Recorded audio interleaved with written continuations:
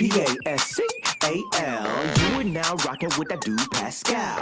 We be going wild, Haitian in the building, so original. Got the haters catching feelings. Get your hands up to the ceiling and keep them held high, cause St. Louis isn't ready. Forget about it, goodbye. Hold up, we just saying hi. Five somebody, rise up. Weekdays, catch us live, somebody. Let's go. Good morning. Good afternoon and good evening, everybody. Welcome to the Pascal Show. Hope you guys are all doing well out there. Hope that today's show finds you in good spirits. This is a story I've been wanting to cover for a long time, but I'll explain a little bit later. But we are here for hopefully a very good time, for lack of a better term. Seeing justice finally being served. I think that's what I mean. I think a lot of us are very excited about this. A lot of us want to see this woman, Vallow Daybell, get exactly what she deserves. So I don't know about you guys, but I'm here for it. I am most definitely here for it.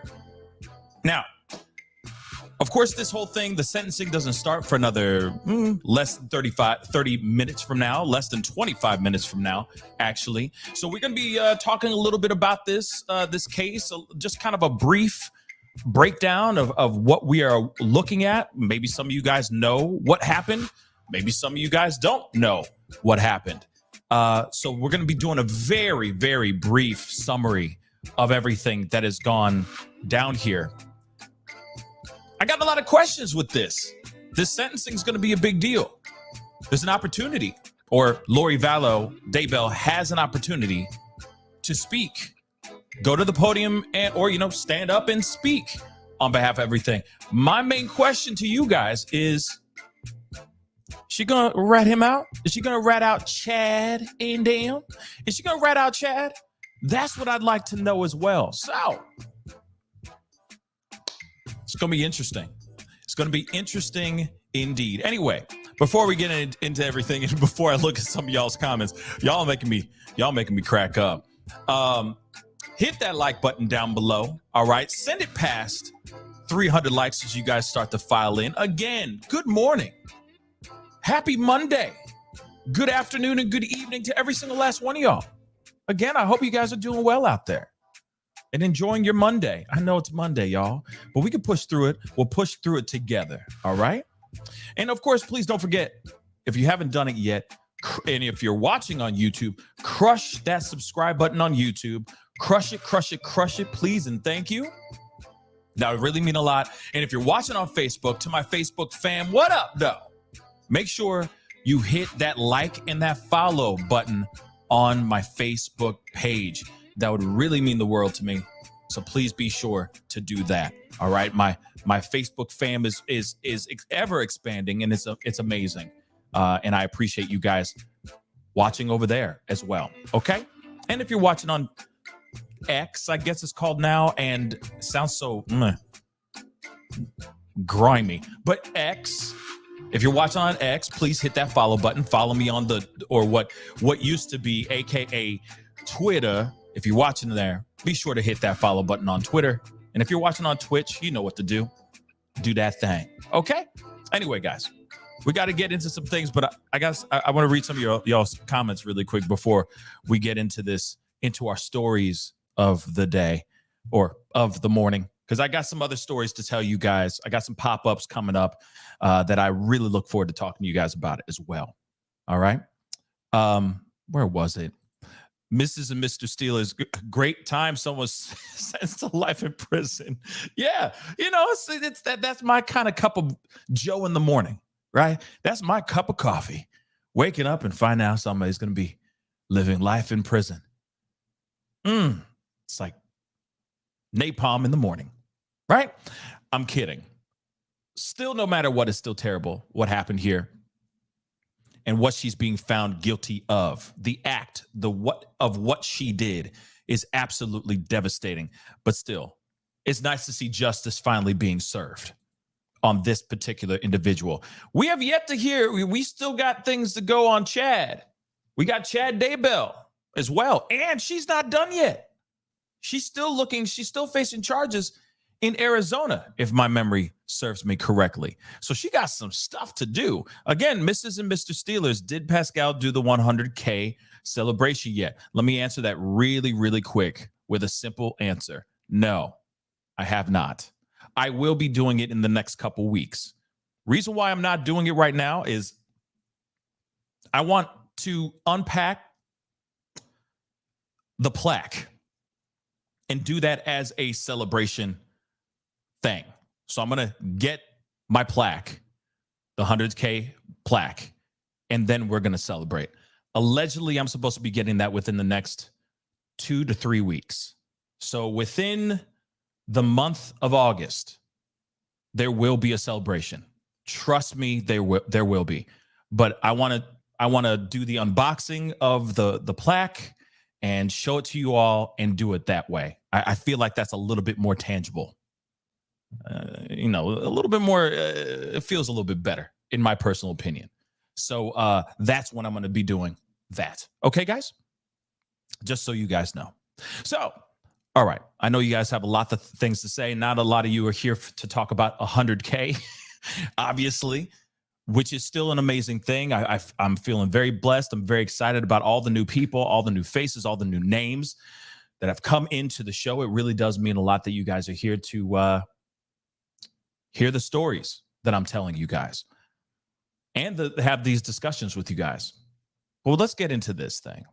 Now, we know that Lori Vallow Daybell, also she's known as the Doomsday cult mom.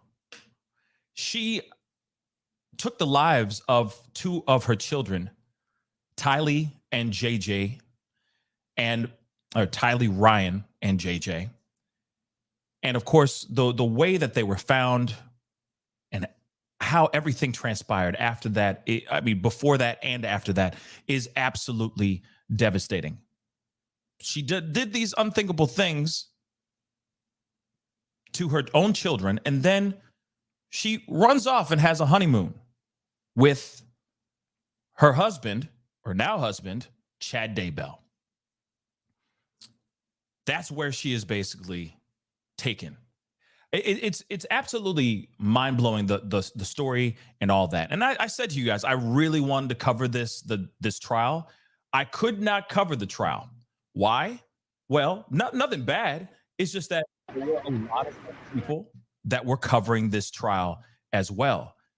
And I found out at the very last minute about the actual trial going down. I was covering a bunch of other stories, covering a bunch of other topics, kind of tunnel visioned, and suddenly bang, this whole thing started popping off. It sucks. It sucked. But nonetheless, there were a lot of great content creators that were talking about this and covering this. And just so you know, I am keeping an eye on the live feed to make sure that everything goes down swimmingly, because I hate when we believe it's going to be one way. This is a live feed outside of the courthouse as we speak. It looks like the is showing up. Let me just.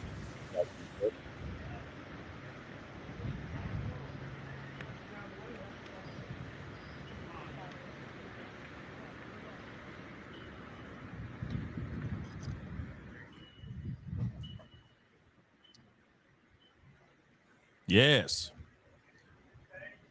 So, as far as I know, there are 3 different locations I am keeping an eye on, keeping close watch on, because even watching this, watching the trial to begin with was very, very difficult. There is rumor, there is apparently information being said that there will be cameras in the courtroom. I hope that is absolutely true. So there are 3 outlets that I am leaning on right now, just waiting to hear, of course, keeping an eye on them. We're hearing a couple different things, but like I said, sometimes they like to surprise you out of nowhere and do something completely different. Rob Slack, have you seen the new news? Yes, I have. Yes. Well, quickly about the Koberger stuff. I'm probably going to be covering that when there's more information out here, because now that new news is kind of old news now. I feel like everybody has covered it and talked about it and have talked it to death. Let's just say that. So I'm hoping that there'll be new information. Of course, there's supposed to be something going on in mid-August, so we'll see. Let's see what they got to say here. We waited a long time for this day, and I say we truly have mixed feelings today. We're happy for this day. We're extremely sad. We're extremely sad for the loss of what this has brought us. The loss of Charles, the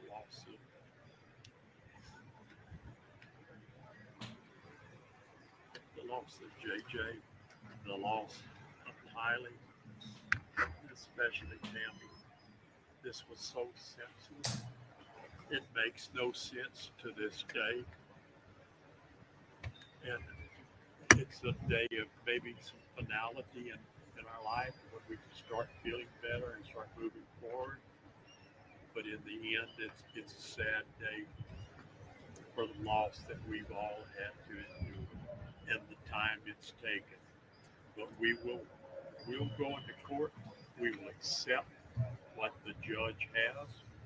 The judge has been fair. He's been spot on. And the district attorney, the sheriff's office, the Rexburg police have been amazing. And it's time for some more closure. And it will never be out of our heart. It'll never be out of our mind. They're special people. So we will see y'all inside. When we come out, we'll be more than happy to do an interview again. And thank y'all for being here. Thank y'all so much. I'm amazed at this every time we meet, that there's so much interest in this. But we lost so much, and the world will never know what could have been. And to me, that is the tragedy of this. The loss of lives was senseless, but the loss of what could have been is the most hurtful thing and hurtful part of this. So thank y'all once again. We'll see you in a little while. Larry, tell me about the Purple Heart on you. We all decided that it's for JJ, for Tammy, and for Charles, and Tyler. Oh my God. So we all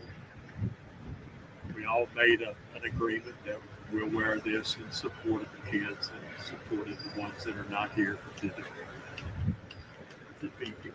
So thank y'all. Thank you, Larry. Thank you, Larry. Love y'all. Thanks, Larry. Thank you, Larry. Okay. I don't know what that was not me cranking up the volume, just so you guys know. They just cranked that mug out of nowhere. And I understand they were kind of far away from everything. But as you guys can see, I mean, there were literally people camping out of the courthouse so that they can get seats in the courtroom to see this whole thing go down. There are people who have traveled from all over the globe to be here for this sentencing. I'm not kidding. This is a huge, huge case. Huge deal for a lot of people. And rightfully so. This is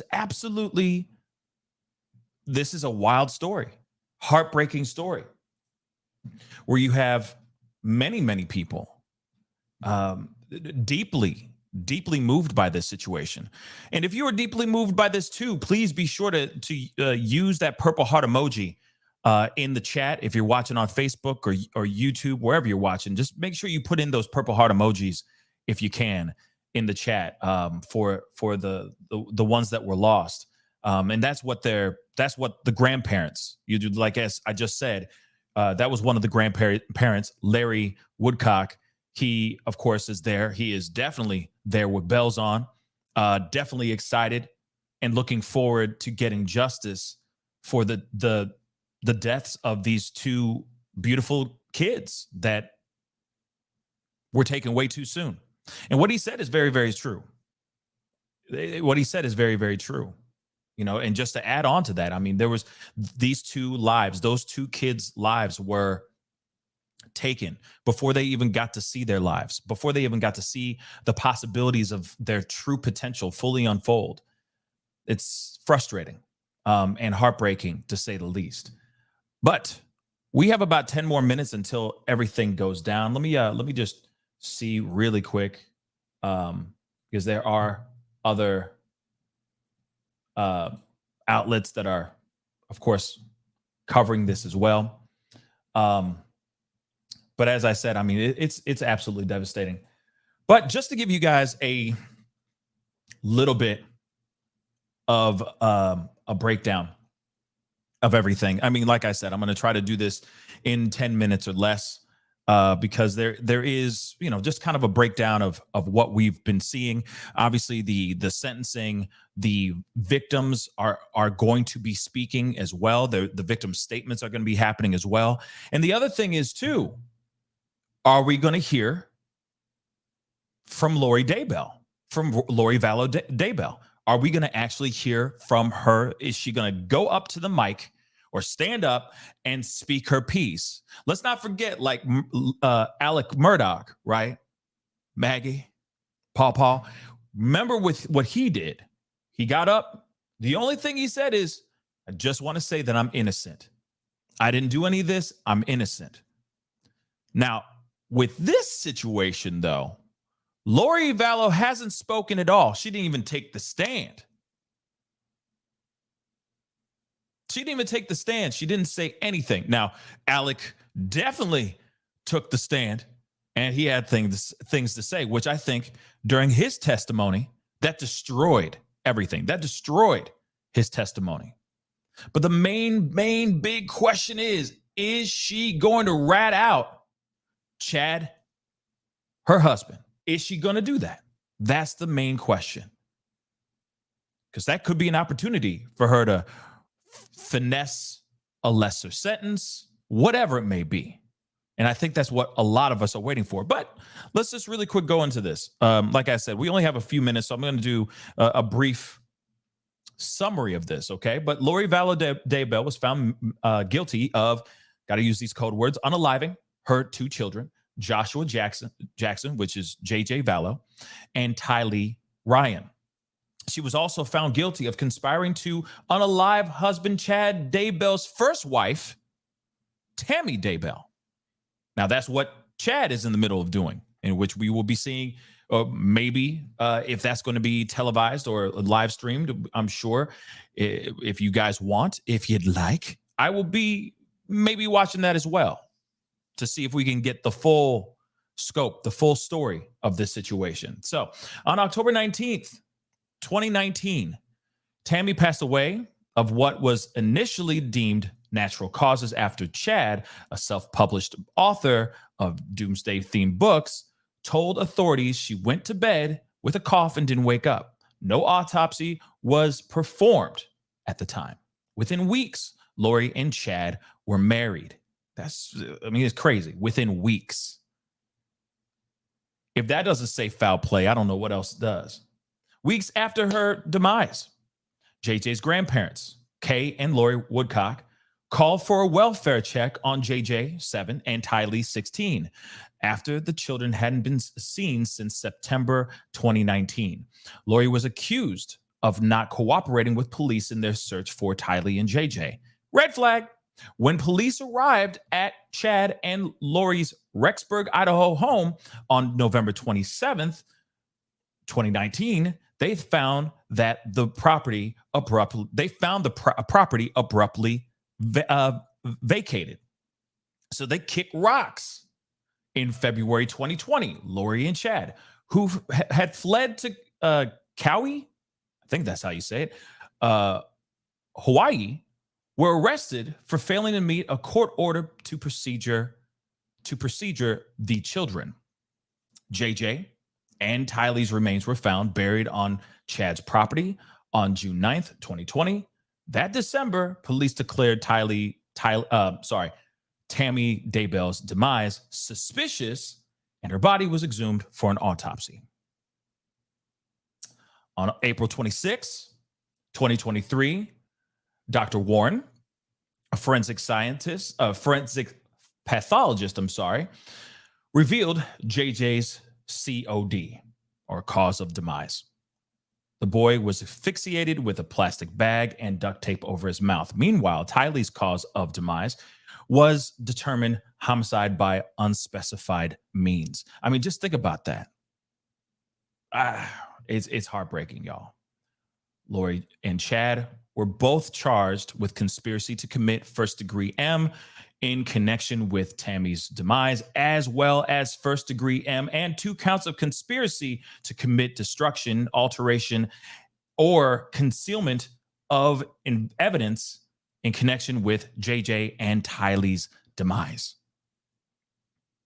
Chad was also charged with 2 counts of insurance fraud, while Lori faces an additional charge of conspiracy to commit M in Arizona in connection to the shooting death of her ex-husband, Charles Vallow. My Lord. Lori's brother, Alex Cox, shot Charles to his passing in 2019, claiming it was in self-defense. Cox was never charged with a crime, and he later died of natural causes. And I keep wondering, I'm still wondering about that. I mean, I'm sure that there's some things out here that are saying something else about this, about the brother. The fact that he gone now and he died of natural causes. I'm just putting those in quotations now. Let's not forget, how did Chad's wife pass? Allegedly from natural causes as well. I mean, that's just me. That's just me. That's just me in the speculation world. Of course, that's Lori. Chad and Lori were tried separately, and each pleaded not guilty to all charges against them. Lori did not face the ultimate price, the ultimate penalty, though prosecutors recommended it for Chad. Now, I still keep wondering why, and maybe you guys know this, but I still keep wondering why she did not face the ultimate price. Like, now she is just going to be a guest of the state for the rest of her natural life, which I'm fine with too. But I'm wondering why she never had to face that. It's very interesting. It's very, very interesting. Okay? Just have to say that. All right. So, of course, they have been tried separately. They both pleaded not guilty to these horrible charges. Of course, she has been found guilty on all counts that she was on trial for. But again, now we're going to be looking at her sentencing. We're going to be looking at her situation to see if she's actually going to get what she going to get. That's one of the other things that I think that a lot of us are quite curious about. Is she going to get fully what she deserves, or is the judge going to, I don't know, let her down easy? That is the ongoing question here. Hold on, guys. Just checking a few things. Here. Okay. So we got this too. I want to show you guys this. Did what they do was right? No, it was wrong. It was horrible. It was without, I don't even know how you comprehend doing something like that. But at this point, I just don't care. Let us have the kids. Let us bury them. Let us do the right thing. And that's all I'm begging the court. If the court wants a camera in there, good. If the court doesn't, good. But for God's sake, let us do right by the kids at this time. And it's time. It's so past time. This is ridiculous. So that is from the, I forgot the name of this. It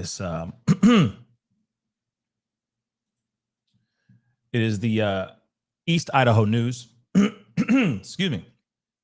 And of course, everyone's waiting at bated breath to see when this whole thing is going to go down. Even I myself am wondering when it's going to go mother loving down, but it looks like it's going to go down here very, very, very, very soon. And we will wait to see what the dealio is. Let me show you guys. Like I said, we're waiting. It's happening. We're just waiting. Excuse me, guys.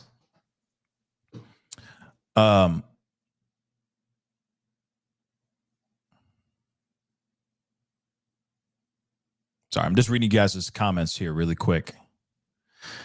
And I appreciate all y'all for being here to be a part of the conversation. It is 10:01 my time.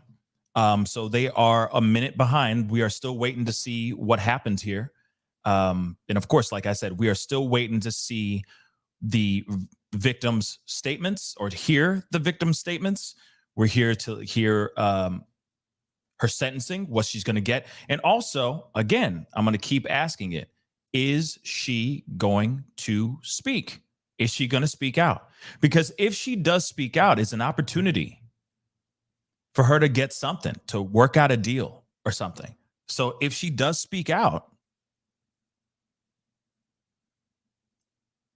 maybe she'll get a lesser charge, a lesser sentence. I really doubt it, but I'm already assuming that she's not going to talk. She's going to take the L. She's going to take it for her man. Because I feel like she's still in her mind.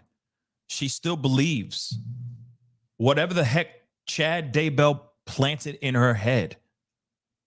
There are phone calls that she had with family members where they're basically calling her out. Of course, passionate, angry about what happened.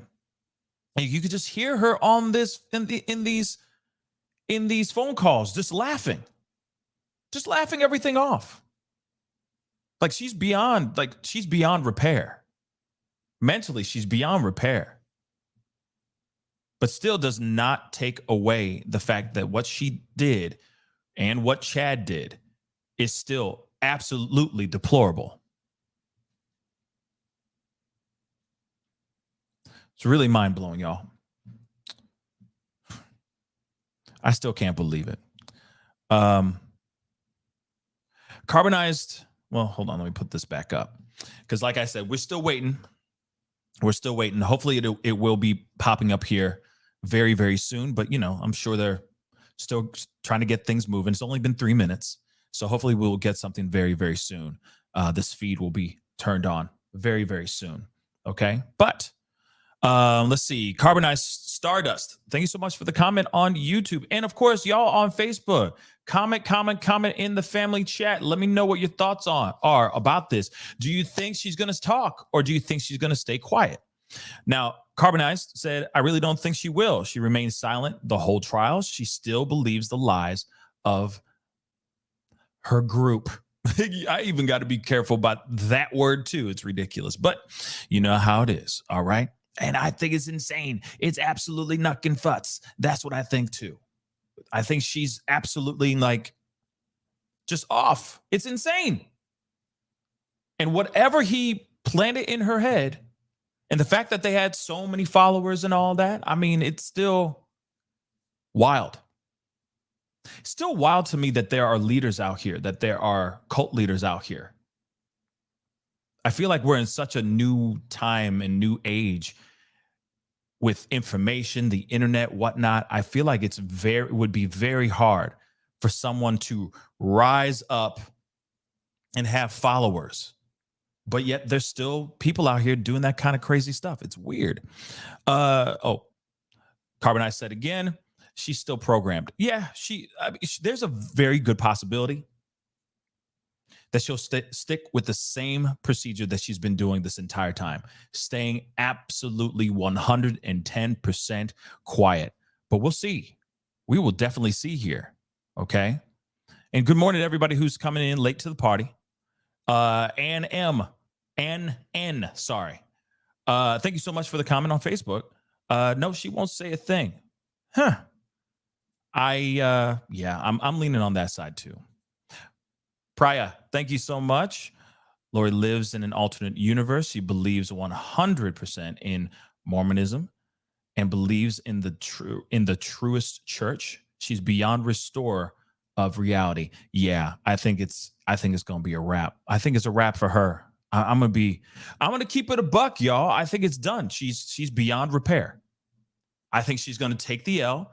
She's going to be set in. Of course, this is my prediction. I could be 110% wrong. Let me just say that really quick.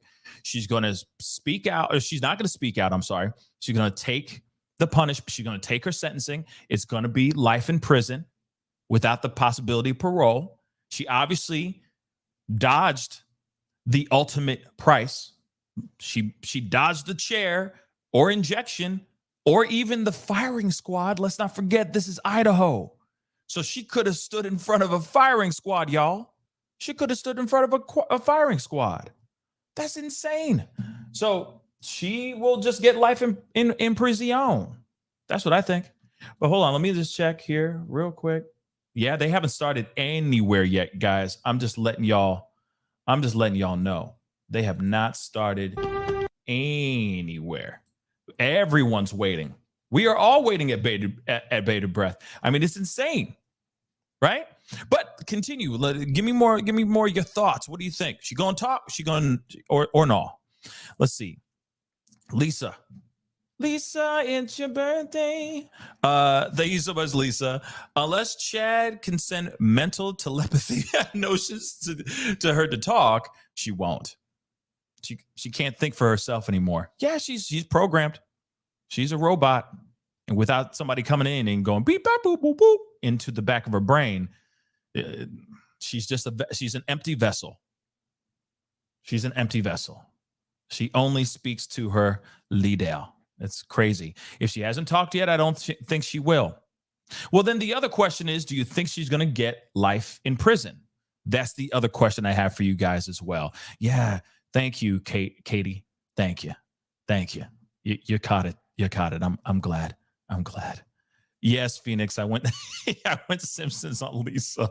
Yeah. I mean, her birthday doesn't have to be today, just her birthday's coming up. I'm sure at some point. Love you too, Phoenix. I appreciate you. Ms. Molly. Good golly, Ms. Molly. This case is too bizarre for me. Yeah, it is weird. It is weird. The judge cam just came on, just so you guys know. Like I said, I'm watching from afar. Let me turn this on. So if it starts talking, we can catch everything. Okay, so come on in.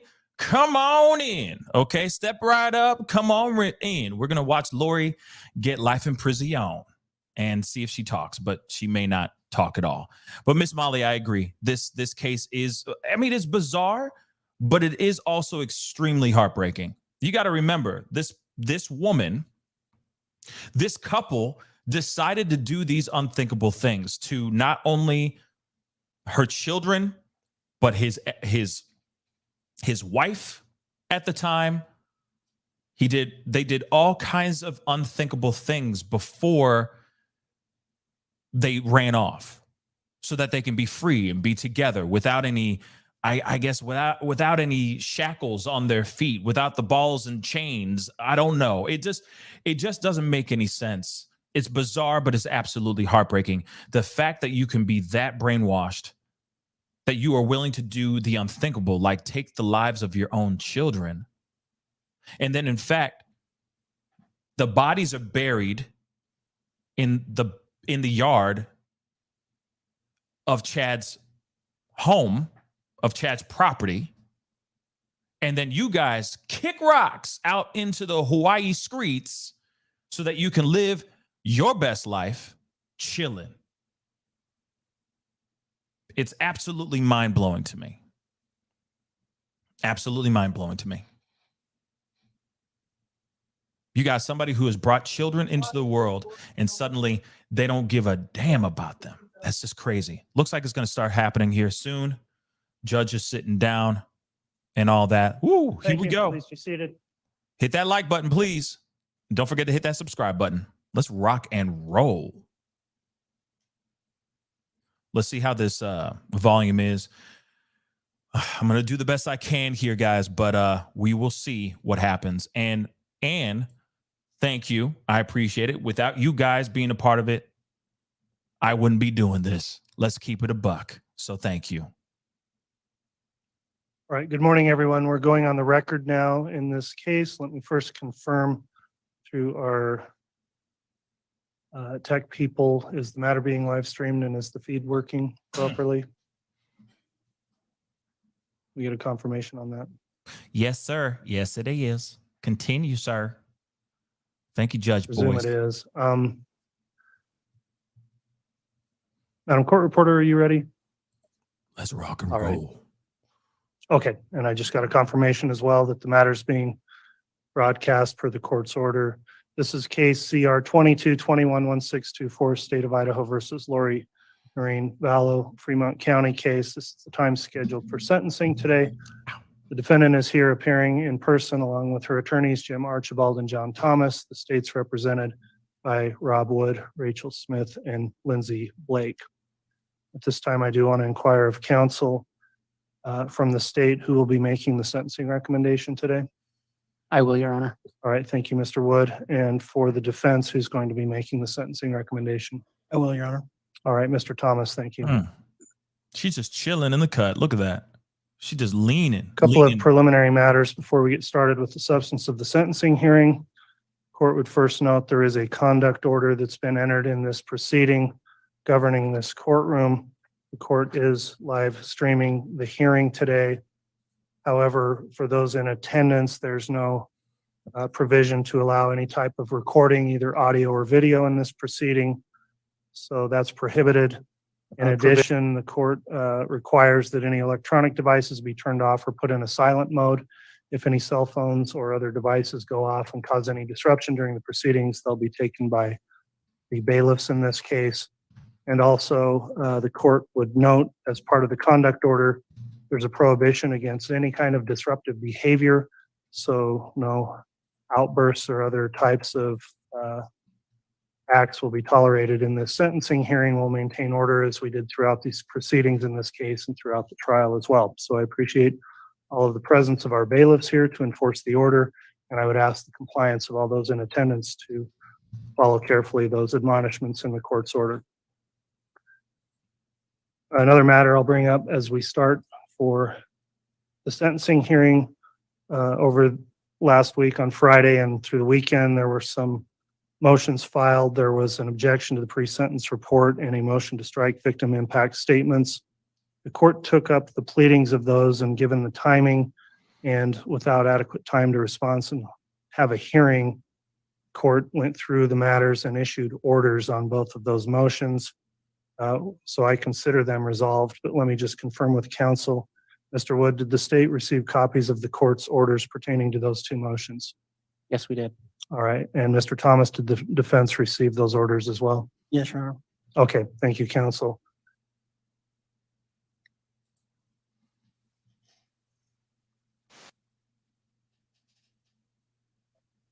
And with the sentencing hearing today, I'll go through some procedural history of the case first. Ms. Vallow, at the time of your arraignment in this case, which was on April 19th, 2022, you were informed that an indictment had been filed against you by the state of Idaho, charging you with the following crimes: 2 counts of conspiracy to commit first-degree murder and grand theft by deception, 2 counts of first-degree murder, and 1 count of conspiracy to commit first-degree murder, and 1 count of grand theft. At the time of your arraignment, you were advised of the potential penalties involved with those charges, your constitutional rights, your plea options, and the legal consequences of exercising each of those options. You pled not guilty to the charges. Later, during trial, an amended indictment was filed by the state. A jury trial in your case took place in Ada County, Idaho, with jury selection beginning March 27th of this year, 2023. And as I mentioned, during the trial, an amended indictment had been filed. The case was submitted to the jury for their deliberations on May 11th of this year, and on May 12th, the jury returned their verdict, finding you guilty of the following counts of that amended indictment. Count 1, conspiracy to commit first-degree murder of Tylee Ryan and grand theft by deception. Count 2, first-degree murder of Tylee Ryan. Count 3, conspiracy to commit first-degree murder of Joshua Jackson Vallow and grand theft by deception. Count 4, first-degree murder of Joshua Jackson Vallow. Count 5, conspiracy to commit first-degree murder of Tammy Daybell. And count 6, grand theft. After you were found guilty by a jury of your peers, the sentencing hearing was scheduled. Pursuant to Idaho law, the court then ordered the preparation of a pre-sentence investigation report, which will be referred to throughout this proceeding as a PSI. And the courts considered that report for sentencing today. The court did order a full PSI, which would include orders for a behavioral health assessment, a mental health examination, substance abuse assessment, and all pursuant to Idaho Code 1925-24. However, you chose not to participate in the pre-sentence process, so much of that information that could have been included for my consideration in the report has not been included. I've received and I have carefully reviewed the pre-sentence investigation report, and a copy of that report was provided to both the state and the defendant through her attorney. I'll ask the state at this time then, was the state able to review the PSI? Yes, we were. Mr. Wood, in that report, and I know it's a voluminous report, 430 pages, but were there any sections or parts of the report that you believe need to be clarified or corrected after your review? Just very briefly, Your Honor, there were multiple victim impact statements submitted with that report. We don't usually comment on those, but just for purposes of the record, in one of those victim impact statements, there was reference made to Tammy Daybell dying by a pillow. On the record, for the purposes of the record, the state has no evidence that that happened that way. There was also reference to that we don't know whether or not the defendant was there at Tammy Daybell's death. And just for purposes of the record, and as it was shown in trial, we are aware she was not at the location Tammy Daybell was murdered. She was in Hawaii.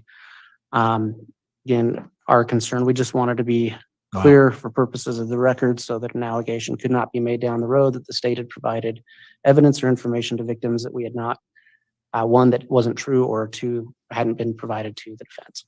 All right, regarding those statements, then the court would most likely strike those from the record based on those comments.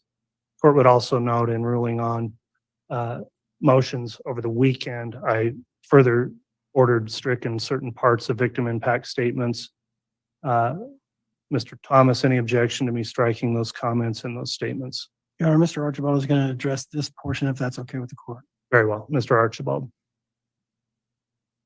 We've reviewed the court's order striking portions of those victim impact statements. We do not object to the court ordering those stricken. All right, thank you, Mr. Archibald. So back to you, Mr. Wood. Could you clarify with some specificity where those specific comments were located? And the court will go through and what they would refer to as redlining.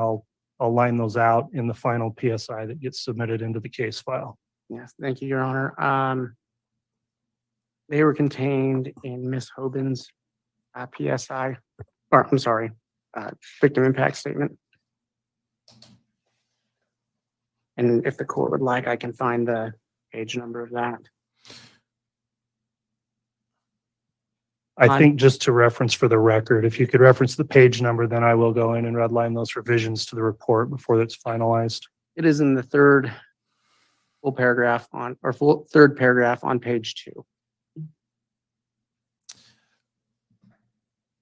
Okay, the court sees those comments as mentioned in the third paragraph of page 2. The court will go and redact those out of the victim impact statement. And if the Ms. Hoban intends to make a statement, I would ask that she refrain from making any further comments to that extent, Okay, so real and quick, we'll get those filed. I can't do Other that. than that, Mr. Wood, then is there any other requested clarification or correction to the PSI? No, there is not. All right.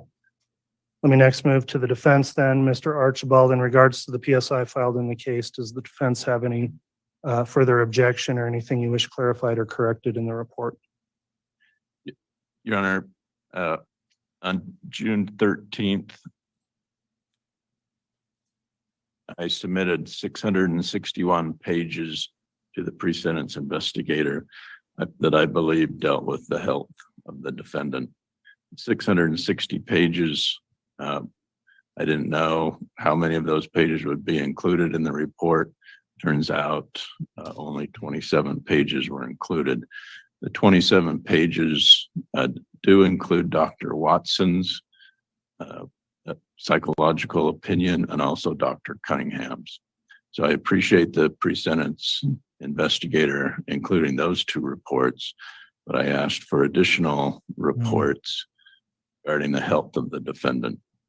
The court has now issued an opinion this morning ruling on that, but my objection to the pre-sentence report stands.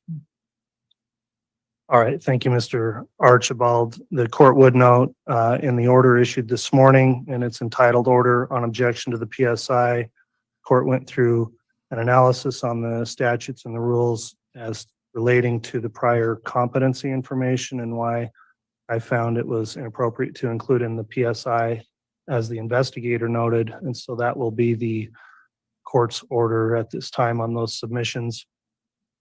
Any other matters in the report you wish clarified or corrected, Mr. Archibald? No, Your Honor. Okay, thank you, counsel. I agree. Let me Alicia. confirm with counsel then too, Mr. Thomas and Mr. Archibald, was your client able to review the report as well? Yes. Yes. All right, thank you. I don't have a sophisticated All right, program. I will note that I'll rely on that report then with those redactions in fashioning the sentence today. Moving now to the question of whether there will be any witness statements or testimony here proffered today. For the defense, are you offering any statements from any witnesses today, Mr. Thomas or Mr. Archibald? No, Your Honor. Yes, All right. Ms. Vallow may speak. on Very her well. behalf. So the defendant, I'll address that. She'll have a right of allocution if she wishes. Okay. From Only the if she state, wishes. Mr. Wood, is the state intending to call any witnesses to testify or victims to provide oral impact statements today? Your Honor, the state will not be calling any evidentiary witnesses. However, there are 4 victims who wish to be heard. The victims, Tylee Ryan and JJ Vallow's brother, Colby Ryan, has asked that we read his statement into the record. So with permission of the court, I will do that on his behalf. After that, Samantha William, Tammy Daybell's sister, has asked to be heard. Vicky Hoban, Tammy Daybell's aunt, has asked to be heard. And Kay Woodcock, JJ Vallow's grandmother, has asked to be heard. Very well. The court has previously determined that these are either victims or designated representatives under Idaho statute to be able to provide statements in this case, given the murder convictions. So the court will allow for them to make their comments today. Let me just indicate then how the hearing will proceed going forward. So first, the court will consider those victim impact statements that may be read into the record or offered by those individuals. After that, I intend to hear the recommendations on sentencing from you, Mr. Wood. Once the state's concluded then making its recommendations, Mr. Thomas, you may make recommendations on behalf of your client, Ms. Vallow. And then finally, Ms. Vallow, if you wish to address the court directly, you can do that after your attorney has done so. So with that in mind, Mr. Wood, I'll start by going through the victim impact statements the state intends to introduce, and you can either read into the record or call your first victim to make a comment at this time. One more point of clarification, sorry. The victims, if they do wish to speak, will speak at the podium over to my left. And I'll note that that is not being filmed for this proceeding, so it won't be shown on the video. That's how the court's arranged the courtroom, just so council knows. So, Mr. Wood, if you'd like to either read a comment or have your first victim speak, you can do that now. Thank you. Before I do that, Your Honor, I did neglect to say that Samantha Gwilliam will also be reading into the record the statement of her father, which was included in the PSI if the court permits. All right, the court will so permit that on your request. And with that, then we would ask that Samantha be allowed to make her statement now. Very well. Ms. William, then if you'd like to come forward and you can provide your statement at that lectern right in front of you. Please state your name for the record as you begin. My name is Samantha Gwilliam. Do you want me to do my father's after mine or do it before mine? It's up to you. I'm going to read his first. This is what my father wrote. His name is Ronald Douglas. He is writing on behalf of myself and my now deceased wife. I would like to share thoughts about the impact of the actions of Lori Vallow on our family. Tammy's death was unexpected and had a profound impact on all of us. We were barely into our recovery process when we learned of Chad's new marriage exactly 2 weeks after losing Tammy. We had no knowledge of missing children until we were visited by law enforcement officers and informed of Tammy's disinterment and autopsy. The drama began to unfold and the reason for the quick burial became apparent. Over the course of the following months, the ensuing revelations of deceit and intrigue caused extreme emotional stress on my wife, Phyllis. We became estranged from the Daybell children and began losing the close relationships we had with them. I'm sure they feel awkward about their father's actions and how Tammy's death was affecting us. We value them as grandchildren and want to keep them close to us. While Phyllis was already battling her leukemia of over 30 years, the emotional stress of this drama seemed to accelerate her declining health. Her remaining months of life were full of strain and heartache. Lori entered Chad's life long before we were aware of any interaction between them. In retrospect, we see that Chad was living a double life and the bonds of his family were being eroded due to his involvement with Lori. The eternal ramifications of her actions are yet to be calculated. Whoops. Sorry about that, guys.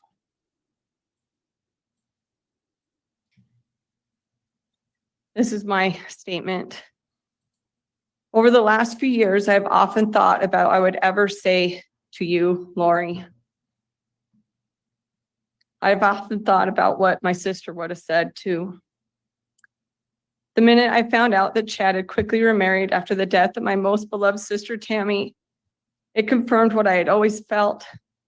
You see, the minute I received the phone call that she had died, I knew something had happened to her, but I didn't know why I would feel that way.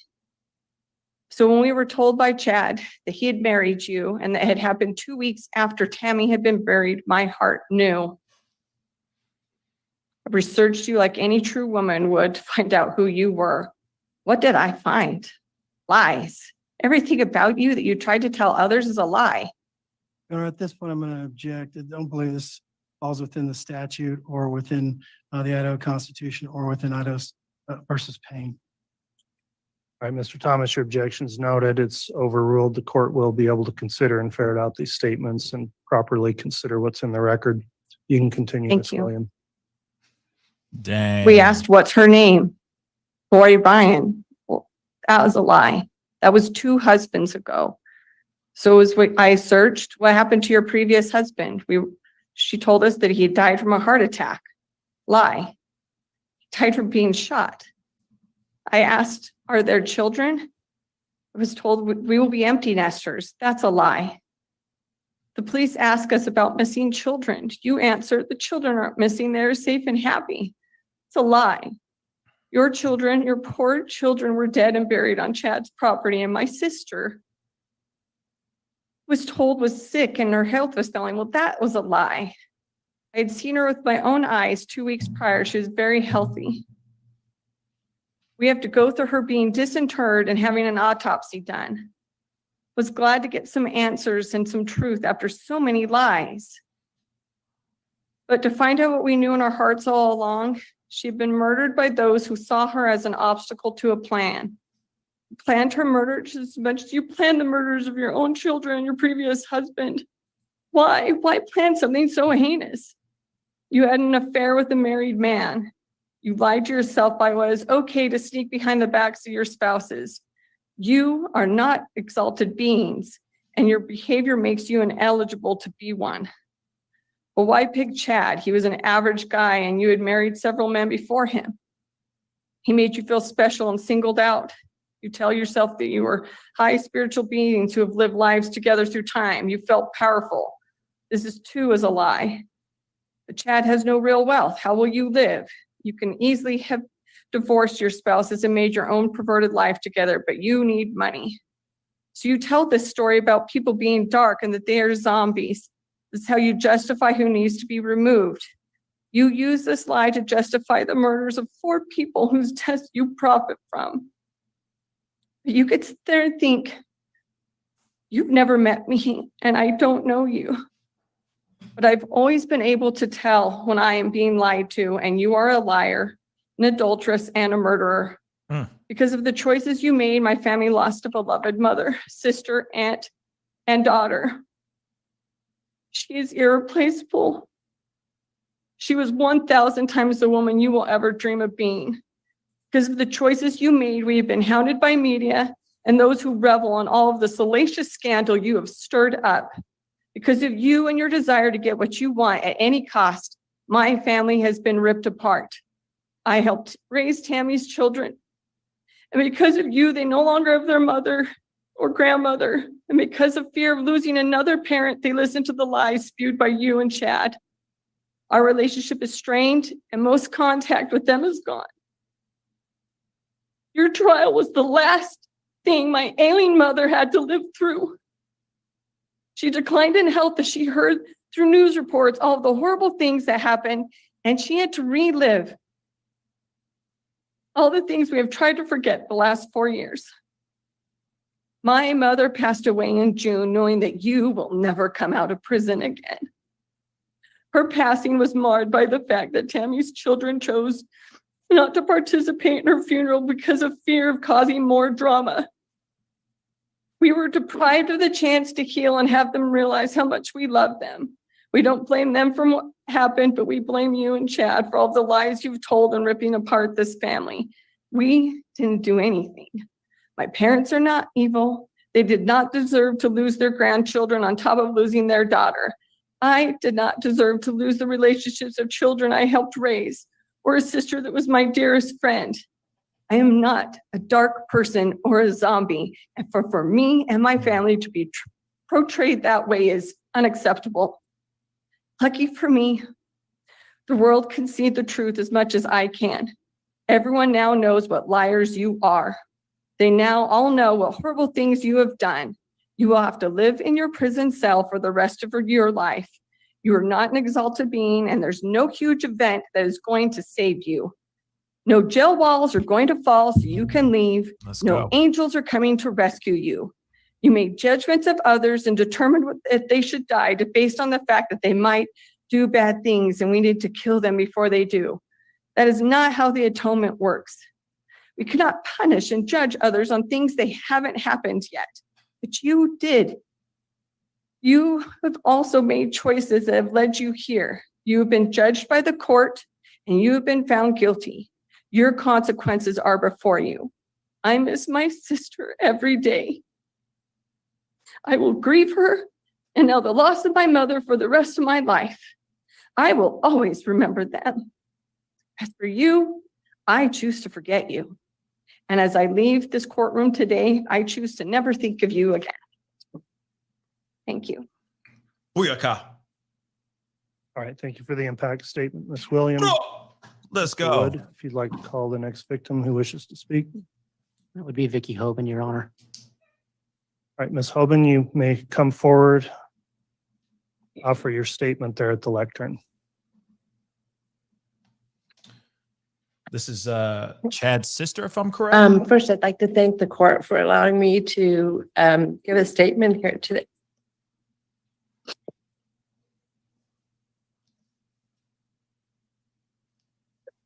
I'm Tammy Sanficki. I was able to attend a big part of this trial, and so my first comment will be to address what I felt the defendant's behavior was. I felt she was shameful during the trial. It was apparent to me and others that the defendant did not take the proceedings in this courtroom seriously. It was extremely disrespectful to watch, especially during some of the most sensitive and heartbreaking testimony. Her smirking, her smiling, Mhm. giggling, talking. Judge, I'm going to object based on state Come versus on. Payne, based on the Idaho Constitution, and based on Idaho Code 195306. She's Shut supposed to up. give an impact statement, which the defendant's criminal conduct had upon the victim. Payne states that the victim impact statement must relate to the characteristics of the victim and the emotional impact of the crime on the family. We have a Shut brief up. sidebar with Mr. Thomas and Mr. Wood. Yeah, I'm about to. Nah, bruh. Nah. That's what? Exactly, Earl Grey. Exactly, Earl Grey, 007. What? So aren't they supposed to be doing their impact statements, right? They're supposed to be making their statements right now, right, fam? And now this lawyer, she's guilty. There's nothing else he can do anything about. Let her get every single last syllable that comes out of these people's mouths. You got to be kidding me, y'all. This is stupid. Let the victim speak. What the hell's wrong with you? This girl going to see the inside of herself for the rest of her doggone life. This is their only time when they get to say what they need to say. The audacity of this lawyer. F that, man. That's stupid, y'all. You better sit down, attorney, whatever the hell your freaking name is. Sit your ass down and shut the hell up. Let these families speak. My Lord, objecting and trying to interject his little legal verbiage in the middle of them speaking and pouring their hearts out. This is the only time they get to speak. Shut the hell up. Come on, man. Sorry, I don't mean to be so heated, but that pisses me off. That's trash, y'all. And let me say this really quick. I know some of y'all are asking if I could blow up the right screen bigger and all that. I don't have that program to be able to do that. Not yet, at least. So I'm just letting y'all know this is as good as it gets right here. But this lawyer needs to stop trying to make his money. He getting paid. He needs to stop. He needs to sit down and go into cruise control and shut the F up. All right? Turn that money timer on and shut up.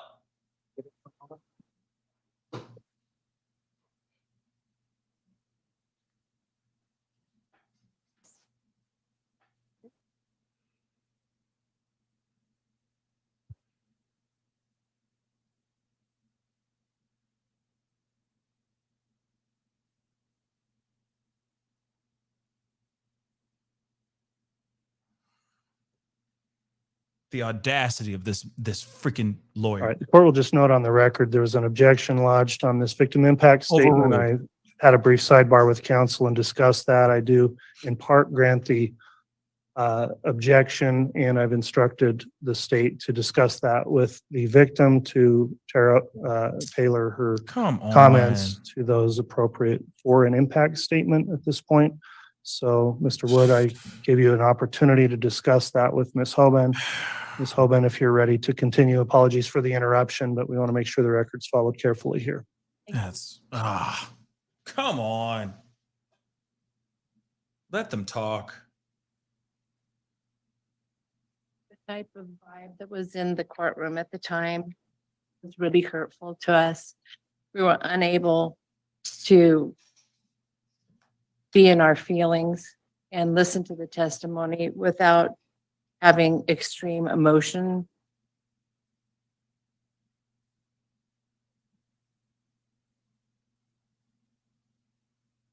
I'll say it this way. This was a woman who had killed her own children and was on trial for doing that and for killing Tammy, and felt that she could have had more respect for the family members in the courtroom. Tammy was a most excellent person, and she led her life with the utmost dignity and was beloved not only by our family, but by the community at large. There will be a huge void, and this is Tammy's story, and therefore it's part of our family history. This statement will not be about Lori. It will be about Tammy because it's her story. It's her life that was taken. She was a mom, a grandma, a daughter, a sister, a niece, a cousin, friend, and yes, she was a librarian. But more than a librarian, she was a teacher. She loved her job and went above and beyond for her students. Her last days filled with preparing a book fair for underserved children. I'm sure when she arrived home Friday, October 18th, 2019, she was very tired from a long day and the hours at school. As she got into bed that night, I would imagine she was thinking the same thing as every other night. Nothing more than getting a good night's sleep once her eldest had checked in from his late night job. She had no idea what the plan was for that night, or what had been the plan for quite some time. Unbeknownst to her, there had been quite a bit of discussion about how to get rid of the obstacles that Lori had. Lori had already killed 2 of her children. Tammy was next on her list of obstacle removal. Lori wanted money, sex, and more power, and what Lori wants, Lori gets. The plan was in place on how to get it. Instead of a good night's sleep, Tammy was brutally executed in her own bed. She was taken from us by murdering thieves. Lori sits here convicted and prepped for prison. And let's be honest, the only question left is for how long? But Tammy was robbed of her entire life. And all of her family robbed of ever seeing her again. Never will she whisper a joke with a friend and laugh. Never see another sunrise or a sunset. Never smell fresh rain or see her grandchildren stomp through a mud puddle. Never to hear being called grandma or mom. Not another birthday, Christmas, birth of a grandchild, or graduation from preschool. No seeing pictures of prom, first dates, or weddings. No searching for something fun to do or growing a garden. Never attending one of our families just for the girls' lunches where we reconnected from all over, laughed about the good old times. And the funny way that Grandma Cooper took pictures. And then we take photos with each other that we would compare at the next lunch.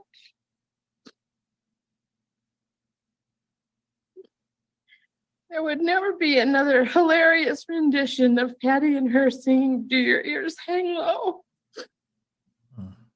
She'd never wave at a friend as they passed by. Make dinner for a sick friend. Never have a last conversation with her beautiful mother. Or one last kiss goodbye. No more of her dad's dad jokes or Samantha's outdoor parties. No more lining up with all of her siblings to get the photo at the next event. A life full of people she loved and who loved her deeply. Her life was snuffed out. To say heartbreaking, gut-wrenching, unbearable is not a big enough statement to convey knowing the way this most excellent existence was taken by planning and execution. The most innocent of lives was simply just discarded like it meant nothing, but it did. And like all of Lucille's grandchildren, her life was a vibe. It was a valiant and unreproachable life. Lori, you participated in the savage murders of precious people of great value and worth.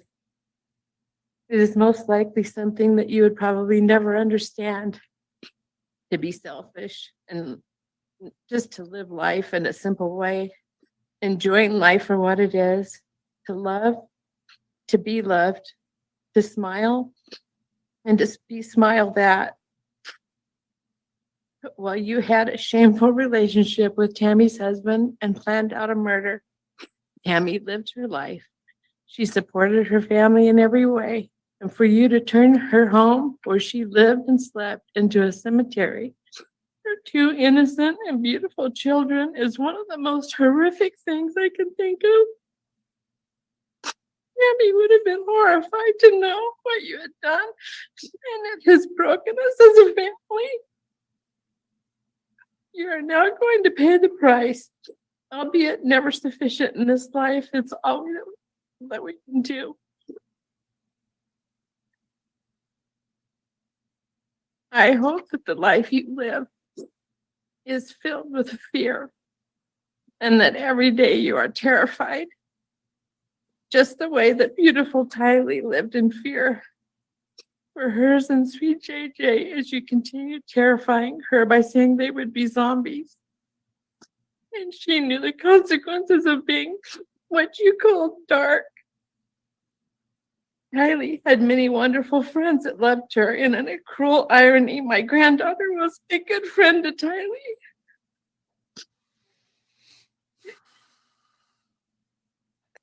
This friend group can still to this day not speak of Tylee freely. They are so stuck in their grief and sadness for their friend who is savagely brutalized and murdered at her mother's hands. It's unconscionable to them, and the grief is still overwhelming. In closing, I would like to thank all of the law enforcement, the FBI, the investigators, the prosecutors, the administration. Everybody has worked so diligently on this case. Especially want to thank those who had to see those things that can't be unseen. We understand your pain also, and grateful for the many, many hours of hard work and dedication and the search for the truth.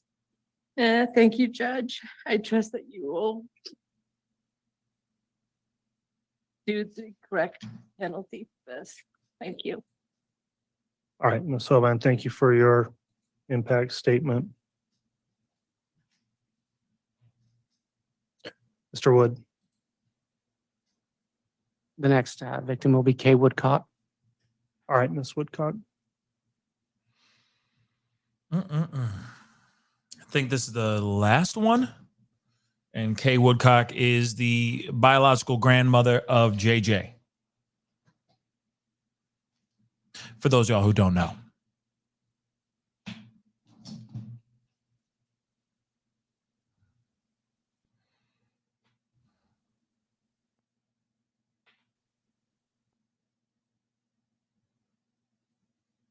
Good day, Judge Boyce.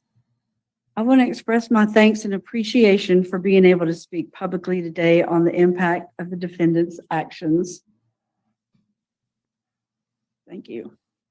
80, 1,401, 1,481, 1, 72, 1,536, 0, 52, 8, 72, 319, and finally, 1 million. These are more than just numbers and very important numbers and will make sense as I continue. 80 days ago, on May 12th, 2023, the word guilty was read for each of the charges inmate Daybell is being sentenced for today. Guilty, the word cemented what I had known for 1,401 days, was returned by the jury. The jury devoted their time, energy, and dedication to deliver justice for JJ, Tylee, and Tammy for every single heinous crime charged. Our family is eternally grateful for their sacrifice. Justice would not have been possible without the time, perseverance, and tireless work every member of multiple law enforcement agencies, prosecution team, court personnel, and the court. Her appreciation and thanks can never be expressed in a way that will adequately or effectively convey our gratitude. Today marks 1,481 days that have been filled with terror. One was the day my brother Charles was murdered. It took over 30 hours for the defendant to finally send a cold-hearted text to Charles's sons, informing them that their father was dead. No phone call, no explanation as to how, when, and where. Colin Zach immediately called me, hoping this was a cruel joke. Your Honor, I'm going to object as this has nothing to do with this case. It's overruled, Mr. Thomas. Thank You can Come continue, on. Ms. Woodcock. Blood clot. This was the Come on, beginning of Mom. her cruel campaign of terror, a campaign that resulted in the deaths of JJ and Tylee, two innocent children, and Tammy, a devoted mother, grandmother, and wife. Our intense fear for JJ's safety began the very moment we learned of Charles's death. We knew Lori didn't want JJ anymore, as we had seen her abandon him for 72 days with little to no concern of his well-being. We now understand that this was so she could carry on her illicit and torrid affair with Chad Daybell and to conspire with him to murder and profit from my brother's death. With the number of divorces in Larry's past, it took me a while to understand why my brother had to die. I now realize what a nothing Chad Daybell is. A man with no ability to support anyone, no success of his own, a user of the weak-minded, a lazy, good-for-nothing, spineless man that rode his wife's coattails of success. After learning of Charles's death, I immediately began reaching out to Lori. I began calling, leaving voicemails, and texting. Finally, after 3 long hours, I received a brief text with 0 details. She couldn't be bothered or felt too guilty to pick up a phone and call, this time his sister, and explain what happened. It set out so many alarms for Larry and I. Within minutes, we were on the phone with an Arizona detective learning the horrifying truths of my brother's murder. This all began with greed, the greed for and desire for a $1 million life insurance policy. She should have answered my calls. She should have spoken to me. I would have given her the money. She could have let JJ and Tylee live and had $1 million. She could have been free to be Chad's mistress and foot the bill with the money from spilled blood. JJ and Tylee could have been with us living happy lives. Instead, she took all that away, all because she is a money-hungry, power-mongering monster. We flew to Arizona the next morning and were finally able to meet with the detective shortly after. We learned the frightful details of my brother being ambushed by Lori and Alex. I know my brother, and what we were hearing made no sense to the kind, gentle, and generous and loving man we knew him to be.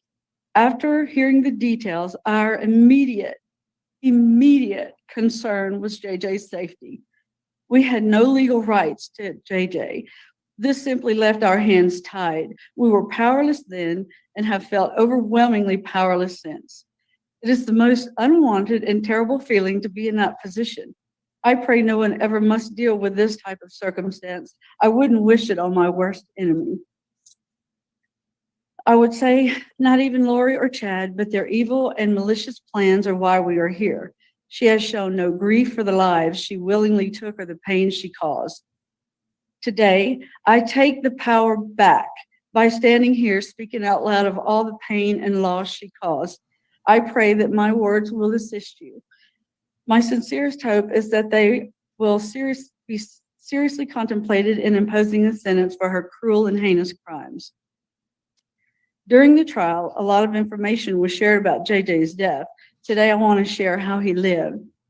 That is truly the only way to understand and know who he was and the gaping hole his death has left in our hearts and in this world.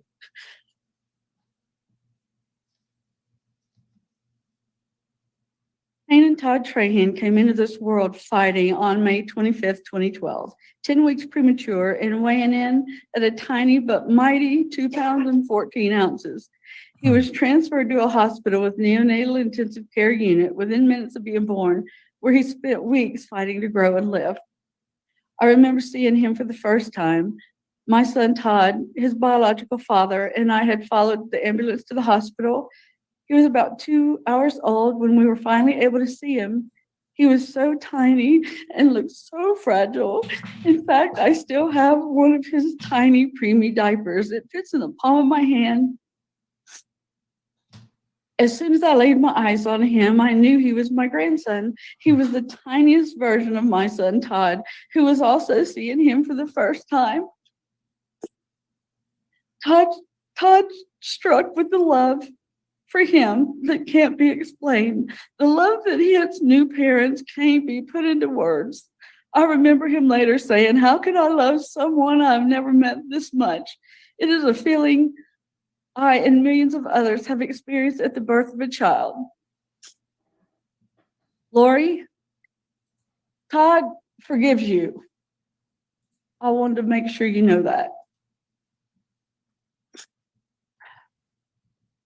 While he was in the NICU, I was only able to see him for a few minutes at a time until I was notified he could be released to Larry and I in a few days.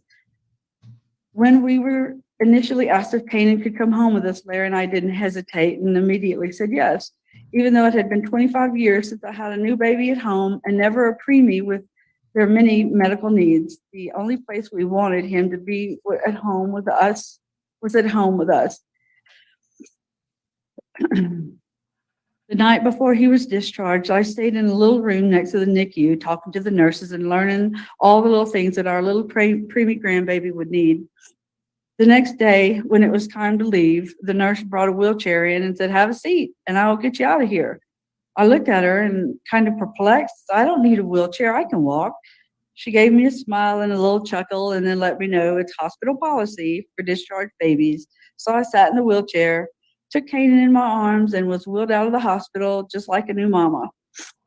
I felt so much pride for this little baby who had not only overcome being born 10 weeks early, but also being born with illicit substances in his tiny little body. He was healthy and ready to come home well before he was expected, and my pride in him knew no bounds. We knew then that he was a champion and oh so very special. That day began an amazing experience of raising our cherished little man. His first night home, as I bathed him, he cried so hard, and I cried right along with him. My heart was so heavy with all that he had been through in just the few short weeks since his birth. After his bath and still crying, my husband Larry, who JJ called Pawpaw, asked me to hand Kanan to him. He placed our baby Kanan on his bare chest and wrapped his robe around him, gently breathing on his head, rhythmically patted his back.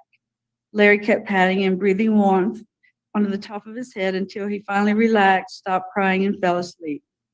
This became a daily occurrence, part of our routine. He would hold him for hours so that Kanan would feel loved, comforted, and secure. I saw my husband in a new light. Larry jumped in feet first at 65 years old and did all the things a young and new father should and more. It made our relationship grow and gave us a new strength. Kanan was our strength and we were his comfort. His first 6 months were spent going to countless appointments. We went to appointments with doctors, heart, kidney, and urology problems, then to appointments for speech and occupational therapy, as well as visits to other pediatricians for a host of medical problems. We were always going from one appointment to another, constantly working to help him thrive and grow. That, along with loving him, was our number one priority. At each appointment, it became inevitable for me to cry. It deeply wounded me to see him go through so much, but I also felt immense pride in seeing him grow and how much love and happiness he gave to us and everyone that met him. My sister Susan had a special bond with Kanan and spent her days watching him so that I could work. She used to take him for walks, pushing his stroller endlessly. She could get him to belly laugh with silly animal noises, especially the froggy noise. There is no sweeter sound than a baby with an ecstatic belly laugh. Memories of the time spent watching Kanan grow, discovering his hands, toes, and feet, are all Susan has left of that special bond, and the immense grief of his loss is overwhelming. At 6 months old, the time came for the surgery. He needed to repair a hernia. Charles and Lori flew to be with us at the Children's Hospital in New Orleans. This was a scary moment in time for us. Our tiny little man was undergoing surgery, and their support meant so much to us. After his surgery, Lori insisted I take the sofa as she slept overnight on the floor of the hospital room. Later, the decision was made to let Charles and Lori adopt Canaan. I knew she would always be 1000% involved in his care, and I knew it would be okay since I witnessed that. She would always be there to help support and care for Canaan. Is she crying? That is part of why this is so hard. How does a woman that would go to that length for a baby boy a few short years later brutally take his life? It is mind-blowing, and I will never understand it. Charles and Lori were granted custody a short time later. It was then Canaan became JJ. It was happy and devastating at the same time. We loved every minute of raising him. We poured all our love, energy into ensuring he grew and thrived. We knew our unconditional love, and that time was priceless. Canaan's growth and milestones were clear evidence for our love for him. We knew the adoption was the best decision for his future, to have energetic parents, siblings, and access to the types of schools and services we didn't have in Lake Charles, Louisiana. With his departure, we felt a grief that really can only be compared to the grief of losing someone to death, which is now a feeling we all know too well. We had barely made it 30 days before we were standing on Charles's front steps to love on our baby. When the door opened, there he was in his little baby walker, and I swear I saw tears in his eyes at seeing us. He had missed us too.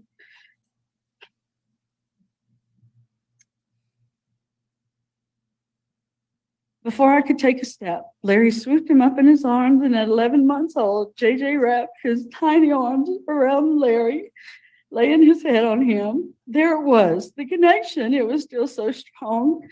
We never lost that special connection with JJ. We were always in love, comfort, and safety.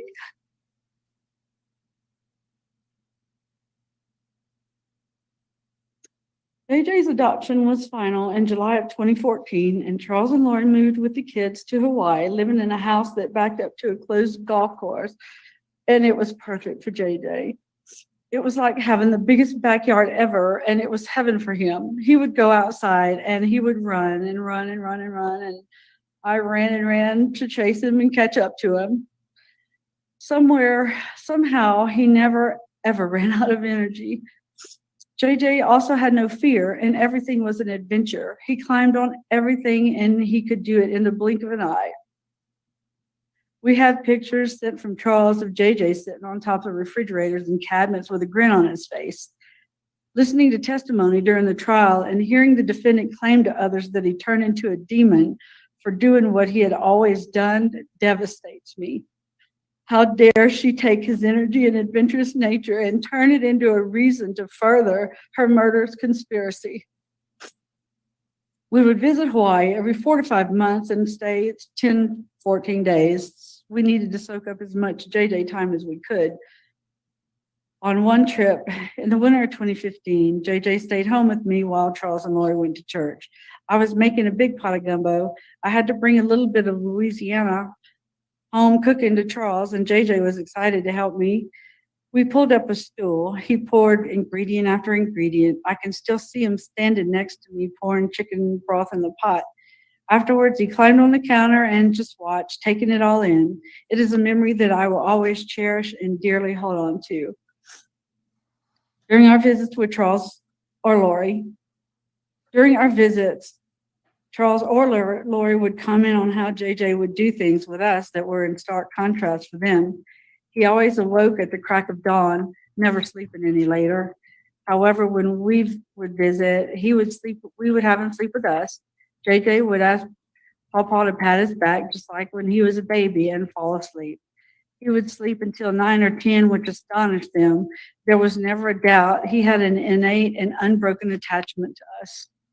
Each visit, no matter where they lived, Lori always expressed her deep appreciation that we gave them the greatest gift ever in JJ.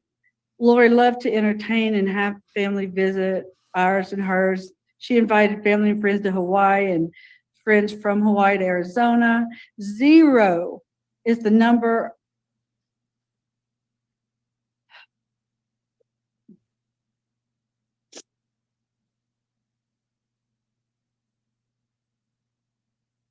That same mother murdered that same child she expressed her deep appreciation for. It is mind-boggling, and I don't think I will ever be able to understand it. Back to JJ, he was incredibly smart. He was reading at middle school level. By the time he was 4, I remember being in a store with JJ Wow. and on the aisle with eye drops, and there he was reading off the labels, Visine, cysteine, antihistamine, one long word after another. I hadn't seen him do that before, so you can imagine my surprise and delight. As we stood there, he would occasionally stumble on a syllable or pronunciation, but we took the time to go through the words and helped him learn. As he got a little older, his special education school in Arizona told Charles he was a math savant. He could calculate anything. I continually wonder what he would have become, what type of man would he be? What did Lori deprive the world of? JJ loved school, loved his family, friends, and cousins, especially his cousin Braxy. The two of them had such a special bond and love for each other. There are so many lives he touched, from family, teachers, neighbors, and church members that all feel the immense pain and loss of him being gone. Not only was JJ smart, but he was also funny, content, healthy, compassionate, and an empathetic child. JJ didn't show his empathy and compassion with hugs and kisses. In fact, you had to chase him down for those. But instead, with his gentle touch and speaking in soft tones, he would constantly stop to ask people if they were okay, if he could see or sense they were hurt. His world was fascinating and exciting with his huge imagination. He would put on concerts for his stuffed animals under our enormous oak tree, playing the drums on buckets and pots and pans. The joy he exuded and shared cannot be measured. I loved watching him, taking him in, and seeing how he approached the world. I never got enough of him. Now I've had all I will get for the rest of my life, and I will only have the precious memories to cling to.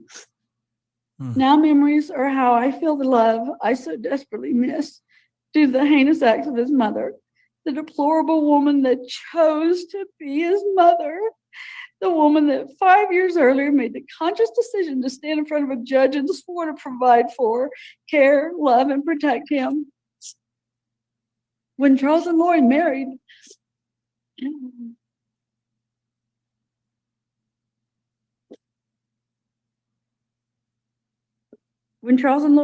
Tylee was 3 years old. She was the most precious, blonde-haired, blue-eyed little girl. There was never any doubt that Tylee was an absolute mama's girl. When she was little, she adored Lori.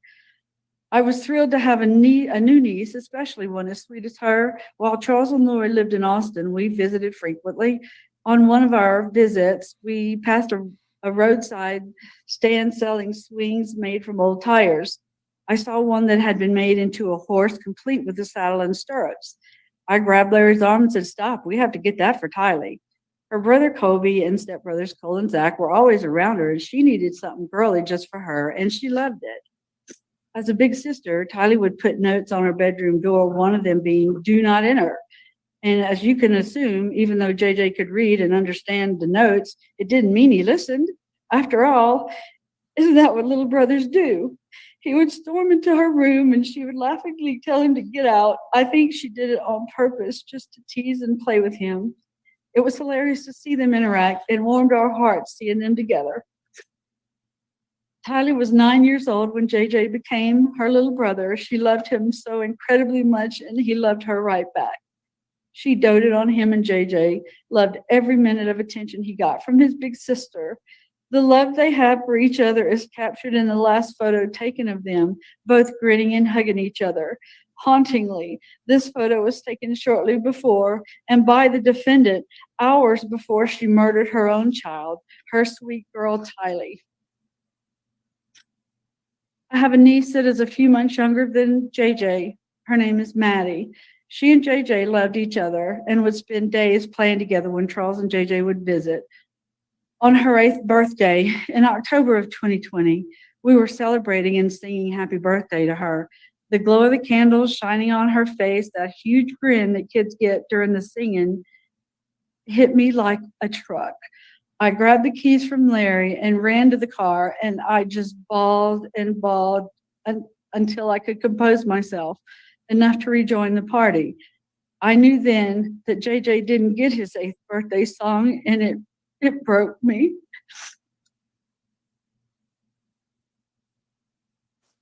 $1,536.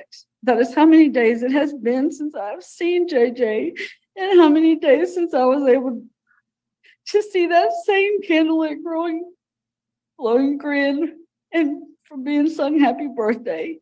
You see, the last time I was able to hug and kiss JJ was in May of 2019 when we celebrated his 7th birthday. It is just so wrong. He didn't get to have that joy and feeling of love of another birthday because his mother is greedy and his life was expendable to her. We never know when one of those moments are going to hit, but I can tell you that there have been too many situations in the past few years where we get slammed with the fact that JJ won't hit another milestone in his life, all because his materialistic, self-centered mother cruelly and brutally stole his life and him from the world. Lori's acts of depravity, cruelty, and betrayal have no limits. She murdered and stole JJ's daddy from him on July 11th, 2019. Next, she was trying to sell Bailey, JJ's adored and cherished service dog, his shadow and his best friend. When caught, she was confronted and forced to give Bailey back to his original trainer. I can't imagine how that impacted JJ. Bailey went everywhere with him and provided him so much security and happiness. 52. That's how many days after Charles's death she waited, continuing her trail of destruction by taking JJ away from his home, his family, his school, his sense of well-being and normalcy by moving to Rexburg. JJ and Tylee were isolated and deprived of everything and everyone they knew and loved. 8. That's how many days later until another act of treachery with the murder and desecration of Tylee. The immense sorrow I feel in thinking of JJ's last days and week cannot be measured. How did he cope with the shockwave of change, confusion, and chaos? Being autistic and just a child in general, he thrived and excelled with his routines and schedules, and nothing was routine at that point. How much grief and fear did he experience? The loss of his dad, his world was upside down. During those 2 months, I continually asked, to the point of pleading with Lori to let us visit JJ. She only agreed once and then canceled. The trip was for JJ to attend Charles's memorial services back home in Louisiana. Our FaceTime calls, something that had been the norm, were cut shorter and shorter until our last call on August 10th of 2019 that lasted for 35 seconds. This all started with her greed. Her greed for a $1 million life insurance policy and her lust for Chad. 72 days, that is how many days it took Lori to take everything from JJ. He lost his dad, his home, his best friend Bailey, his beloved big sister, and his life, all in 72 days. My sister said it best. My sister Susan said it best. She killed him slowly by taking away everything that mattered. The following 9 months were pure hell. Nothing else can describe the feeling of not knowing where the children were. We were continually learning more about the evil that the defendant was involved with, and our fears continued to mount daily. 319 That's how many days from the last time we were able to FaceTime with JJ until the moment we learned the children had been found in Chad Daybell's backyard, buried like animals. When the call came, a sound escaped me that only can be described as guttural. Our worst fears were confirmed and we were destroyed. The grief my family and I have endured is immeasurable. Lori cruelly took my big brother Charles, my adorable grandson JJ, and my beautiful niece Tylee and sweet Tammy, whose family I've come to know and love.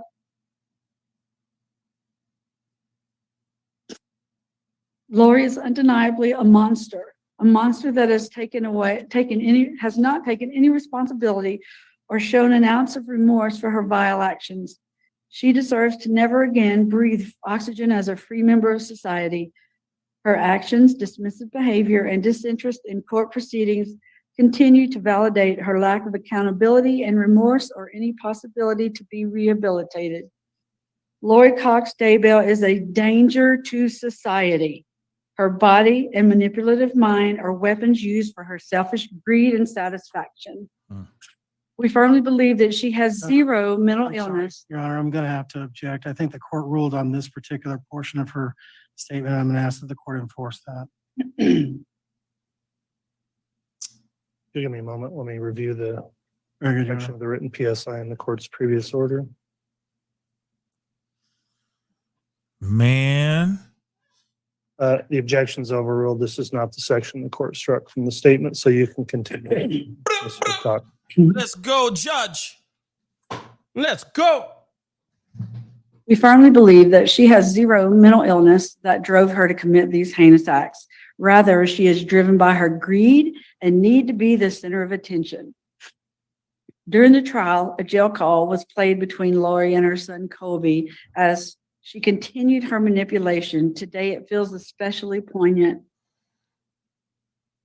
Quoting Lori, "They have made all these judgments. They think they know what happened. They think they know who's responsible. They think they know everything, but you don't know because you weren't there. And one day you will know. One day you will know what actually happened." Those are her words. It is the one truth that Lori has told since the beginning of her campaign of terror. We do know what actually happened and who is responsible. Lori. Today is the day that she will finally be punished for her manipulation, cruelty, and criminal acts. She has shown no remorse for the murders, the lying, the deceit, or the pain. During the trial, we heard Lori deflect and minimize her sister's grief.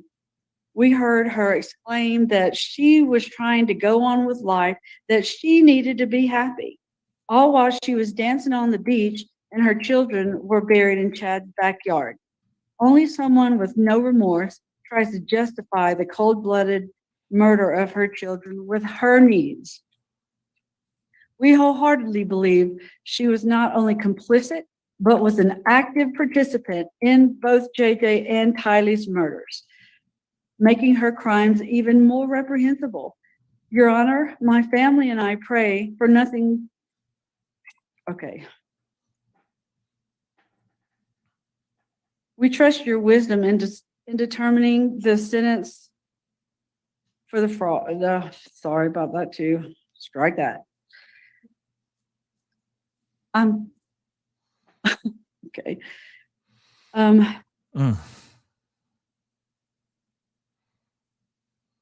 We believe there should never be a reason for her to be released from prison.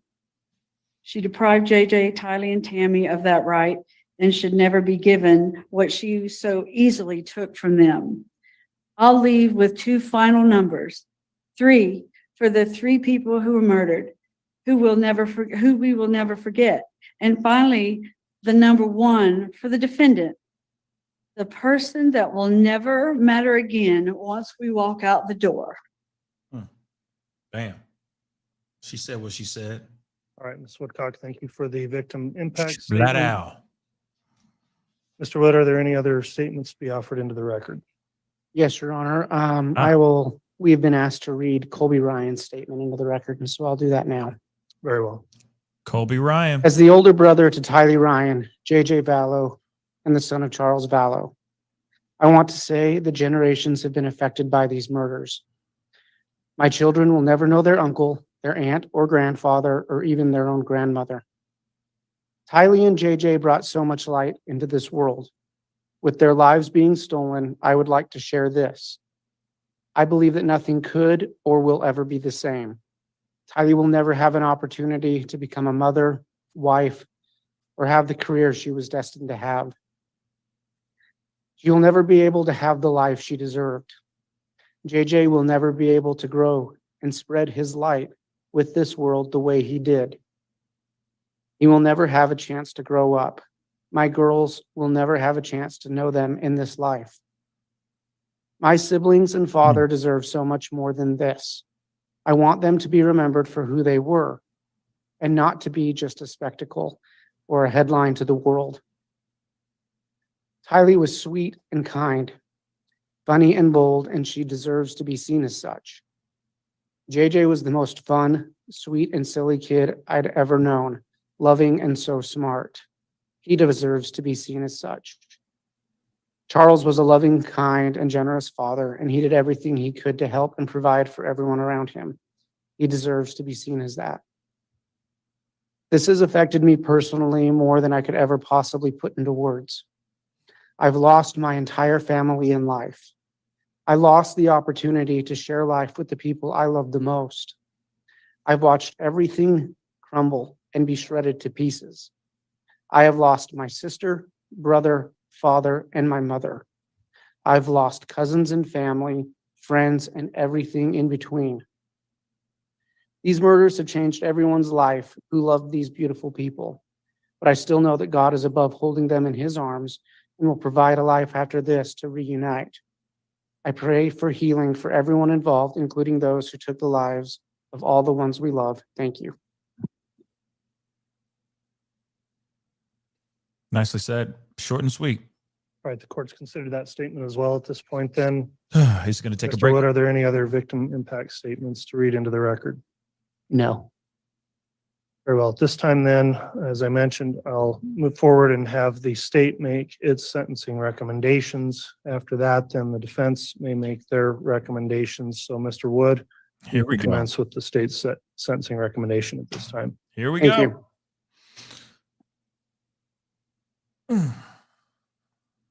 Your Honor, I want to start with the question. What is the value of a human life? What is the value of the life of a 16-year-old girl with her life ahead of her? What is the value of a life of a 7-year-old boy with special needs? What is the value of the life of a mother and a grandmother? No matter how we look at what we are doing here today, we are calculating and assigning a value for the lives of Tylee Ryan, JJ Vallow, and Tammy Daybell.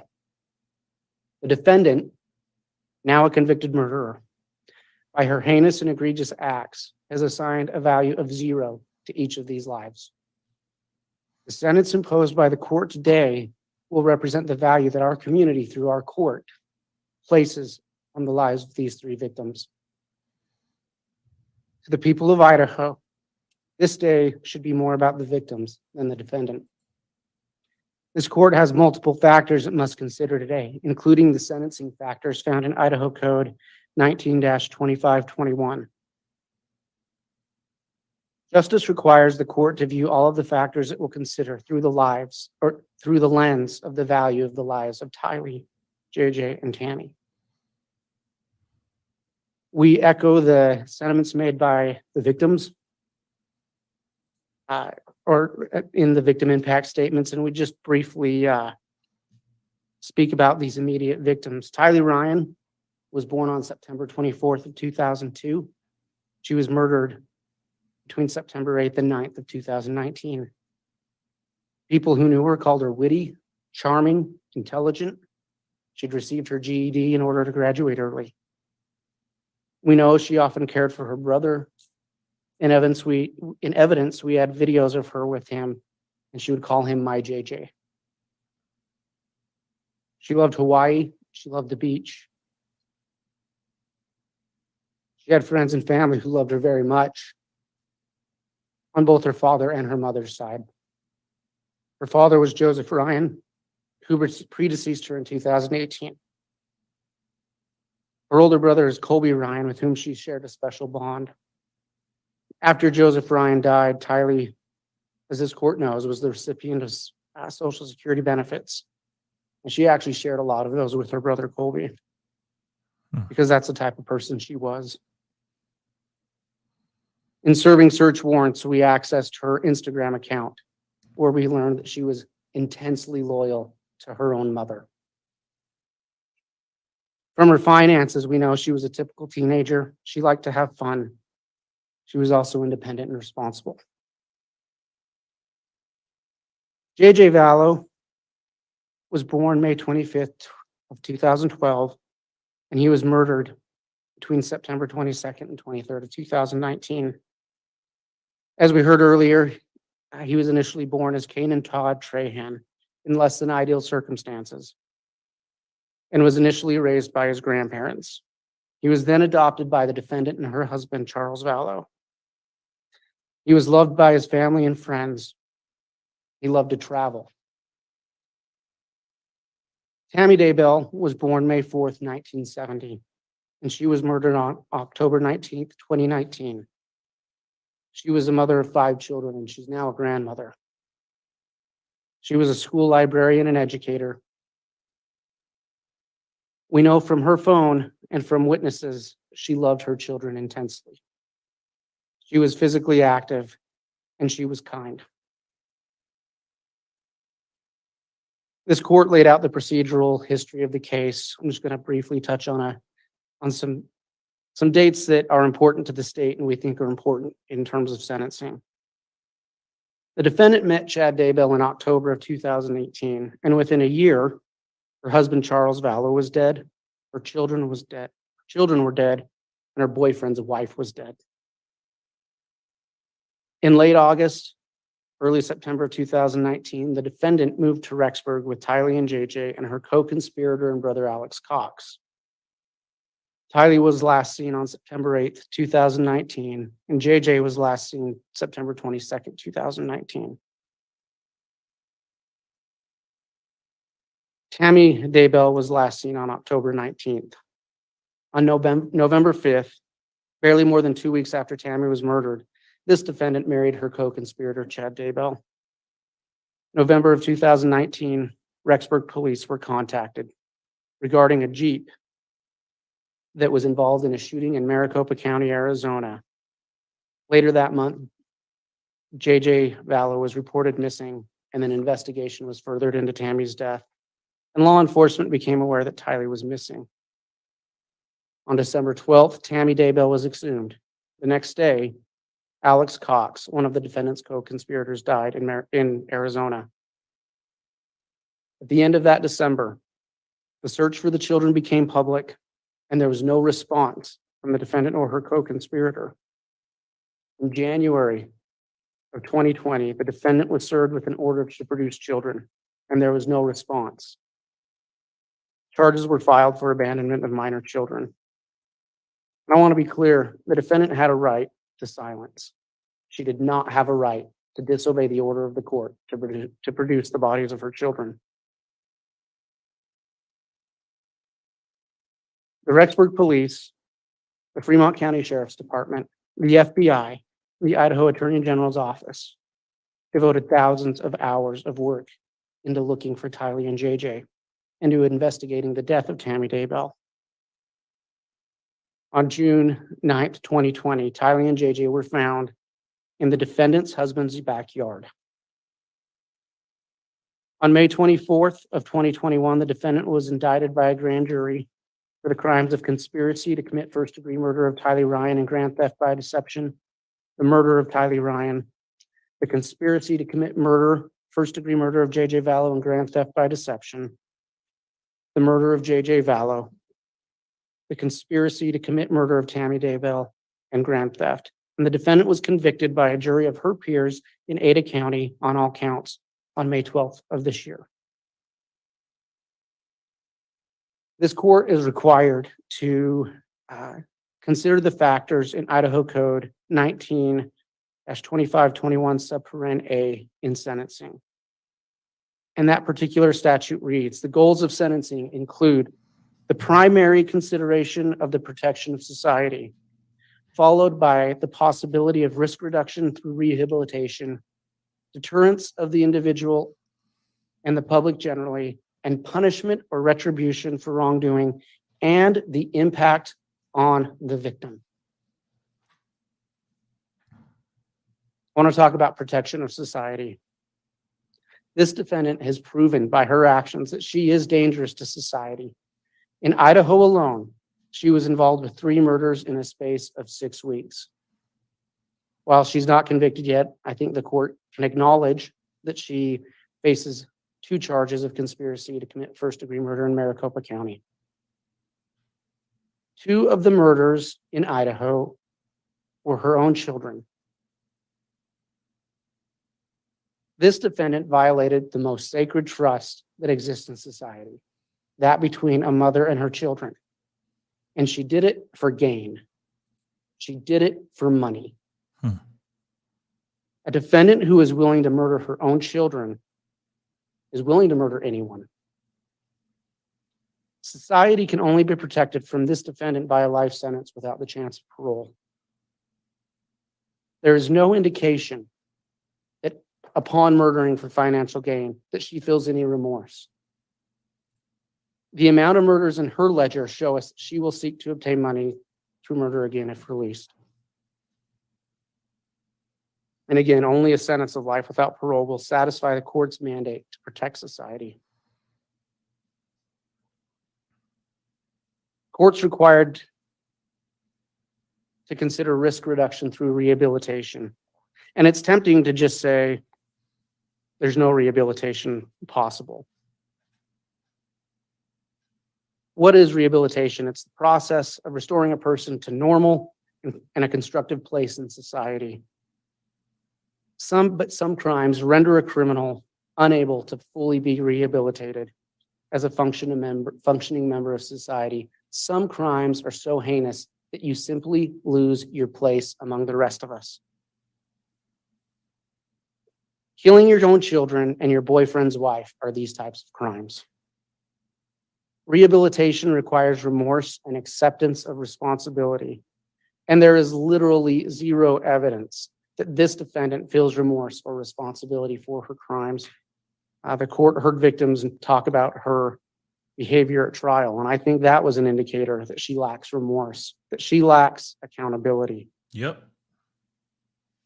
The only way to rehabilitate this defendant at any level is to make her face the consequences of her heinous crimes that she has committed. And that is only possible through a sentence of life in prison without any chance of release. This court is required to consider deterrence of the individual and the public. Again, deterrence requires accountability. She has none. One thing that has been so shocking about these crimes is where it happened. Fremont and Madison County, Idaho. These are fairly rural areas. These are low crime areas. And I would note that this defendant, despite being labeled oftentimes by the media as a Rexburg, Idaho mother, is not a Rexburg, Idaho mother.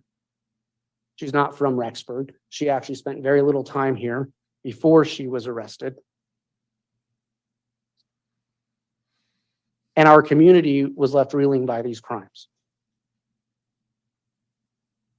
The sentence that the court imposes today will be a message.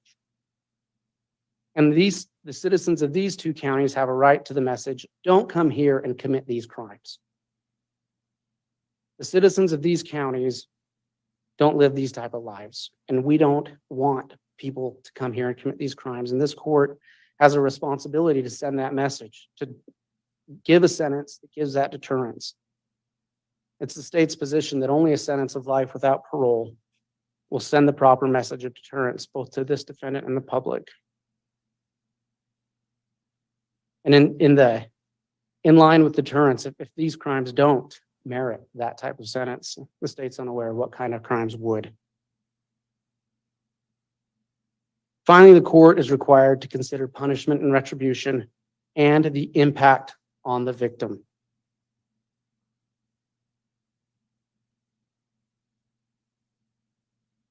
The obvious impact of the defendant's crimes against Tylee Ryan, J.J. Vallow, and Tammy Daybell was death. And we can't ask Tylee, J.J., and Tammy about that experience because they're gone. They don't have a voice. We can't ask them what it felt like to be murdered. We can't ask them about the impact of their last moments.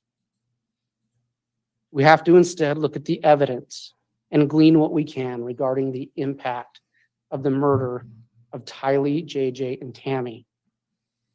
This court sat through a trial.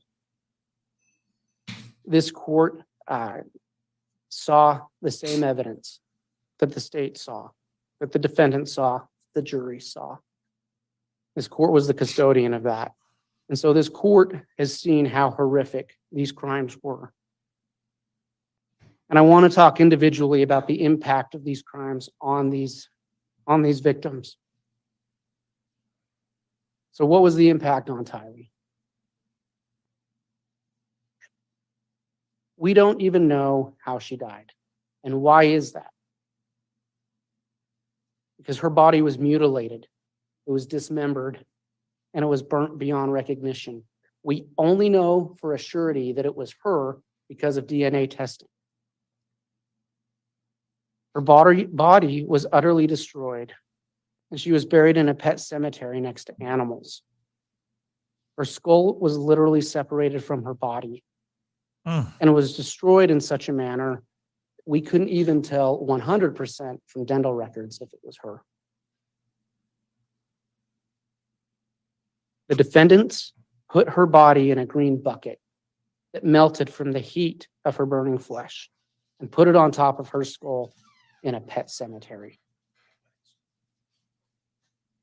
The impact of this crime on this victim was horrendous. We know she had puncture wounds in her pelvis, and we know from the testimony of Dr. Christensen at trial that those puncture wounds were received at or near the time of death, and they were consistent with stabbing, but not consistent with dismemberment. Again, the impact of the murder of Tylee was horrendous. And this impact will continue. Tylee will never get to become a mother, as we heard earlier. She will never have the opportunity to go to college. She won't get to choose a career to satisfy her curiosity or make any of the other decisions that young adults get to make for themselves. She won't get to travel the world. She won't get to marry. She won't get to be there for her brother Colby or her brother JJ. She won't get to spend time with her other family members. The impact of murder never ends. So the defendant's sentence must last equally as long. I want to talk about the impact on J.J. Vallow. Again, we can't speak to him, but we've seen the evidence. We know that he died from asphyxiation from duct tape in a plastic bag wrapped around his head. The evidence showed that there was a struggle. And what was the impact on that little boy's mind as he fought for his life? His last moments must have been filled with fear and betrayal. And what is the impact of being buried like a piece of trash rather than receiving a proper burial? This defendant and her co-conspirators showed a callous disregard for human life by the demeaning way they treated his and his sister's bodies. Similar to Tylee, JJ will never get to grow up. He will never be able to reach his potential. He won't spend time with family, friends, and loved ones.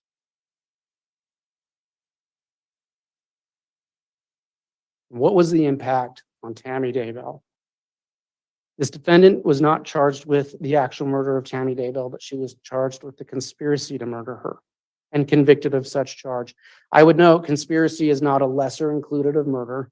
It is an equal charge. We know that because the sentencing by statute is equal. It is equally as bad to conspire to murder as it is to murder. It's bad enough to steal someone else's spouse. But this crime rose to a whole other level of egregiousness because this defendant planned with her boyfriend the death of his wife.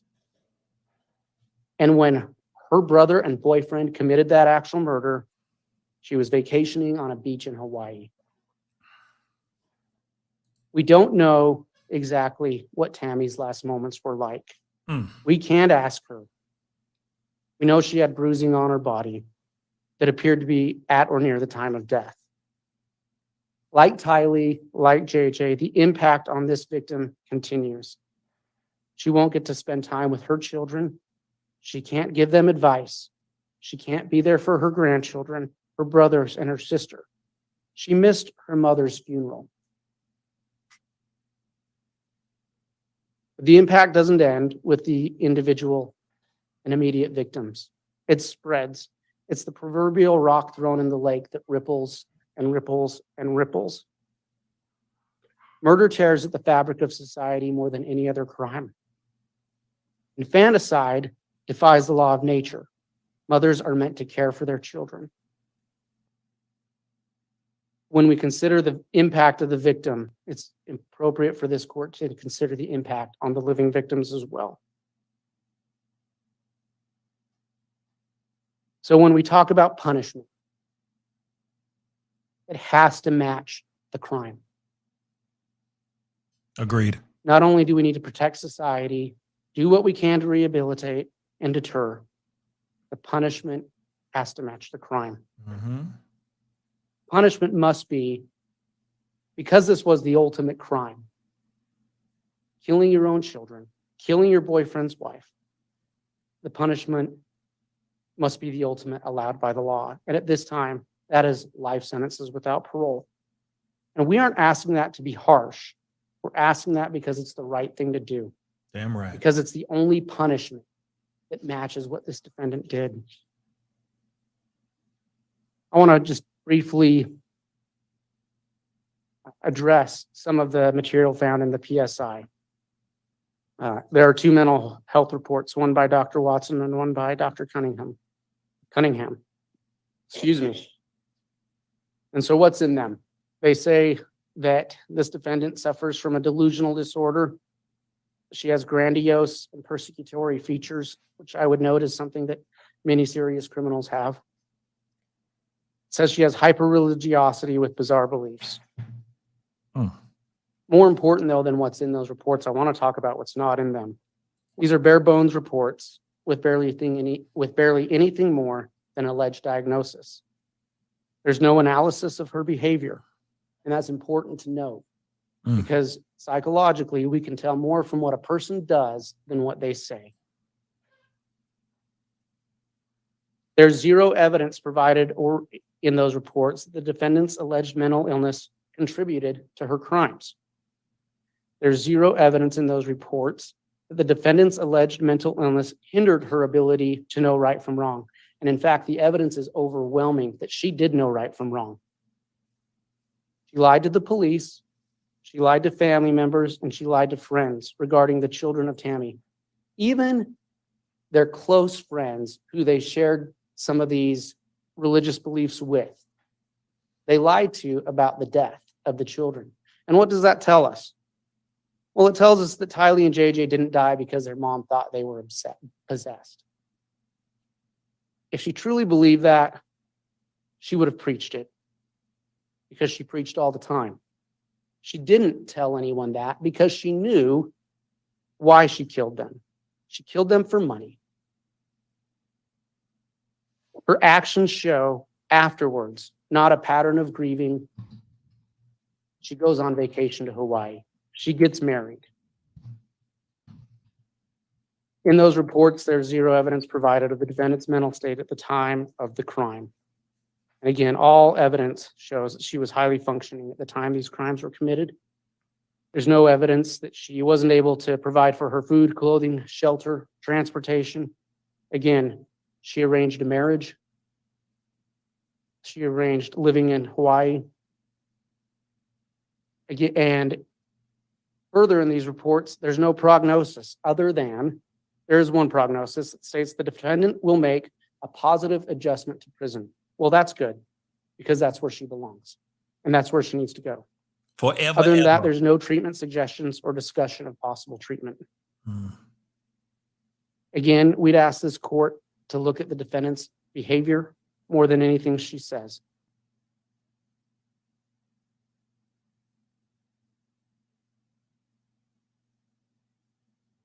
At trial, the defense made it clear that they see Chad Daybell as the primary antagonist and that he should be blamed for these crimes and not the defendant. That was in the closing.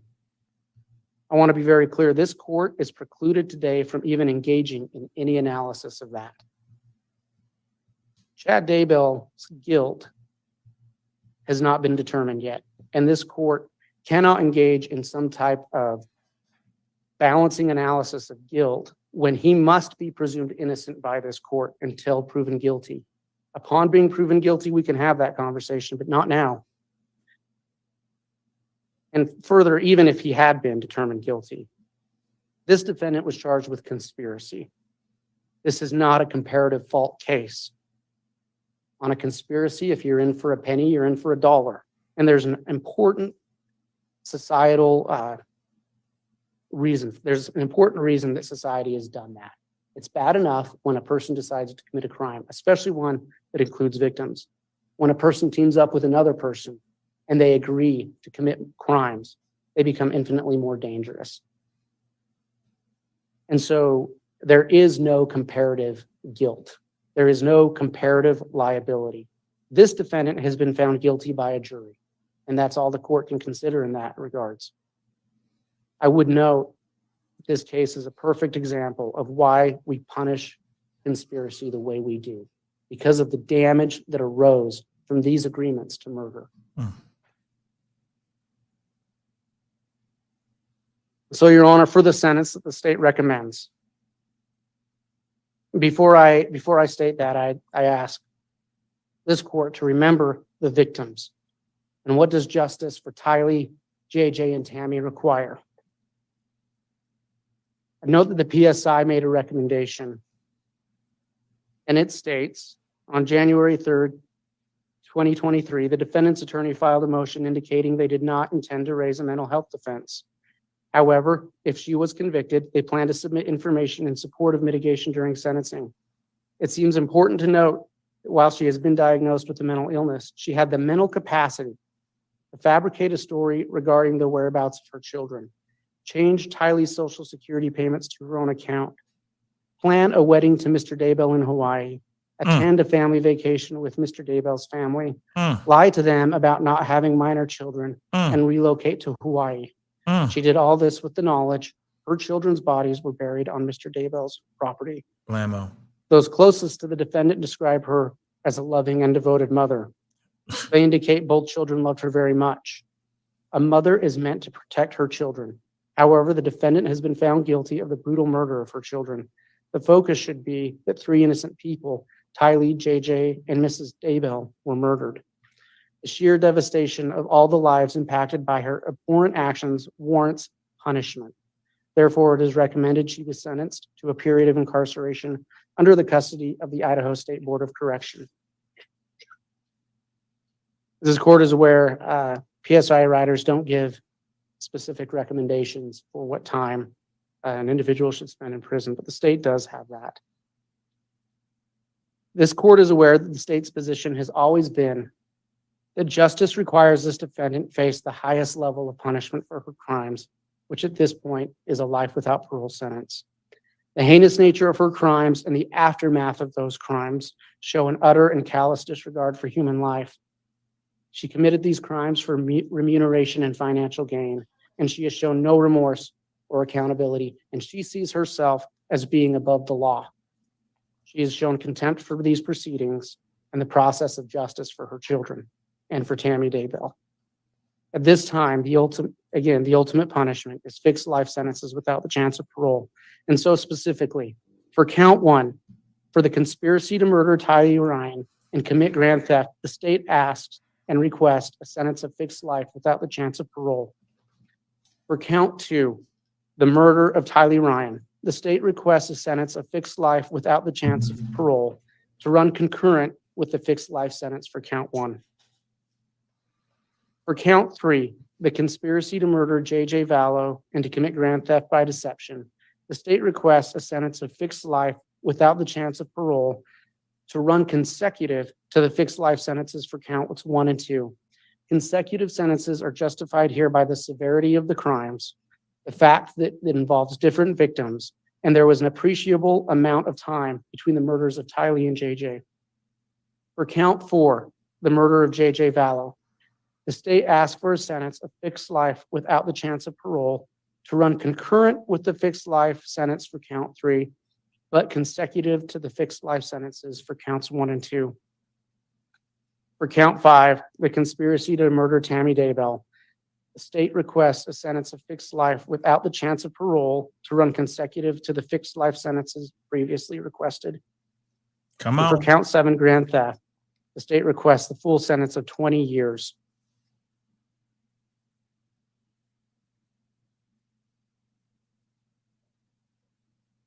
Pursuant to Idaho Code 195307, we request a fine of $5,000 to be paid to the next of kin of Tylee and JJ. I would note that Idaho Code 19-5307 includes a list of crimes, violent crimes, for which that payment to a victim may be granted. And it includes murder, but does not include conspiracy to commit murder. However, we'd also note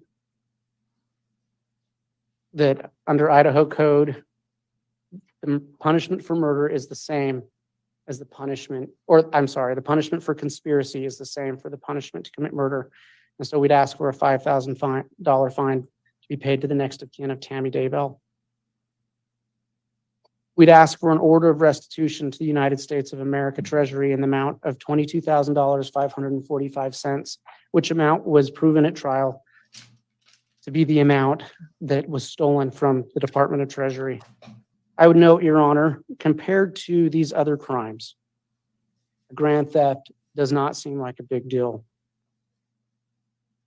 But I would note that in context of these crimes, this grand theft is a big deal. It shows her contempt, not only for her children, shows her contempt for everybody else, because that money belongs to everyone. Let's go. There we go. Finally, pursuant to Idaho Code 18-112, we would ask for fines of $50,000 for each count of conspiracy and murder, for a total of $250,000 in fines. The state has essentially asked for the maximum sentence allowed under the law. The sentence is not only justified, it is necessary to satisfy the 4 goals of sentencing in Idaho.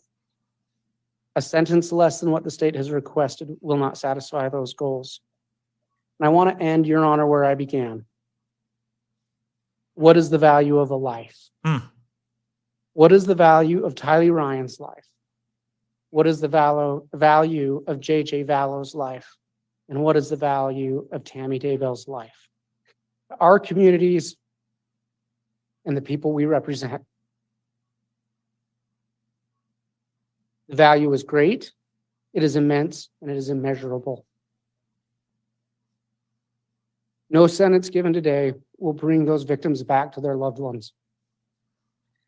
There is no true justice for murder, so we have to do the best we can. And any sentence that would allow this defendant to even hope for release from prison would send a message that these communities don't value the victims' lives appropriately. Again, in regarding the goals of sentencing, we request this court make its decision pursuant to those goals and through the lens of what justice requires for Tylee, JJ, and Tammy. These crimes were heinous, they were egregious. Again, she murdered her own children. Let's go. They had a right to depend on her. Mm-hmm. Tylee and JJ had a right to be protected by her. Damn right. She betrayed their trust in the most awful and horrific way imaginable. She profited from those murders. The defendant conspired to murder her boyfriend's wife. It wasn't enough to steal or to break the marriage. She wanted Tammy dead, And why? Well, there were $430,000 that they profited from that. And so what does justice for Tylee, JJ, and Tammy require? It requires this defendant never have a chance for freedom because her victims no longer have that. Mm-hmm. This defendant forfeit the remainder of her life to prison because her victims were forced to forfeit their lives.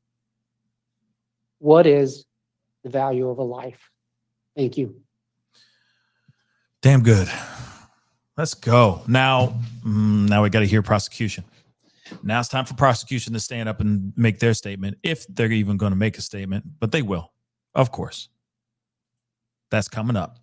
Coming up next on All right, Lori Mr. Wood, there Vallow's was just one sentencing. point of clarification I wanted to have on the grand theft recommendation. Okay. You recommended a 20-year sentence on that, and I just wanted to clarify. I believe the maximum possible under Idaho's grand theft statute is 14 years. That's correct, Your Honor. I apologize. It is 14 years. We would ask for the maximum 14 years. All right, thank you, Okay. Mr. Wood. He wanted to add 6 more years on top of that B. Oh, Your Honor, Yes. I don't blame him. we'd like to double check that. I think it might have changed. Ooh, then check it, baby. Let's go. Throw the whole throw her under the damn building. Okay. Your Honor, I believe that has been changed to 20 years. Skedaddle. And I think is that only if it's by extortion? I think there may be a limitation. I'll double check, counsel, and allow the defense to comment on that as well when they have their opportunity to speak. All right, we'll consider the recommendations of the state submitted at this time. Okay. I'm going to take a mid-morning break at this point. Oh, We do have come a court on. reporter that has to take down all of this verbatim, which is a large task, and others may need to use the restroom. I'll note that given all of the people here, the facilities we have, that it will take some time. So I'll plan on a 30-minute recess, 30. and then I'll have the defense, if they're ready to make their recommendations after the recess. Is that Nab. all right, Mr. Thomas? Yes, Your Honor. Okay, we'll take a recess then, and we'll continue with the recommendations of the defense after break. If I made a mistake, if I said prosecution speaking up next, I was wrong. I'm sorry. Defense, if I made that mistake. Defense is. And let me just indicate, we'll have the audience and those in the gallery, please wait while we have the defendant escorted out for security purposes. Once the bailiffs have given you the word that it's okay to exit the courtroom, you can do that, but please remain where you are until that. Shimon, babies. All right. So, ooh, look at that. Looking like, I see Waldo. There's Waldo walking away. Where's Waldo? There they are. There it is. Dag nab. Well, there's going to be some more 30 minutes. I guess 12:30 my time is when they're going to be coming back to all this. Oh, that just frustrates me. But we just heard from prosecution. Prosecution did make a very, very strong statement. Very good opening argument, which I feel is the question that's asked a multitude of times. Let me just put this on mute really quick, because obviously judge has left the building. Elvis has left the building. So he is taken off. They're doing a 30-minute break. Now I'm hoping that this isn't, see now they should have just kept it like this, y'all. They should have kept it like this. That's what they should do. And I get it. They want to have the judge scene and all that, but they could put him in the corner. You feel me? They could put him in the corner of the picture so we could see more of her. But we saw, okay, well, they're doing their break, okay? And I'll keep popping back and forth from that. But we have now have heard from prosecution. Of course, we heard before that all of the statements from victims, some that could be there and some that couldn't. But they all had something to say, which I totally understand. There was a lot of frustration, a lot of broken hearts, a lot of emotions in the courtroom today. But one thing I thought that was very weird, frustrating, was how Lori Daybell was kind of sitting, how she just sat there. And it just seemed as if, seems like I got some on my face, seemed as if she didn't really give a damn. At first, she sat there and it seemed as if she was defeated. It looked like a defeated, deflated type of posture in her seat. Maybe she really thinks she's innocent. In her mind, in the world, in the universe that she creates in her own mind, she probably still believes that she has done no wrong. But family members, etc., came out and spoke out. There was only one time that she grabbed. I know it was really, really small, and unfortunately, I couldn't blow it up or do anything with it. But you could see at one moment she grabs a tissue from the tissue box and starts to dab under her eyes. She starts to get emotional. Like, actually, she was emotional at some point, and it was when Kay Woodcock started to do her statement, and she started to talk about JJ. One thing I thought that was really powerful was how she said, I want to talk about who JJ was. I want to talk about who he was, what I know of him, how he touched my heart, how he affected my family, how his life impacted the loved ones that surrounded his life. I thought that was really, really beautiful. Really, really powerful. And I appreciated her saying what she said, because it definitely was something that I think we all needed to hear. But that was the moment when you saw Lori Vallow Daybell lean over and actually grab a tissue and maybe wipe the tears from under her eyes. Maybe something inside of her realizes that she did a very, very bad thing. And maybe there is some semblance, some small little crumb of hope lingering inside her body. Still, no matter what, it doesn't matter.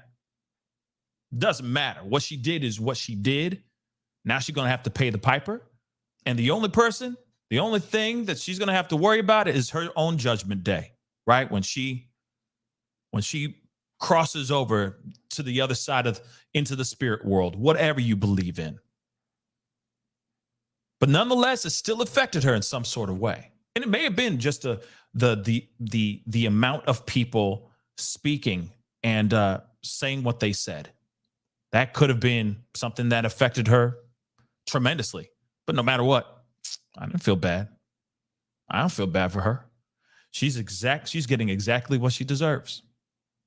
So far, we haven't heard what the judge is going to actually lay on her as far as what her punishment is. But we heard that there's a bunch, not only just time in prison, but there's also a lot of monies. Now, I tried to write them all down as quickly as I could or as best as I could, but we're looking at a $5,000 fine for conspiracy to commit M. That's $5,000. Now, I know some of y'all were like, $5,000? Dang. And what he actually said in the very beginning, what is the value of a life? Actually, he bookended that. He started it and he ended his statement with that same question. What is the value of a life? Which obviously is a very powerful thing to say. But he did say $5,000 for committing M. Interesting. But there were also other things going on here too. $22,000 for grand theft, if I'm correct. Like I said, he said these things so doggone fast. $250,000, $250,000 in fines for conspiracy.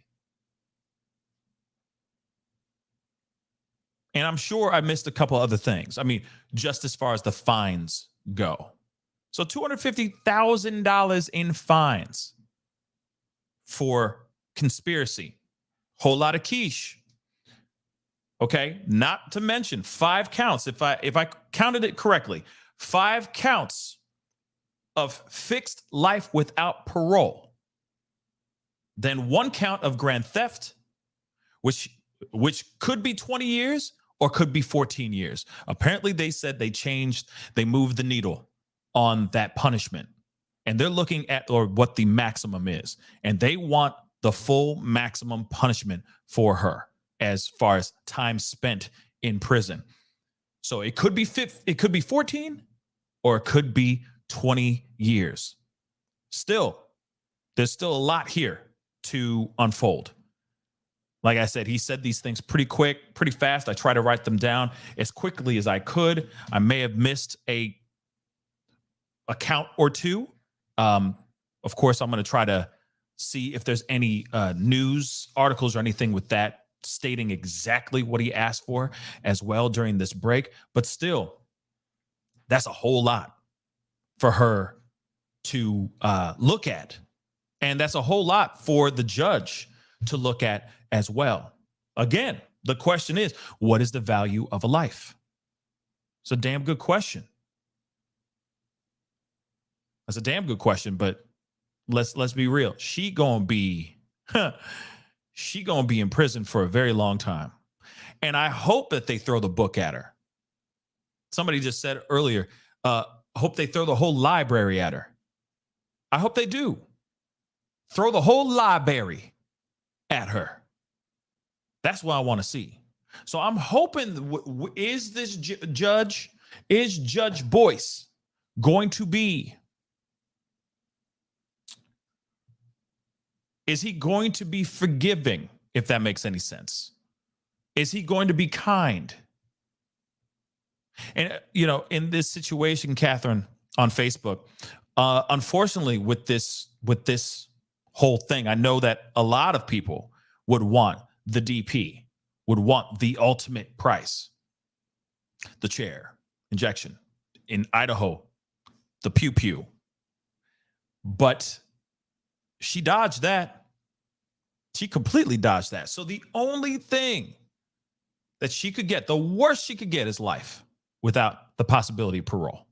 In other words, she's inside prison, in that prison cell, or in that prison, whatever prison she goes to, for the rest of her natural life. And some people think that's worse than getting paying the ultimate price, like going to the chair. I don't know. I'll leave that up to you guys on that. But she dodged the ultimate price, the ultimate punishment. Let's just say that. She dodged that. So now we're looking at a whole bunch of fines. So they're attacking her pocket, if she really has that money. And then, of course, on top of that, too, her spending time behind bars. So, I mean, I say, what say you guys? How do you feel about this so far? We haven't even heard from from prosecution or from the defense yet. We haven't even heard from the defense yet. The defense, I have my personal opinions about that. Especially, you saw me, I got mad. I got heated. Because you got family that are actually getting their one only opportunity to get some sort of closure, some semblance of closure. Some people would like to have a different type of closure, meaning 4 walls, no windows, and somebody locking the door and turning away and saying, hey, what you do back there is what you do back there. We don't know. That's for a lot of people what closure would really, really be. But unfortunately, that is not the case here. Okay, I got that on mute. I just want to make sure. So we'll see. We'll see what happens. But what's frustrating to me is you have the defense interjecting during the victim statements. No, you can't talk about that. Like, shut up. I get it. And I got a couple super chats. Somebody was saying that in the super chat, which I want to get to here. And I get it. I do get that there's certain rules and regulations that they have to abide by. It seems as if and like I said, I'm not a lawyer or anything of that sort, but I'm assuming they had to present what their statements were going to be in written form. They were supposed to present it to the court, present it to the judge, present it to defense and to prosecution to make sure that they're not saying anything that's going against something, or that's going against hearsay or spreading rumors and all that. So so that's one thing I found very interesting, that maybe that's what they had to send. They had to send in that paperwork to have them look through it, because it seemed as if Judge Boyce, during Kay Woodcock's statement, it was almost as if he had the statements there and he was kind of going, no, you can't. Well, you can't say that, but you already know what you can and can't say in here. So, and it almost seems as if she already had this speech written out, and then she may have accidentally read a little bit. She even said, oh, please strike that from the record. My bad. Because it seemed as if there's certain things that were agreed upon. It seemed like. But nonetheless, that really angered me, because, and my dogs agree, because the thing is that's the one thing that frustrates me. It's the one time that these family members are going to be able to even say anything to this woman forever, unless they go and visit her at prison, and they ain't going to do that. This is the only time they get to go and say what they need to say. So it's very frustrating and very, very sad that even went down, because then it flubs up the whole flow of that particular person's statement. They're getting emotional. They're saying what they need to say. It's supposed to be a cathartic moment for them as well. And you got this defense lawyer coming in trying to interject throughout the entire thing. That did not make me happy, but I do understand there are certain things that go on in a courtroom that need to be abided by, like carbonized stardust. Thank you so much for the 14 Canadian bucks.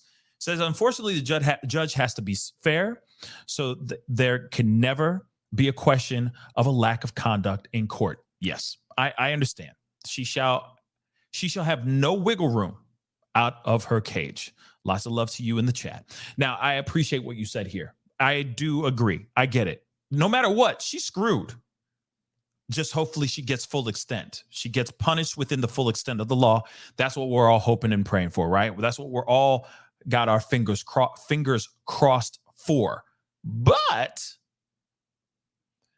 I know that there are family members that want to say what they want to say, and I know that they got to stay within the confines. You know, they got to color within the lines when it comes to court and all that. But I think sometimes some things can be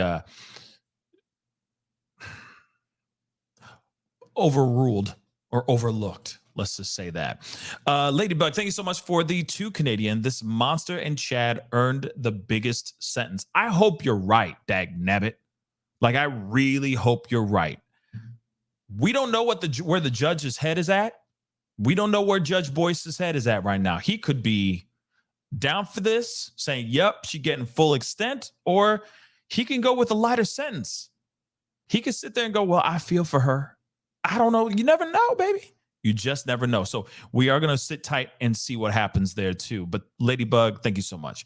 Nash, thank you so much for the 25 HK. Appreciate it. Pascal, please buy some breakfast, brother. You are now rocking with a hungry brother. Ha ha ha. Thank you for the 25 HK. I'm actually pretty good right now. You know, I'm chilling.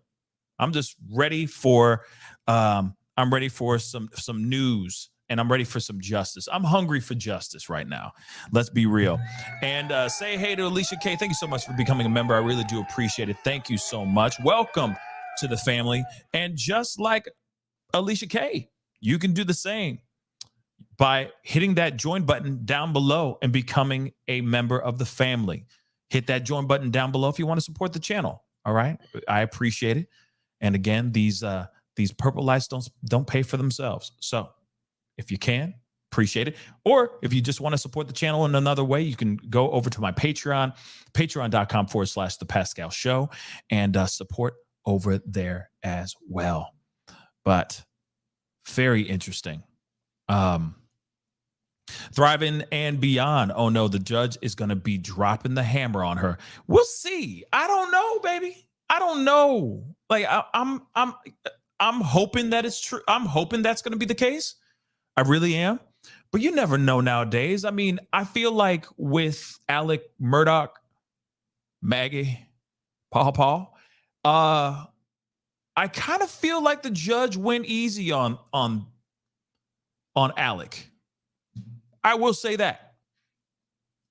I will say that. Now, I know some of y'all will disagree with that and say, no, he got exactly what he deserved, so on and so forth. But there's a part of me that feels like he didn't get fully the book thrown at him, the full extent of the law. Yeah, he's going to be in prison for a very, very, very long time.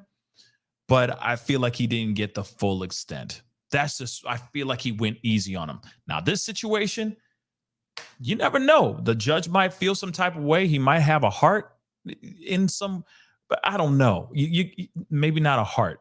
Maybe he doesn't have a heart. Because after hearing all that from the families and everything, knowing what they did to these two young kids is absolutely appalling. It would be impossible for him to come back in and go, yeah, we're going to give you just this sentence. It's insane if they let that happen. So we'll see what happens. Weirder and wilder things have happened, y'all. Wilder things have happened. Let's keep it a buck. So we'll see. I feel that he's going to go life, no parole, period. Because let's be real. Life without parole, she gone. She done. Dead and gone, dead and gone. She done, y'all. It'll be over after that. It's a wrap. So we'll see. 5 counts. That's what they're asking for. 5. If I'm correct, like I said, he said it pretty quickly. So I was just writing this live, but he said 5 counts fixed. Life without parole, a whole bunch of fines, etc. I think they're going to be, she going to get that. She going to get that. That's what I think. Let me go over to the poll really quick. Let me see that poll. Let me see that poll right quick that I posted on the tubes. Let's see, where we at? I said, will Lori get life in prison? Will Lori get life in prison? 95% of y'all, out of 790 votes so far, have said, hell yeah. Wow. And then 5% of y'all said, nah, she'll get a lighter sentence. Yeah, I really don't think she's going to get anything lesser than life. And if she does, I'll be floored. What she did to these children alone should say, no, you ain't never going to breathe in that freedom not ever again. And I think that's what's going to happen to her. But then again, wilder things have happened for real. Vivi, thank you so much for your comment on Facebook. I prefer an eye for an eye, tired room and bored with meals for evil people. Yeah, I mean, that's kind of, yeah. I mean, I get what you're saying. I know that there's a lot of people that would feel differently because some people are very much against the ultimate punishment. There's a lot of people that are against that. Even though she did this, she was a part of it. She did this along with this other dude. But there are a lot of people that would say the opposite. I mean, yeah, she'd basically have free room and board for the rest of her life. Is that really punishment? Some people will say yes. Living life behind bars is basically living in hell. Some people would sit there and say, yeah. And some people be like, no, I mean, this is our taxpayer dollars keeping her satiated, clothed, and safe from outside harm. I say, I feel how people feel about that. But this is kind of what this is the platter that we're being served with. So I guess we might as well we got to kind of live with it. We got to have to deal with it. And for a lot of people, living behind bars is for a lot of people, that is the ultimate punishment in their minds. No freedom at all, just locked away. Pretty crazy stuff. I will say that. Pretty crazy stuff. So, I mean, Storm Pantherus just said, yeah, free food, housing, and free medical services. Yeah, we can't forget that too. Yeah, I know that that's something that angers a lot of people, that really burns a lot of people's cookies. But at the same time, I'm sorry, it sucks, but them are the breaks. And I know that the world is divided with the ultimate penalty or the ultimate punishment, or just having life behind bars. I just leave that discussion up to you guys. But clearly, this woman is a part of this, and I know that there's a lot of people that are on DP row, that are, some have been exonerated, found to be innocent and all that, but there are a lot of people that are on that row that are lined up to, say deuces to the world, by the government's hand, or by the state's hand, because they were found guilty and they were caught doing these terrible things. I say, I sit on the fence with that particular story or that particular argument. I really do sit on the fence with that.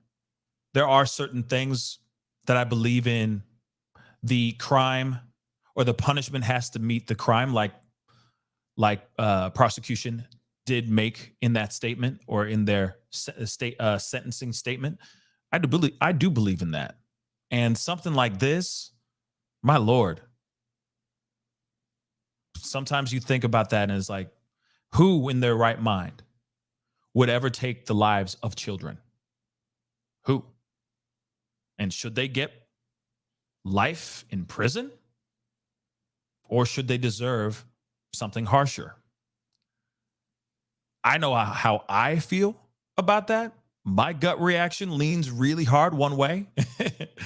But again, I leave that up to you guys, because I know, or I leave that discussion up to you guys, because I know there's a lot of people that are adamantly against it. And I get that piece. But I know there's a lot of people that are adamantly for it. So I leave that up to y'all on that. GG Love, would she be transferred to another facility based off her conviction? That is actually a very good question. I don't know. I'm hoping that when she goes and she gets locked up, she's in some extremely unpleasant prison. That's what I'm hoping for. Because if she's in some spot where it's just like she's staying at Club Med, then it doesn't feel satisfactory. Yeah, she's locked up, but like, is it satisfactory that she's not constantly looking over her shoulder, keeping her head on a swivel for the rest of her life? Nah, not really. That doesn't sit well with me. So I would hope that wherever she goes, it's extremely uncomfortable for her. That's what I think. That's what I really think. Rob's like, put it together with BK. You know what? Her and Coco, yeah, that'll be interesting. That'll be very interesting. That'll be very interesting. Oh my word. That would be a sight to see. And that whole thing, by the way, all that's coming up with BK, with Coco, is insane. And we will be talking about that for sure. We will be talking about that very, very, very, very soon. There's a whole hearing that's coming up in mid-August. We will be on watch for it. If they don't have cameras live in the courtroom, we will be keeping an eye on that, because when it goes to court, when the trial actually does happen, oh, we're going to be watching it. Oh, we will be. And I feel like everybody and their mama is going to be watching it in unison. There will not be a channel on YouTube. You won't be able to miss the trial. Trust me. There will not be a channel without the live streaming of that situation, of that trial. Trust.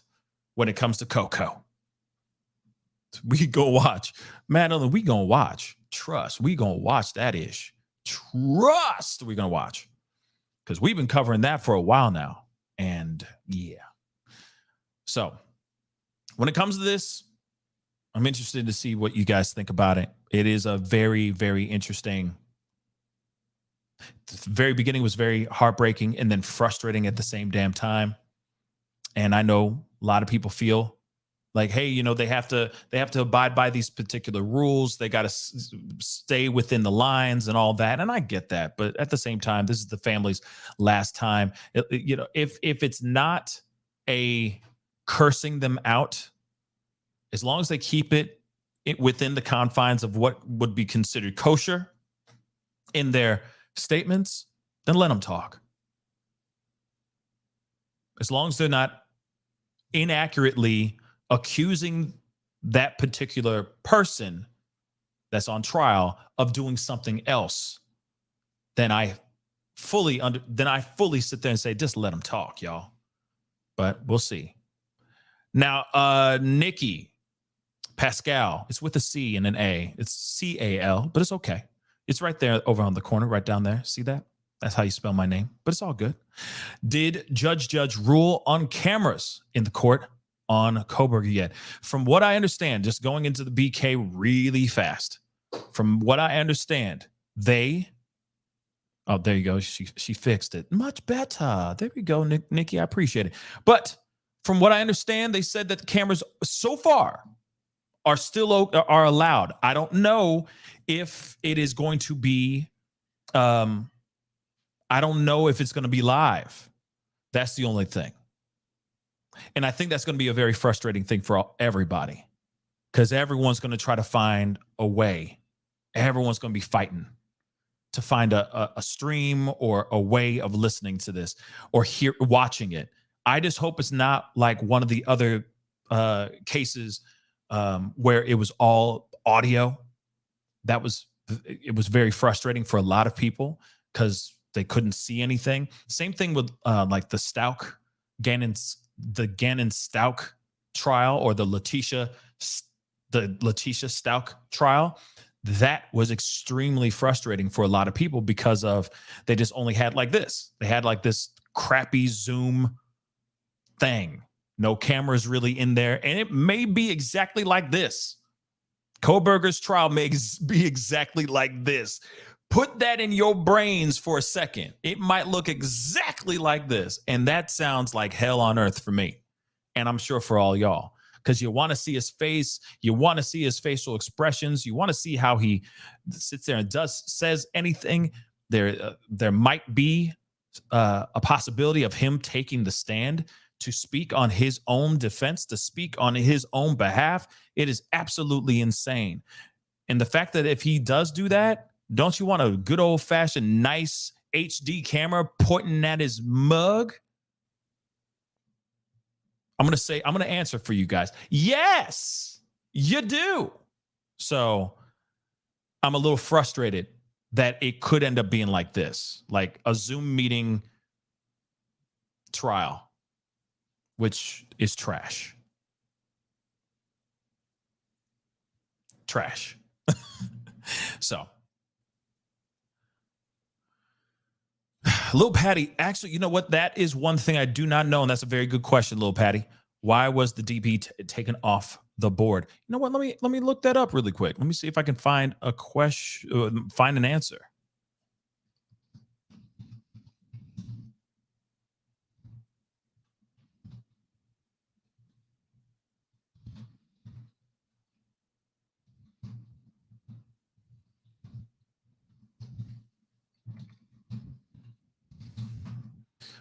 Find out.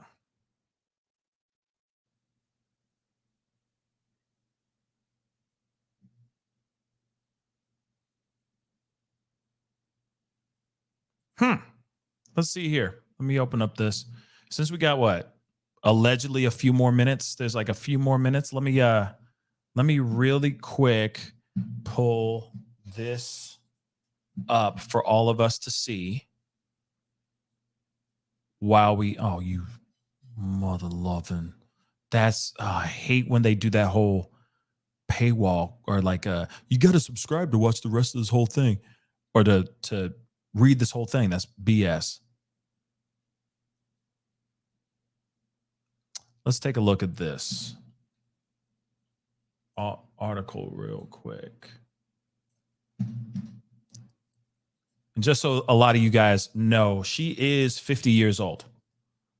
She is 50 years old. But it says lawyer won't face the DP if convicted in the demise of her children. Judge rules. And I'm wondering why. See, that's the thing. A lot of us would sit here and go, oh, snap. If he's dropping this, what are the chances? What the heck is going on here? What are the chances? It won't let me. What's going on here? Hold on, guys. Hold on one second. We got some breaking news, guys. Something else very random, left turn, but I'm going to do this really quick. Wow. This is nuts. Hold on, guys. Since we got a little bit of time. Hold on. Yeah, we got a little bit of time. Sorry about this, guys. There is breaking news about something else. Hold on.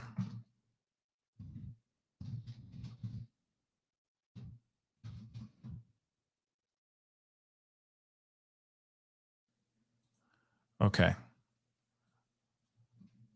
So really quick, just on the DP thing, I could see where there could be concern about that because a concern about what her situation is going to be, what her sentencing is going to be, because if he released or said DP is not even on the table, that is really messed up. But there is something else that I just got word of. Paul Reubens, Pee Wee Herman, the star of Pee Wee Herman's Playhouse, has lost his life at the age of 70 years old after a private bout of cancer. So real quick, wow, this is nuts. This is absolutely crazy. Real quick, let me tell you guys. So we already know he's best known for portraying the character Pee Wee Herman in Pee Wee Herman's Playhouse. Died Sunday night after a private bout of cancer. He was 70 years old. Please accept my apology for not going public with what I've been facing in the last 6 years. This is what he wrote in a statement posted on Instagram after his passing. I have always felt a huge amount of love and respect from my friends, family, and supporters. I have loved you all so much and enjoyed making art for you. Last night, we said farewell to Paul Reubens, an iconic American actor, comedian, writer, and producer whose beloved character, Pee Wee Herman, delighted generations of children and adults with his positivity, whimsy, and belief in the importance of kindness. This is what his estate said in the caption. Paul bravely and privately fought cancer for years with his trademark tenacity and wit, a gifted and prolific talent. He will forever live in the comedy pantheon and in our hearts as a treasured friend and man of remarkable character and generosity of spirit. So that's crazy, y'all. Breaking news. Breaking news. Paul Reubens, the famously known as Pee Wee Herman of Pee Wee Herman's Playhouse, has lost his life due to a bout of cancer that apparently none of us knew. The public did not know about this, and that is absolutely heartbreaking. And And I mean, I know that he had some interesting things go on through his life, him getting caught doing some things, etc., and all that. But still, no matter what, it seemed as if he was doing some really great work out here as an actor, even after the crazy stuff that happened. Even after that, he was it's crazy. So may he rest in peace. I'm going to get to the DP conversation in a little bit. They are back in the courtroom. Judge isn't in there yet. Judge Boyce isn't there yet, but he will be very, very shortly. But again, that is terrible news. I mean, a lot of us grew up watching Pee-wee's Playhouse and really enjoying that. And I will say this, though, too, really quick. He did something that was really, really cool and different. And that's one of the reasons why Pee-wee's Playhouse became so popular. At first, it was a adult children's show. At first, he was doing this in theaters and in bars and stuff as a full-on children's, like an adult children's show, a show that looked like a children's show, but it was geared towards adults. People loved it. People packed houses, packed venues to see his Pee-wee's Playhouse show. That it got picked up and it turned into a Saturday morning show, but they switched it. So at first it was made for adults, and then they switched it and catered it to children. So all the adult jokes, the mature adult jokes were thrown out the window to a certain extent. Some of it's still in there. If you rewatch some of it, a lot of it went over a lot of kids' heads during that time, but it's pretty amazing what he built and how quick he was thrown into pop culture during that time. I mean, even his movies did a really great job as well, until he got caught doing what he did. And then Pee-wee's Playhouse just kind of fell apart after that. But he did a lot of other really good parts in a lot of other movies after all of that. And yeah, pretty amazing. So may he rest in peace. That is some terrible, terrible news. Crazy, guys. Just crazy. Real quick, Manda, thank you so much for the £5. I appreciate it. Pascal, think it was to do with her asking for speedy trial, which was when it was taken off the table. Made me so mad. Now that could be it too, but it looks like Judge is back. Let's bring him back in here. Thank you so much for the super chat. And Thank you. Please be seated. There we go. Let's rock and roll. We got the defense doing their statement, their sentencing statement. Let's see what they say.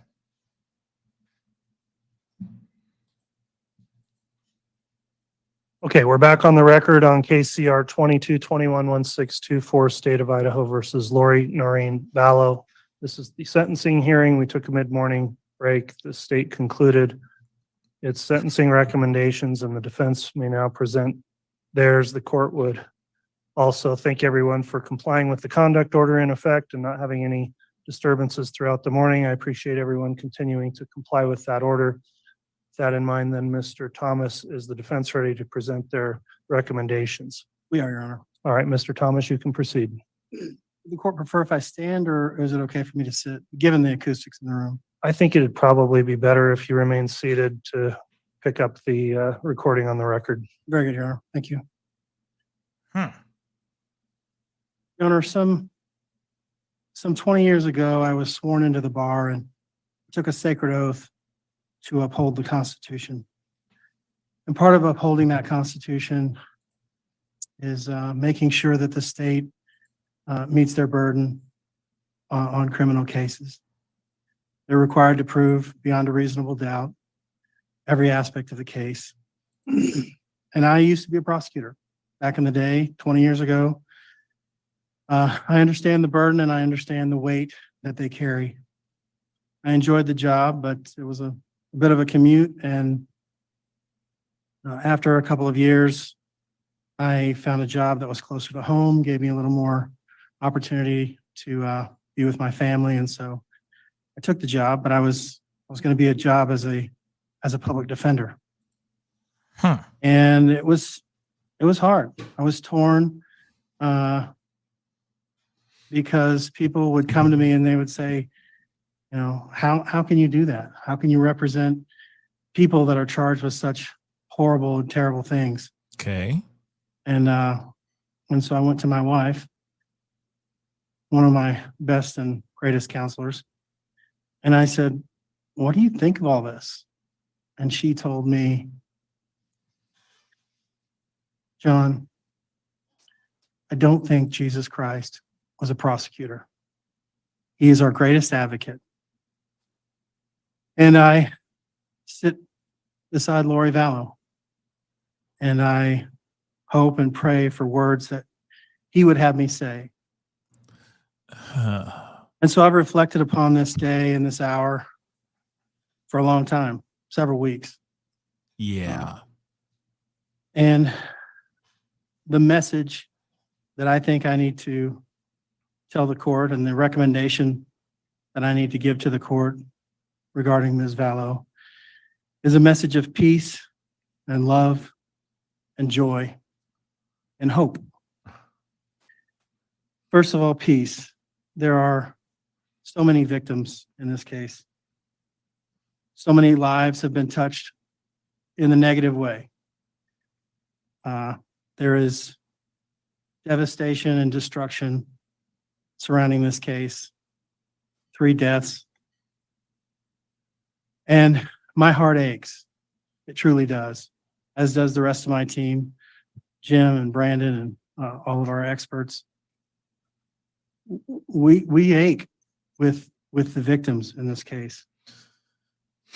There's a lot of hurt surrounding this case, and not just the direct victims. As the court is well aware, there are cousins and uncles and aunts and people just in the general public who have been touched by this case.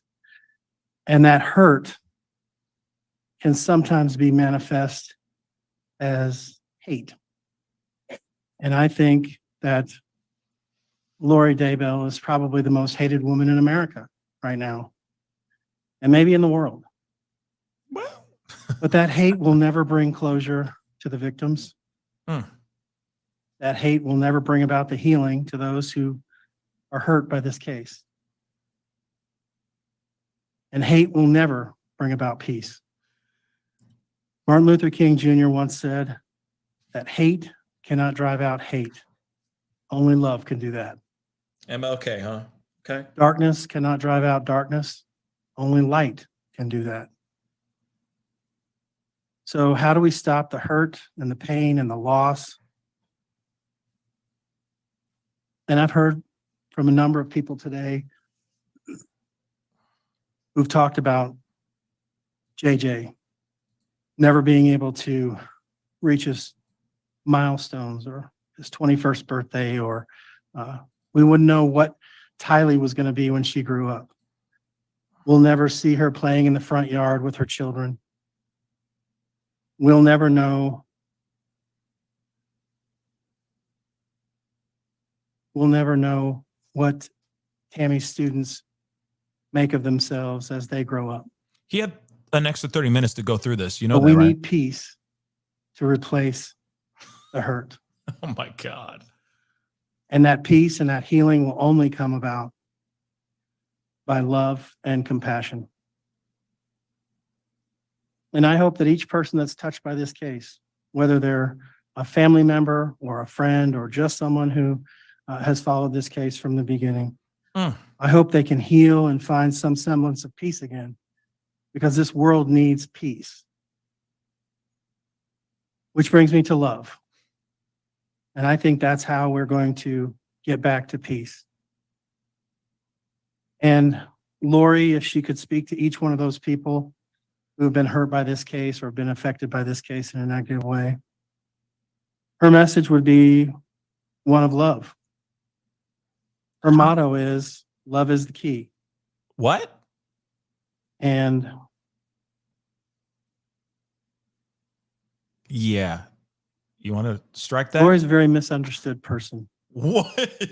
People that know her, and I mean really know her, get the chance to know her the way that I did, the way that her family knows her. They would know that she is about love. Right. Now, Lori and I didn't always get along. Our team has had tension and frustration and a lot of misunderstanding.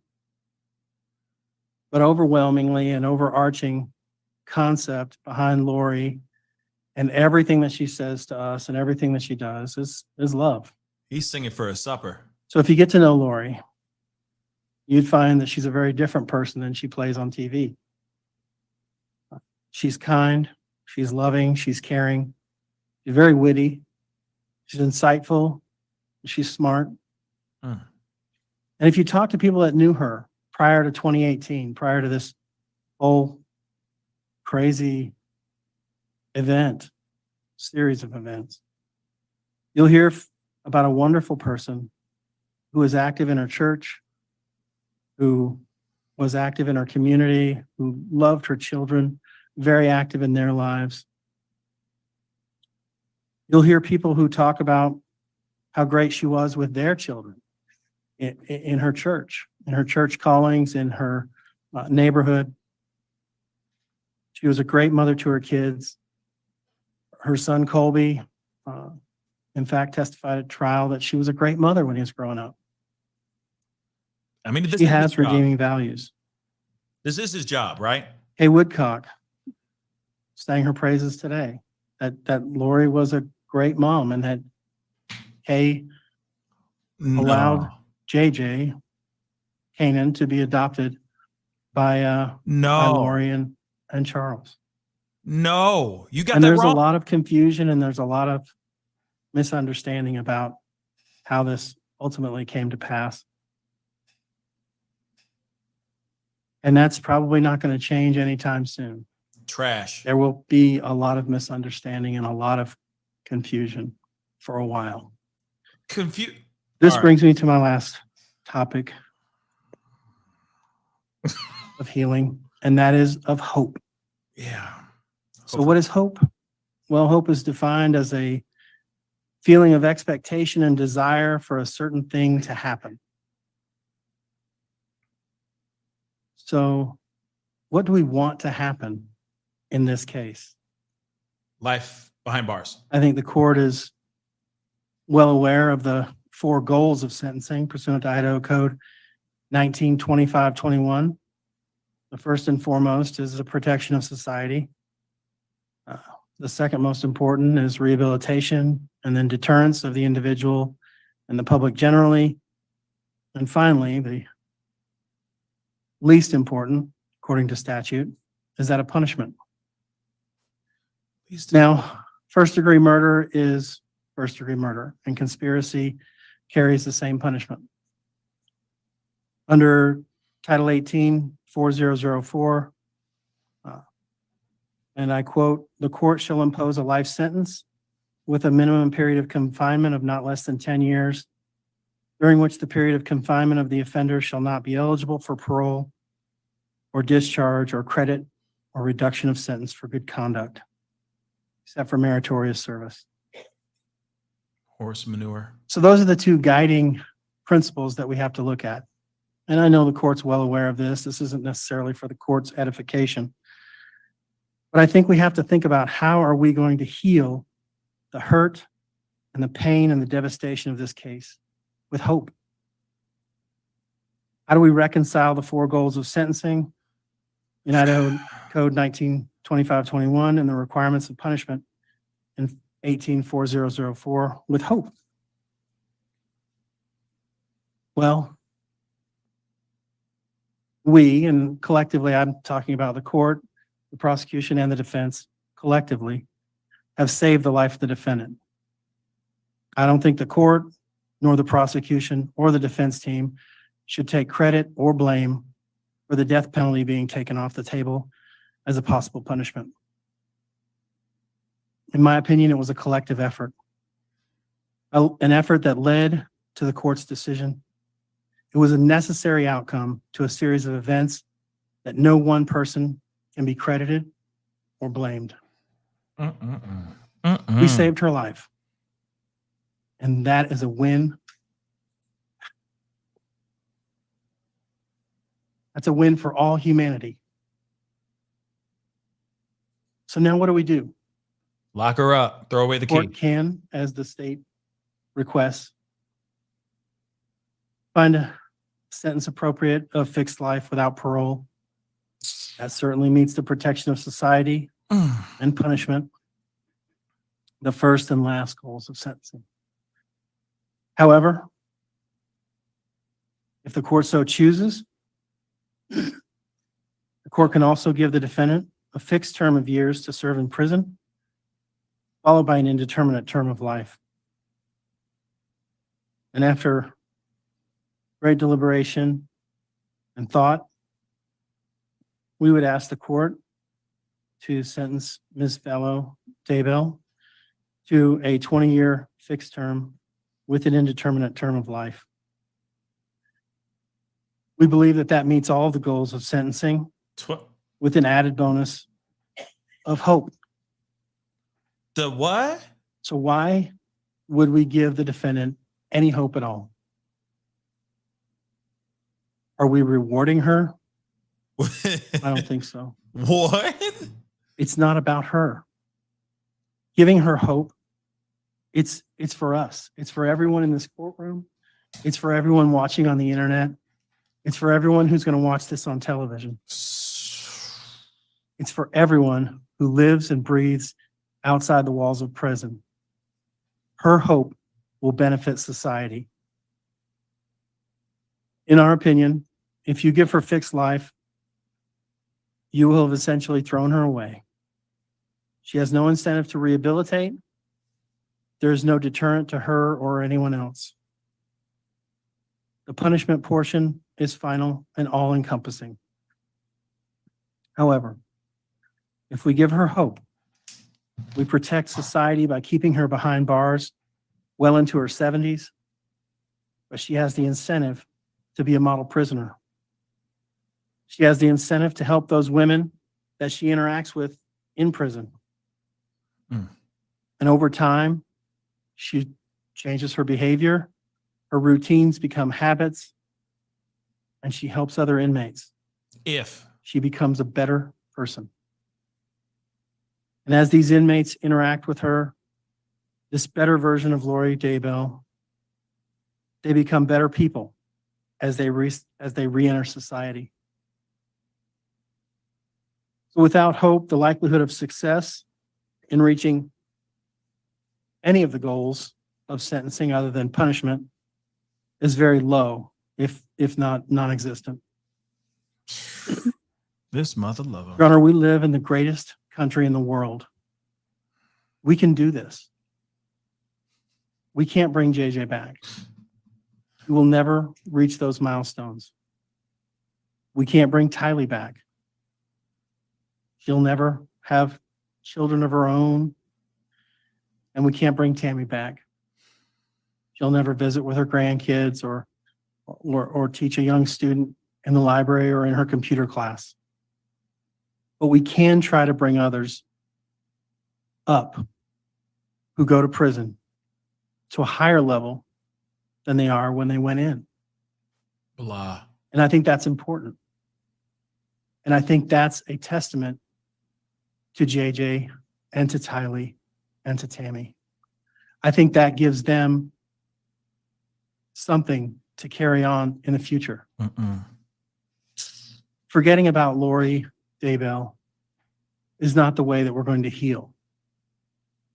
Remembering JJ, remembering Tylee, remembering Tammy, and allowing Lori to be the best person that she can be in a prison setting, to help other people in that prison setting. That's how we're going to get the benefit out of Lori. The benefit to society of giving Lori Daybell hope far outweighs any detriment. And what do we have to lose by giving a woman in her 70s an opportunity to go before a parole board and to ask for release? There's not even any guarantee that she will be released in her 70s. But that hope is what's going to drive progress in this case. So in summation, we need to heal in order to have peace. Peace comes through love. Love is manifested in this case through hope. We ask the court to show mercy and look to the future. We ask the court for a 20-year fixed term plus life indeterminate, concurrent for all 5 counts of murder and conspiracy to commit murder. We would ask the court to give Lori Daybell a 14-year concurrent sentence for the grand theft to run concurrent with each one of the other charges. We can do this, Judge. We can move forward towards peace again and heal, which is what we really need to do. Thank you, Your Honor. Blah. All right, thank you for the recommendations, Mr. Thomas. Poop.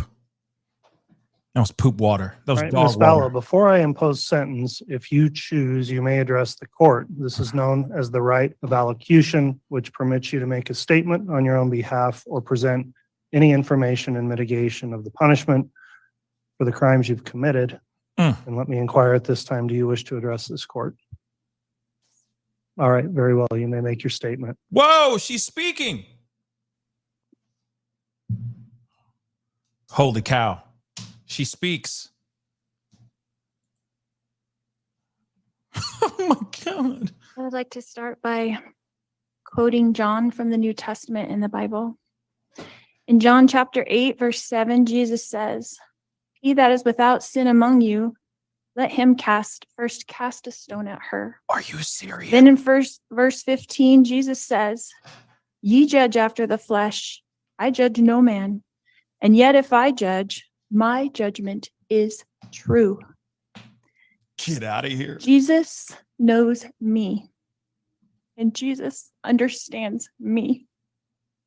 I mourn with all of you who mourn my children and Tammy. Jesus Christ knows the truth of what happened here. Jesus Christ knows that no one was murdered in this case. Accidental deaths happen. Suicides happen. Fatal side effects from medications happen. What? I have a different perspective in life because in 2002, when I was pregnant with Tylee, I died in the hospital while in labor with her. They tried to stop my labor. They put me on the table and they put something in my IV, and I felt my spirit falling to the floor. I was standing near my pregnant body, watching the doctors try to revive me, which took them a few minutes. In that time, my sister Stacy was standing to my left. I turned to hug her and was surprised that her spirit was as tangible as a physical body, because I knew I was in spirit and she was in spirit. Oh, she gone. She said she needed to show me some things, and we went to heaven. Oh, she gone, guys. I later returned to my body. Oh, she done. She gone. Because of this experience, I have access to heaven and the spirit world. Oh, my dear Since God. then, I have had many communications from people now living in heaven, including my children, Tylee Stop. Ashlyn and Joshua Jackson, my sisters, Stacy and Lolly, my aunts and my uncles, and my grandparents. I have had many communications with Jesus Christ, the Savior of this world, and our heavenly parents. I've had many angelic visitors have come and communicated with me and even manifested themselves to me. Because of these communications, I know for a fact that my children are happy and busy in the spirit world. Because of my communications with my friend Tammy Daybell, I know that she is also very happy and extremely busy. I have always mourned the loss of my loved ones, and I have lost many in this mortal world. However, I know them more than most people. I know where they are now and what they're doing. I know how wonderful heaven is, and I'm homesick for it every single day. I know we all lived in heaven before we were born on earth, and we were all adult spirits in the heavenly realm. We chose to come to earth as mortals. Heaven is more wonderful than you can possibly imagine. I do not fear death, but I look forward to it. Whoa. I did not want to return to my body when I was out of it. Even though my son Colby, who I adored more than anything, was only 6 years old at the time, and I was about to give birth to this new baby girl that I wanted so badly. I was a young mother, and you would think I wouldn't want to leave my children, but as I stood in heaven, I did not want to go back. I thought they would be fine without me because I was peaceful and I was happy and I was home.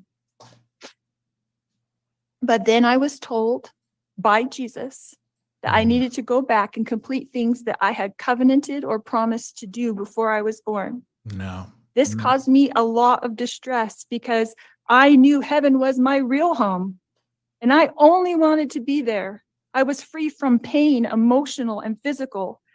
But then I was shown how I would help my children and others in the future. So ultimately, I did agree to go back to my body.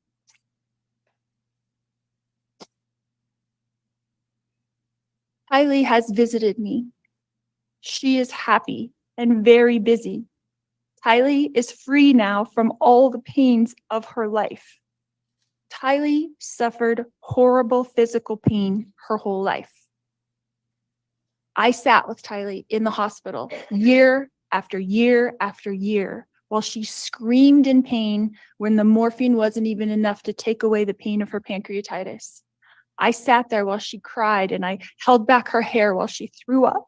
And I am the only person on this earth who knows how much Kylie suffered in her life. She had pain every single day. She never felt good. Her body did not work right. And I don't know if that was from complications from me dying while she was being born or something else, but she had a very difficult life. She was sexually abused by her own biological father since she was 3 years old. Whoa. And she was forced by family court to go visit him for 10 years against her will. I fought for her in court. I protected her. I tried to protect her with my whole life. I tried to protect her. I worried about her every single day. Kylie had to get her GED because she couldn't go to school every day because she never felt good. She felt sick. This is insane. Nobody knows this because Kylie, like myself, tries to put on a good front, tries to be a happy person, tries to have hope in life, tries to know that she's here for a purpose and that she has an eternal purpose to be on this earth. But I never stopped worrying about her.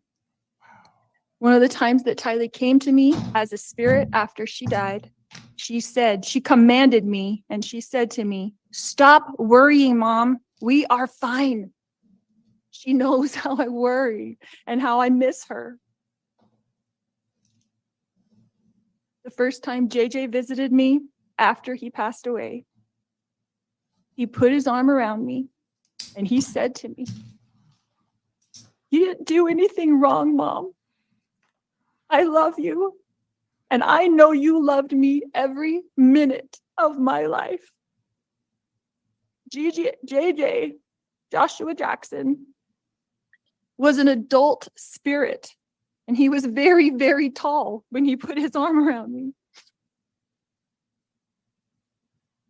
He is busy, he is engaged, he has jobs that he does there, and he is happy where he is. His life was short, but JJ's life was meaningful. JJ was a wonderful person and touched the lives of everyone, and I adored him every minute of his life. My eternal friend, Tammy Daybell, has visited me on several occasions. She came to bring me peace and comfort, and I know that she is extremely busy helping her family, especially her children and grandchildren. And I have a great love for Tammy.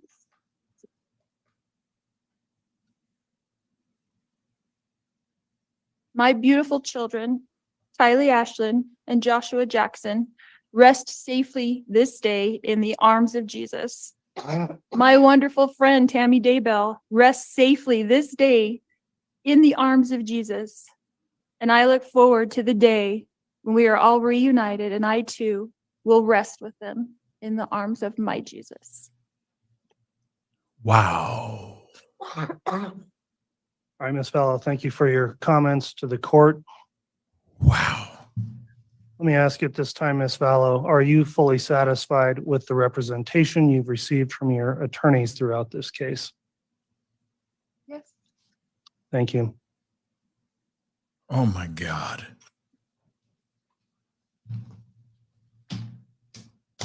Wow, guys. Wow.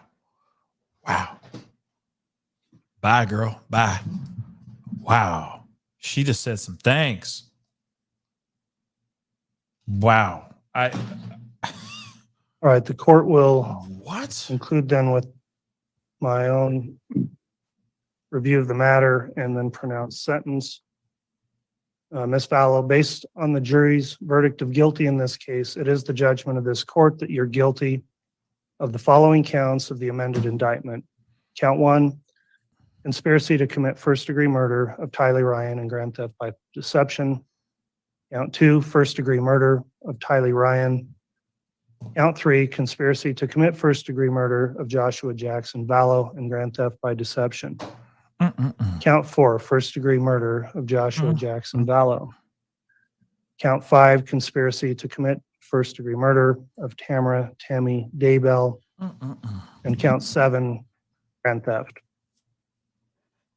Carefully reviewed the record of this case, beginning with your prior criminal history. Very notably, you're 50 years old. These are the first criminal convictions ever had. I will note, however, in addition to these convictions, I have 2 additional conspiracy to commit first-degree murder cases pending in Arizona. And it's somewhat incredible in this case that seeing you've gone from no criminal history in your life, now having been convicted of 2 counts of first-degree murder, 3 counts of conspiracy to commit first-degree murder, and you continue to face more additional counts of conspiracy to commit first-degree murder in another state. I've looked at the recommendations in the pre-sentence investigation report. It ultimately recommends a prison sentence stating, quote, incarceration under the custody of the Idaho Board of Correction. Normally, the court would have some additional information to rely on in fashioning its sentence, including the benefit of recommendations based on a gain evaluation, substance abuse report, mental health review, other reports. However, we elected not to cooperate with the pre-sentence investigation. As I would note on page 23 of the pre-sentence investigation report, it states, quote, Lori Vallow Daybell intends to remain silent during the pre-sentence investigation process. She has the packet, but does not intend to answer any questions of evaluators or investigators. Quote, no attempts were made to complete the court-ordered screenings due to her refusal. I'm advising you that that was your choice to not cooperate in the pre-sentence investigation, but it left me without some additional information that potentially could have been mitigating in your case. And as I proceed with the sentencing, I'll note those deficiencies in the information I normally would have in a pre-sentence investigation report. As has been mentioned by both sides here, the court has to consider certain sentencing objectives when I sentence somebody, and these are set out in cases including State versus Hill, which is a Court of Appeals case 103 Idaho 565, and it's been adopted by our Supreme Court as well. And I have to consider four main objectives. Number one, the protection of society, which is the primary objective. Obviously. 2, deterrence of the individual and public generally. 3, possibility of rehabilitation. And 4, punishment or retribution for wrongdoing. That case states, moreover, it's clear as a matter of policy in Idaho, the primary consideration is the good order and protection of society. All other factors must be subservient to that end. I've also reviewed and considered the criteria set forth in an Idaho statute 1925-21 on the question of whether or not you should be confined to prison and to what extent. That statute sets out a variety of factors I have to consider in weighing whether a long prison term here would be appropriate. Some of the attorneys cited already to some of the provisions of that statute, and again, it talks about the primary consideration of the protection of society, and also talks about the impact on the victim, the possibility of risk reduction through rehabilitation, and deterrence are also to be considered. There are some factors laid out in that statute that are not necessarily controlling, but weigh in favor against either imprisonment, or in this case where imprisonment's required, an extensive imprisonment term. Some of those factors under Part 2 of this statute is the defendant's criminal conduct neither caused nor threatened harm, which is clearly not the case here. That the defendant did not contemplate the conduct would cause or threaten harm. Again, that would not apply here. The defendant's criminogenic needs indicate the defendant will benefit from supervision and treatment in the community. That's unavailable, as community treatment can't occur with a minimum prison sentence required here. Another factor, were there substantial grounds tending to excuse or justify the defendant's criminal conduct, though failing to establish a defense? I don't find those apply given the facts of this case. Other factors, the victim of the defendant's criminal conduct induced or facilitated the commission of the crime. That did not occur here. Another part talks about compensation, which I don't find would be appropriate here other than on the grand theft charge. Part G, the defendant has no history of prior delinquency or criminal activity or has led a law-abiding life for a substantial period of time before the commission of the present crime. That is the single most mitigating factor I see in this case. Again, it's unbelievable that at your age you have no prior criminal history and now you sit here convicted of the most serious of charges. I also have to consider whether the criminal conduct was the result of circumstances unlikely to recur. Based on the evidence in this case, and in particular, considering the statement you just made to the court, I find it weighs against me finding in mitigation for that factor. And then finally, the character and attitudes of the defendant indicate the commission of another crime is unlikely or the defendant demonstrates amenability to treatment. So those are the mitigating factors. Then in aggravation, we have more factors to consider. Is there an undue risk that during the period of a suspended sentence or probation, the defendant would commit another crime harmful to another person? Would a lesser sentence depreciate the seriousness of the defendant's crime? Will imprisonment provide appropriate punishment and deterrent to the defendant? Will imprisonment provide an appropriate deterrent for other persons in the community? And a factor that would not apply here is the defendant a multiple offender or professional criminal. I don't have an LSI score, which is one value I can look at to help determine whether or not you'd be likely to reoffend. I don't have that because you wouldn't cooperate with the report. So considering here that you've lived a law-abiding life and for a long time, you were obviously a good mother, sister, daughter, and friend to many people. I have to take that into account. You've served a very long time of local jail, over 1,200 days, and the report is you've been a great inmate, never caused a problem for anyone in the jail. And you should be commended for that. And that also shows that you are capable of that. I believe your counsel when they tell me you're an intelligent person. Up until all these events began to transpire, you've achieved goals in your life, you've done important things in your life. And I'd note that despite some of the comments here today, I have found that during my interactions with you throughout this long case, including your trial, you've been respectful of the court. Okay. Do you know what this beeping is that keeps going off? Just Sorry. let's go. All right. The court will next consider, and I think it must be considered in mitigation, that you do have mental health issues. I've dealt with those throughout the context of this case where there were commitment proceedings. I've reviewed those reports and have that personal information from having gone through the determinations of whether or not you were competent or fit to stand trial. The most current diagnosis the court has is from Dr. Watson, and from February of this year states you suffer from, and I'll quote, delusional disorder, mixed type with bizarre content and hyper-religiosity, continuous and unspecified personality disorder with histrionic and narcissistic features. So obviously a very complex diagnosis that's been made here. Whether or not that can or how it would be treated, I think by all accounts is unknown at this time. I've reviewed your personal history, including statements from your own immediate family members, and it's clear that something radically changed in you that led you to where you are today. In a statement made in the pre-sentence investigation report, your mother stated it perhaps best and said that you are not now, quote, the person she knew. The record in this case, including all the evidence I observed during the jury trial, indicates that if it wasn't already occurring, that this relationship with the co-defendant seemed to be a catalyst for the change.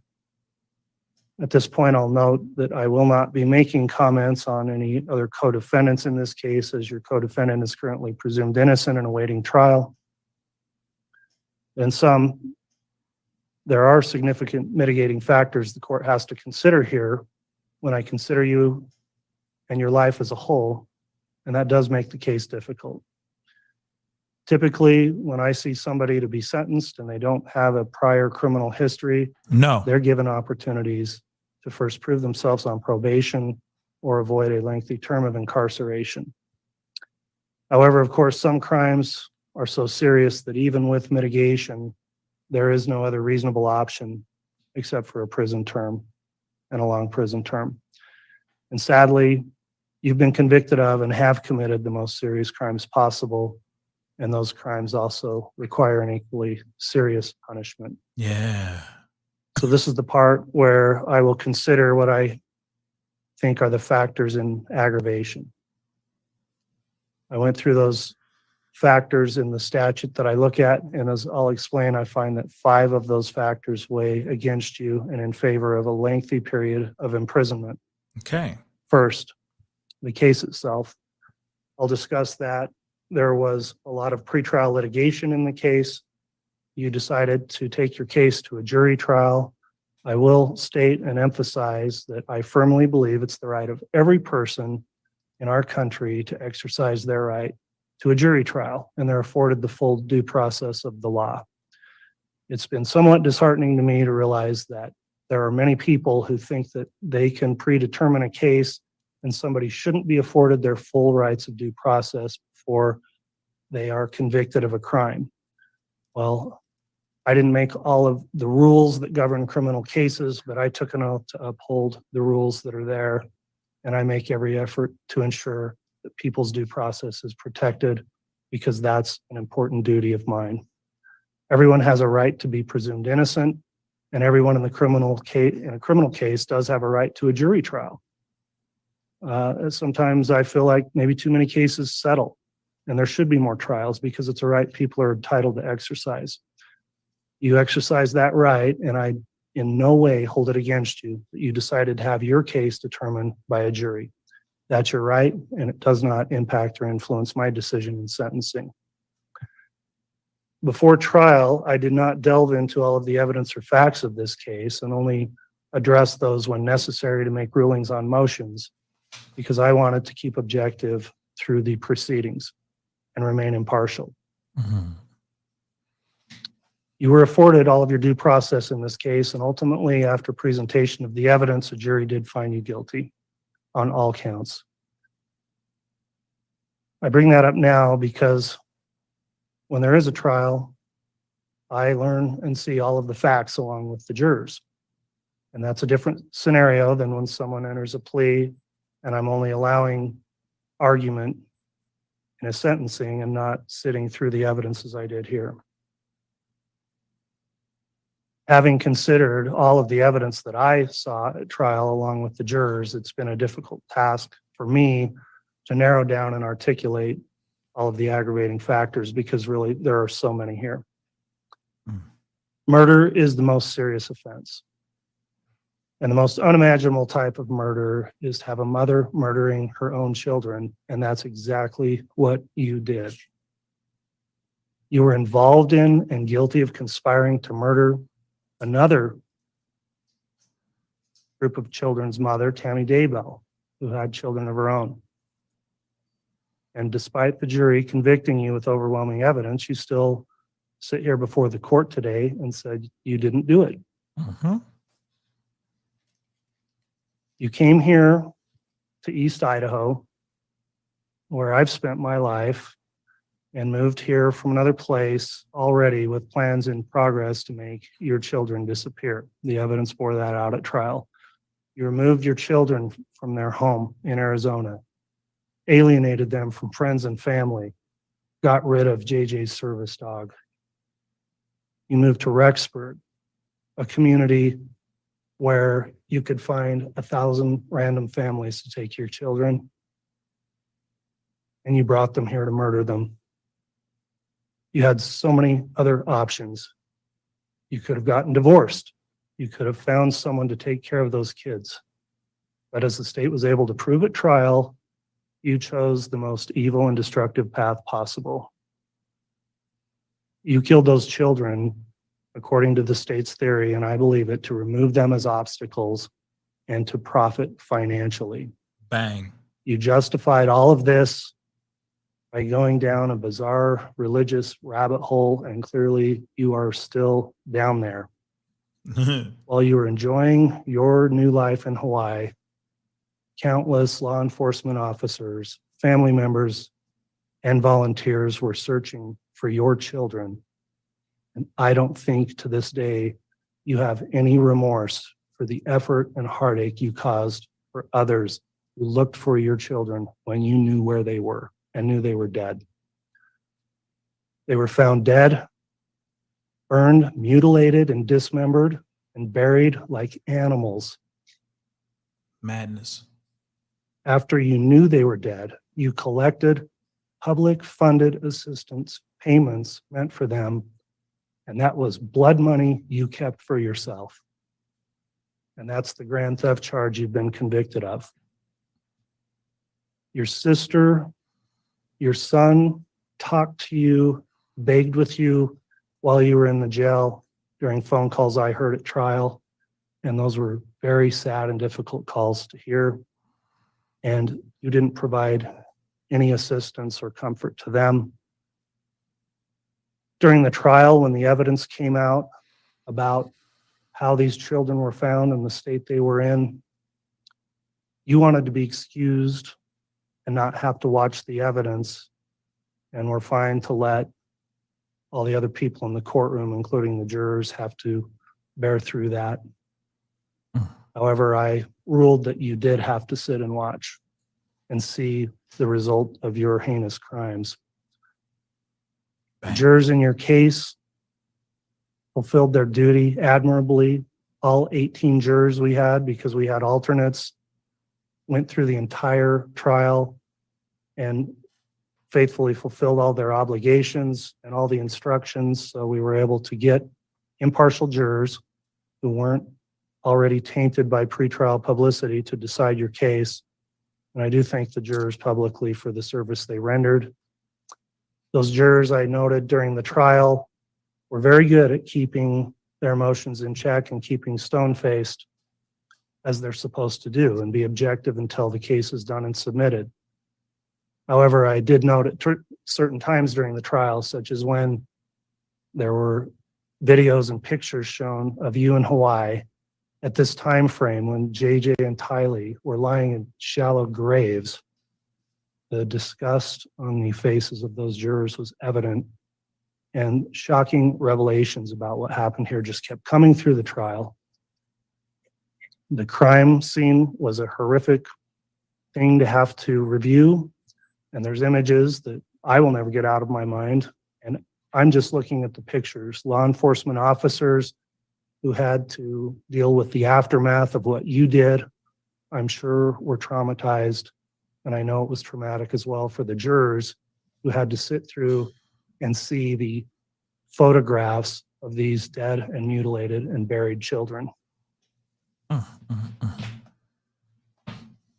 For those people who loved and cared about JJ and Tylee and Tammy Daybell, to have to see those photographs of them through trial of their dead and desecrated bodies must have been devastating. Tammy Daybell was murdered as a result of your conspiracy. She was, by all accounts, a healthy, happy mother and wife through a lot of her life. And you were out shopping for wedding rings to marry her husband while she was still alive. You were planning a wedding to her husband while she was still alive. You haven't shown any remorse for any of those actions. Nope. And she ended up being murdered, buried, had to be disinterred later so an autopsy could be performed in order to prove the evidence of what you had done. She didn't deserve any of that.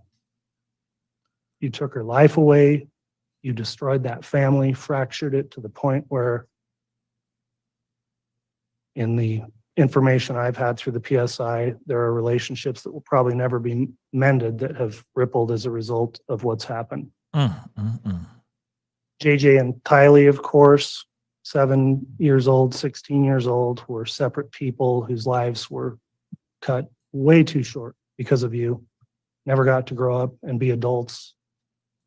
The family and friends who have provided their impact statements, of course, have stated it better than I could about who they were. And it is a loss for everyone that you took them away from this world. And it is the most shocking thing, really, I can imagine, is that a mother killed her own children and you simply have no remorse for it. Even sitting here today, there's no remorse for what you did. Zero. After all of this evidence through trial, you haven't shown any remorse. You haven't said you're sorry. You haven't done anything to seek leniency from this court. There's been a lot of people during trial and here who explained the devastation you're responsible for, and you've forever altered the lives, not in a good way, for many, many people, destroying family relationships, taking people away that were loved, cared for, and needed. You may not believe to this day that you've done anything wrong, and you still may think you're justified by your religious beliefs for what happened here. I'm not here to judge that, but I don't believe that any God in any religion would want to have this happen, what happened here. And your crimes are heinous and egregious, and that alone can constitute a major aggravating factor that requires me to impose a serious length of incarceration. Let's go. So after weighing all those factors, I need to an aggravation. I find that the sentences I'm about to impose will serve the interest of justice by Number one, preventing you from ever doing this again, that they will not depreciate the seriousness of your crimes, will punish you appropriately, and will serve to deter both you and others. Life. So that concludes the aggravating factors the court considered. At this time, then, I am prepared to pronounce sentence. Mr. Thomas, Mr. Archibald, and the defendant, would you please rise for the pronouncement of sentence? Stand up. Take it. Time for her to get it. Let's go. Based on all the relevant circumstances, including the evidence and recommendations presented in court today, it's the judgment of this court. Ms. Vallow, you'll be sentenced as follows. I'll first note I'm going to take up the counts out of order as I want to address the substantive murder sentences first. So on count 2, the charge you were convicted of, the first-degree murder of Tylee Ryan, you are sentenced to the custody of the State Board of Corrections to serve the maximum allowed sentence of fixed determinate term of life imprisonment with no possibility of parole. On count 4, the charge of the first-degree murder of Joshua Jackson Vallow, you are sentenced to the custody of the State Board of Corrections to serve the maximum allowed sentence, a fixed determinate life imprisonment sentence with no possibility of parole. Bye. I'll next address the 3 conspiracy counts you've been convicted of. Note under Idaho Code 18-1701, the punishment for those crimes is the same as the underlying offenses you combined to commit. The offenses you combined to commit was first-degree murder, so those may be punishable also by imprisonment for life. Ooh.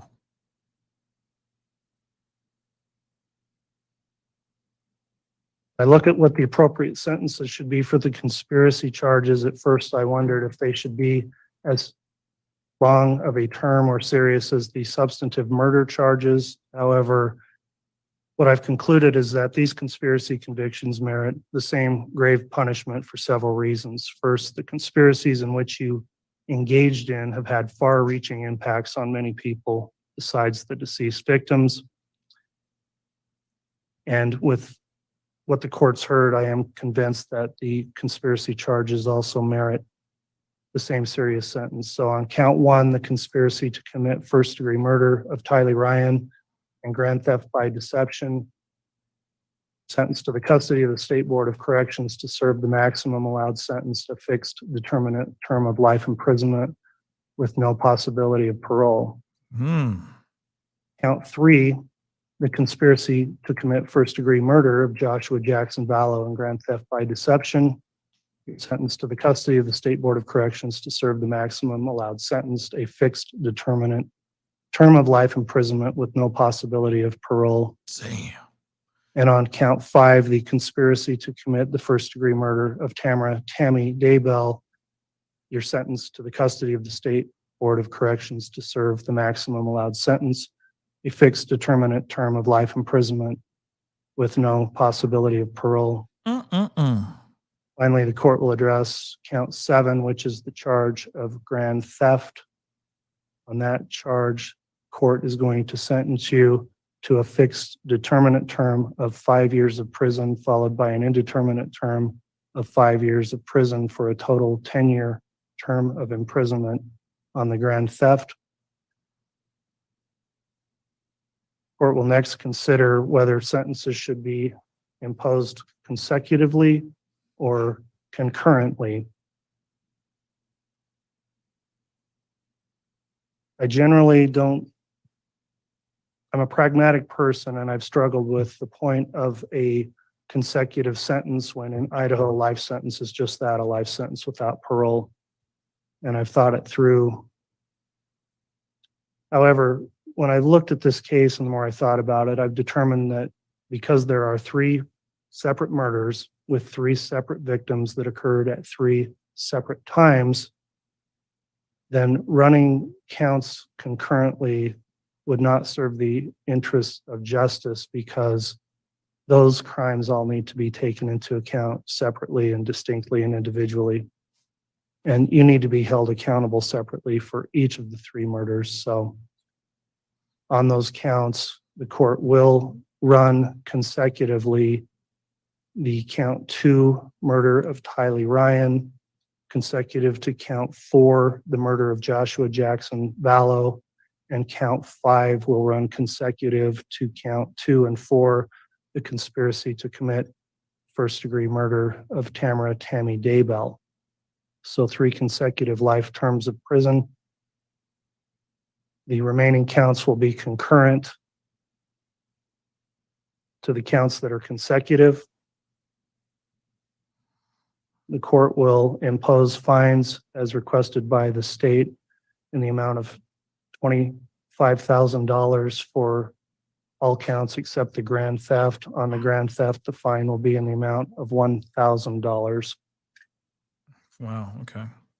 The court will assess the Okay. civil penalty that was requested, and I find it's appropriate under Idaho Code 195307 of $5,000 per victim on each of the 3 victims as a civil penalty.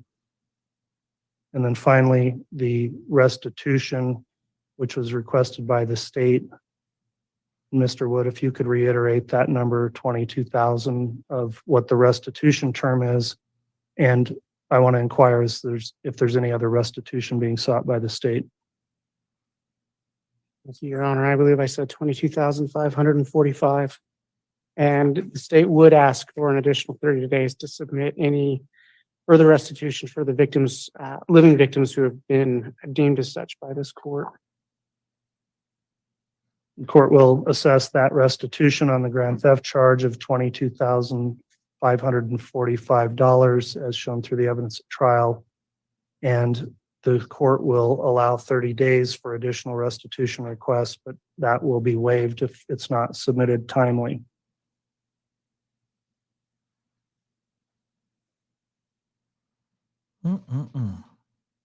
That'll conclude the court's sentencing on the charges. Mr. Thomas, do you have any questions on the sentence? No, Your Honor, thank you. All right, Mr. Wood, do you have any questions? No, thank you. All right, counsel, before we conclude, and Ms. Vallow, Woo! importantly, I need to advise you of the rights you have now. You do have the right to appeal to the Idaho Supreme Court from this judgment of conviction, and you have a right to be represented by an attorney if you appeal. You're also advised if you can't afford an attorney, an attorney will be appointed for you at public expense, and you only have 42 days to file an appeal. You also have the right to seek relief from my judgment under Idaho Criminal Rule 35. You have 120 days to file that motion if you believe a correction or reduction of this sentence is appropriate because it was either illegal or too harsh. And finally, you may also have rights to seek relief under the Idaho Uniform Post-Conviction Relief Act. Those actions have to be filed within 1 year from the day your right to appeal expires. Do you understand those appellate rights? All right, she acknowledged yes. The defendant will be required to submit DNA samples upon remand to the Idaho Department of Corrections. I'll ask the attorneys to please turn in any copies of the pre-sentence investigation reports or addenda so those can be kept in confidence and additional copies will be destroyed. And Ms. Vallow Daybell, you are hereby remanded to the custody of the Sheriff of Fremont County to be delivered to the proper authorities of the Idaho Department of Corrections for execution of this sentence. Bye. Thank you, ladies and gentlemen. That'll conclude our sentencing hearing. Bye-bye. Bye-bye. Bye-bye. Woo! Isn't that interesting how the pendulum swung for a second there? In the beginning of his speech, we all thought, oh snap, he about to be really nice to this woman. He about to be really, really nice. And it looked like no, that is not the case. Hamburger. I am gonna play this back again because we have to watch this one more again. But I feel like that was very satisfactory. Okay, she ain't seeing freedom ever again. Okay, wow, life without the possibility of parole. Looked like it was 6 counts of that, if I'm correct, or it was 5. I think it was 5. But like I said, I wrote it down. I was writing this down pretty quick. But it looks like 3 consecutive life terms in prison. She's gonna have to cough up a whole bunch of cashola. And there's $22,545 in restitution, $15,000 for the loss of the 3 victims, $1,000 for grand theft, and the $25,000. That's the one thing I missed. $25,000. That's the one thing I don't know what is for, but hold on. $25,000. That's the one piece I missed. But long story short, I mean, she's got 42 days to file an appeal. Like Linda just asked. Thank you so much for the comment on YouTube. She said, will she appeal? Yeah, she'll appeal. She's going to appeal. She's going to appeal. I mean, that's kind of the normal procedure out here.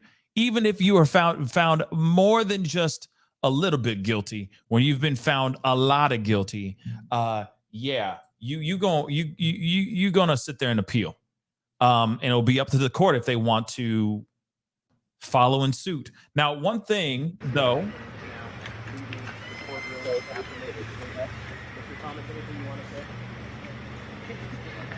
I think this is the defense. I don't know who this is, but they walking out the door. So I'm very interested to see. Let me turn this down or mute it. I'm very interested to see what the family's going to say, because you know for a fact the family's going to come out and say something. Where they're going to say it, I don't know. So I'm going to be hopping back and forth from Law and Crime and some other channels as well, because obviously I'm very interested to see what they got to say, especially after hearing all this. But isn't it funny? In the very beginning, when he started to explain his piece, man, I got scared for a second there. I was like, oh, man, you're telling me that is he going to go easy on these guys? Like, I'm like, no, don't go easy on them. Don't go easy on her. Please don't go easy. But then the pendulum swung right back over to the other side. And because at first I'm like, damn, he's going to let us all down easy. And then suddenly, boom, it all changed. Now, I'm hoping that they'll be coming out. I'm waiting for that. Of course, I got some super chats that I want to get to really, really quick while we wait, because you know for a fact the family members are going to at least say something. I'm very curious. Maybe the Woodcocks will say something. I don't know. But long story short, we will be hearing something soon. So Alicia K, thank you so much for the 2. You emailed me. Okay, I'll take a look at that. Thank you so much. Carbonized, thank you so much for the 7 Canadian bucks. The lawyer forgot the entire case during the break. Yeah, like he had 30 minutes to restructure or look at his ish. And I'm like, wow. And I get it. He's got to do his job. His job, this person's running. His job is to defend his client, whether we like to hear that or not. His job is to defend his client, whether we like to hear that or not. So with that being said,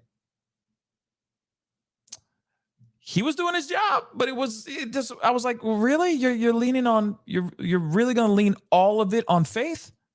Faith alone? Oh, okay. All right, then.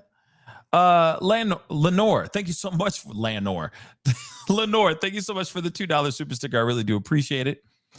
Allie79, thank you so much for the 10. She needs competent camp again. Yeah, I don't know what's going on. What she said, if I get some time, I am going to play what her piece was again, like when she spoke out, because she didn't throw Chad under the bus. She leaned on faith and faith alone, but she still was not taking accountability for the lives of her children, at least the children. But she was literally trying to say that it happened through self-harm and all this stuff. I'm like, what the hell is going on here? What is this woman, the audacity of this person? This is an opportunity to come clean. If you are a person of God, if you are a God-fearing, God-loving individual, however you look at it, this is your moment of redemption. This is your moment of taking accountability. This is the moment of reconciliation. But instead of her actually doing that, she sits there and says, I didn't do it. They did it themselves. There was accidents that happened, so on and so forth. And now after I gave birth to one of my children, I saw the spiritual world. What? Clearly, something's not right. But they did not use an insanity plea. So there it is. Insanity was off the table in this whole thing. Real quick, one last thing. Rosa, thank you so much for the 2. Appreciate it. She's trying to justify her actions, and I'm not for it. Obviously, she's taking no accountability, 0. And that's the thing. He literally, the judge literally said, and I think that could have threw a whole wrench in the machinery of what he was thinking of doing. Because once he started to hear her, he's like, oh, he takes no remorse. Oh, damn. Oh, damn. She takes no remorse. Let's see. Let's see what's going on here.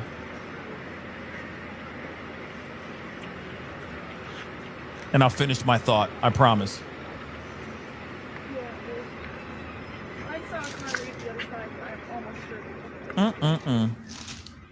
Ain't that about a bee?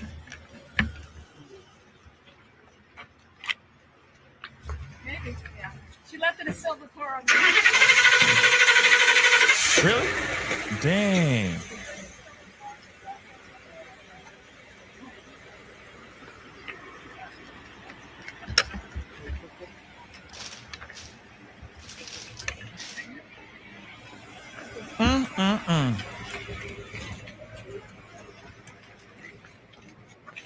Okay.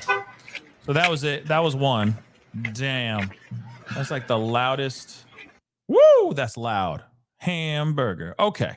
Real quick. Well, obviously, I want to let this thing do its thing. I was hoping that they would have a little bit more, maybe some statements from the family, from family members and whatnot, but we haven't heard anything at all. So, man. Okay. So, real quick, as this thing is trying to figure itself out, maybe they're going to another place because maybe there's going to be another. Yep. There will be. Look at this. There will be statements made shortly. So we will be looking at that here in just a minute. Let me get this really quick. Madeline, thank you so much. And I don't know what's going on with my doggone camera right now. It must be tired. The camera's tired. We've been going for 4 hours straight, y'all. Thank you, Madeline Reed, for the $2. Don't forget to get Famburger merch going. You know what? I will put. You know what? Let me write that down before I forget. And also, guys, if you know about my merch page, by all means, go and check it out. It is pascalmerch.com. If you've seen the hoodies I've been wearing recently, those are all the hoodies that are a part of my clothing line. They are all handcrafted. They are all different, specially made, handcrafted for you. None of the hoodies are the same. None are the same at all. So please go check it out. Given the fact that we are going into fall season very soon, especially for your kids out here that really like some unique jogging suits and all that, by all means, and go check those things out. I got some really, really great individual types of items. So go and check that out. Famburger merch. I'm going to look that up. Famburger merch. I'm going to put that in for sure, because I got some other things coming for the fall and all that as well. And given the fact that, back to school's coming back very, very, school's coming very soon. We're marching into August. That's one thing as far as that, all that goes. And of course, I'm going to say this too, for those of y'all who really liked my tie-dye suicide awareness t-shirts, long sleeves, and hoodies, those are all coming back. And there will be a new batch, like a new thing for starting in August as well, because September is Suicide Awareness Month. So I will be having that for you guys here very, very soon. Okay. But that won't be happening until August, because September is Suicide Awareness Month. So I want to get you guys your stuff before it all goes, before the month actually gets cracking. Okay. But keep an eye out. Like I said, your boy is very, very busy. I'm trying to balance a lot of things all at the same time. But of course, when I'll let you guys know when all that stuff comes out. When it comes out, you will be the first to know. Trust and believe. Okay. Really quick, Celeste, thank you so much for the $4. I appreciate it. Thank you so much for the super sticker. Thank you so much. But yes, guys, this is crazy. Okay. At first, I thought that the judge was going to swing and say, I'm going to give you 20 years. Because at first he said you're 50 years old, given the fact that you have not broken any laws, you committed any crimes until right now, that why you're being on trial for, so on and so forth. I was like, oh my God, this dude is about, bruh. I'm like, this dude is about to go easy on her. But then he swung back and he's like, given the fact that she said these things and she had zero remorse, she took no accountability. Man, she said some stuff where Jesus Christ knows me and Jesus understands me. What else did she say? Jesus Christ knows what happened here. There were accidental, personal, unaliving things that happened here. Then she talked about the spirit world. She talked about Tammy, saying that she spoke with Tammy in the spirit world and that Tammy is happy and very busy.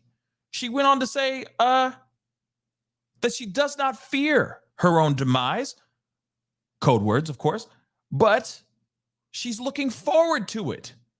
She does not fear it, but she's looking forward to it. I mean, and it goes on and on. Like I said, I'm gonna try to play. Well, they're saying the things and all that, but I'm gonna try to replay that piece. So they might be taking a minute to get that all going. So I'm gonna play a little bit of what she actually said. Again, I'm very surprised about this, and I'm surprised that she spoke. I feel that this was the moment that the judge heard this and goes, "Oh no, you're getting life now." Maybe he was thinking about taking it easy on her because of her age and given the fact that this is the only time that she's broken some laws. But at the same time, I feel like this speech here, her speaking out, just destroyed it. Okay. She lit a fuse and just let it rip. Okay. So let's take a listen to this really quick before we go into there's obviously the family, and I'm sure prosecution is going to speak out. Family members are going to talk and all that here very, very shortly. So I'm going to try to keep an eye on that as well. Let's take a listen to this. We can't bring Tylee back. Oh, good God. We don't need to hear that. He'll never again. I was standing near my pregnant body, quoting John from the New The recommendation. quoting John from Right the here. New Testament in the Bible. Hamburger. In John chapter 8, verse 7, Jesus says, Mm-hmm. "He that is without sin among you, let him first cast a stone at her." Okay, first off, I'm breaking it down because I don't give a damn. Okay, but let me just be real. She's literally saying, he without sin. She's quoting from the Bible. He without sin cast the first stone. Now, we're talking about murder. We're talking about the most ultimate thing. Let's not forget, this is also on the 10 Commandments. So she didn't even bother to bring that out. Thou shalt not, you know what I'm saying? But she's now sitting here saying, he who has not sinned cast the first stone. The audacity of this woman. I'm sorry, this is the most ridiculous thing that you could ever say. And the fact that she's trying to justify it, you could see it. Look at this. Look at the look on the judge's face right there. He's like, oh my damn, you crazy. Oh my damn, you gone. You broken. Damn. And that's when he said, oh, I'm about to lock you up. It's a wrap. No accountability for what she has done. Let's go. Then in verse 15, Jesus says, "Ye judge after the flesh. I judge no man. And yet if I judge, my judgment is true. Jesus knows me, and Jesus understands me. I mourn with all of you who mourn my children and Tammy. So again, playing full on victim to this situation. She's saying, Jesus loves me. Oh, yes, he does. And then she goes, oh, yeah, my bad. I feel the pain too. I feel the loss just like every single last one of y'all that are in this courtroom. I feel the pain. Get out of here. Right here, I'm sitting here going, nah, Judge, if you going easy on her, I'm done. I'm done, bruh. Do not even try to go, oh, we're just gonna give her 20 years. Like this, like her dude, like her lawyer said. Come on, man. Come on. Let's go. Jesus Christ knows the truth. Sorry. I don't mean to be mean. I don't have time for this. I really don't. Of what happened here. Jesus Christ knows that no one was murdered in this case. Here we go. Accidental deaths happen. Yeah. Suicides happen. Really? Fatal side effects from medications happen. Okay.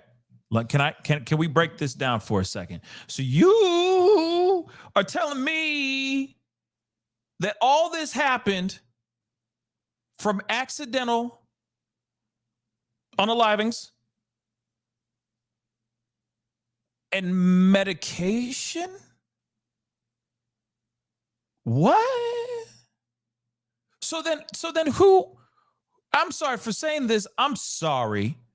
Because how they passed is absolutely horrendous and terrible. But the question still remains, then who burned the remains of the two children and then buried them in a pet cemetery?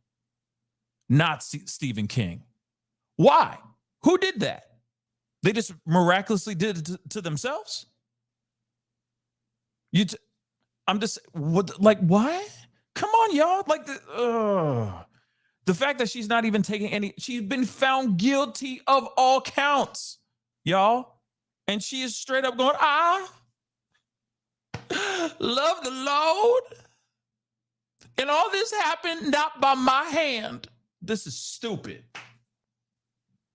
Go ahead. I have a different perspective in life because in 2002, when I was pregnant with Tylee, I died in the hospital while in labor with her.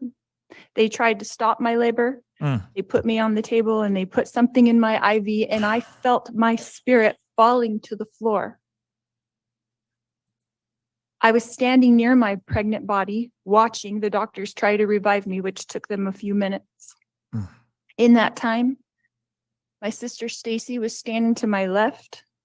I turned to hug her and was surprised that her spirit was as tangible as a physical body, because I knew I was in spirit and she was in spirit. She said she needed to show me some things and we went to heaven. So during giving birth to Tylee, she had an out-of-body experience. And that's when she saw the Lord and the heavenly world that exists beyond our physical realm. She saw spirits, the pearly gates, whatever you want to call it. She saw all that. Yeah. Yeah. I later returned to my body. Because of this experience, I have access to heaven and the spirit world. Since then, I have had many communications from people now living in heaven, including my children, Tylee Ashlyn and Joshua Jackson, my sisters, Stacy and Lolly, my aunts and my uncles, and my grandparents. I have had many communications with Jesus Christ, the Savior of this world, and our heavenly parents. So you tell me she had conversations with Jeebus? She had conversations with Jesus, y'all. Yeah. Does any of this, what she's saying so far, does any of this have anything, I'm being dead ass, anything to do with anything that she is saying right now? Like that she's in court with right now? I'm going to tell you no. But we got to go back because they have already started. Here we go. Detective and administrator, everybody that worked so hard, and the people that had to see things that should never be seen. We pray for you, like we pray for ourselves, that we will someday not see them anymore. And yeah, we're done. Lori, we are done with Lori. She is no more to us. Facts. Next time, we will see you in 8 months. So thank you, everybody. You've been great. Thank you so much. Thank you, Vicky. We love you. Thanks. She gone, baby.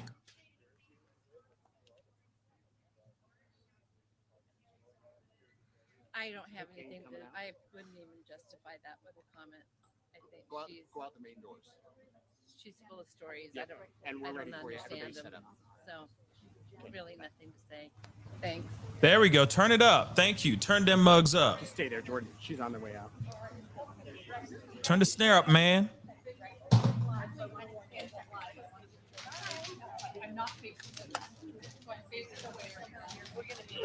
I mean, let's keep it a buck, okay? Obviously, a lot of the family is going to be like, this is what I'm going to say for the last time, and then I'm moving on. That's what I feel. I mean, I'm sure there's going to be some interviews done by. Let me put this on mute for a second. I do think that there's going to be a lot of family members coming out and speaking on their own behalf here very soon in interviews and all that. I'm sure Gayle King, Oprah, Stephanopoulos, I mean, any of them are going to be speaking out and saying their piece here very, very soon in some exclusive interview, I'm sure, because this is a huge moment that happened. And this woman is never going to know what freedom feels like ever again. She never, ever will. So this is all, in my personal opinion, very, very good news.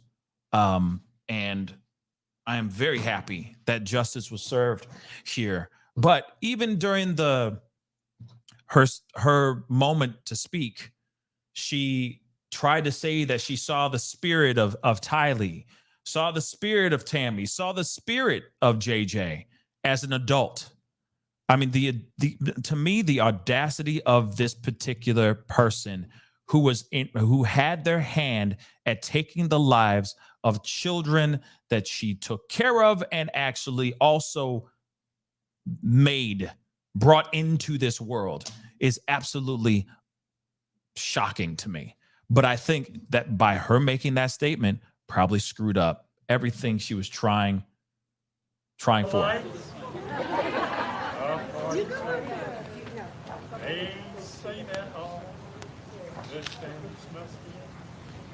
Maureen, you're guilty.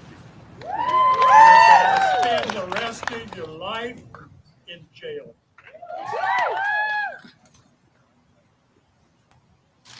Happy day. Bittersweet. For sure. Bittersweet for sure.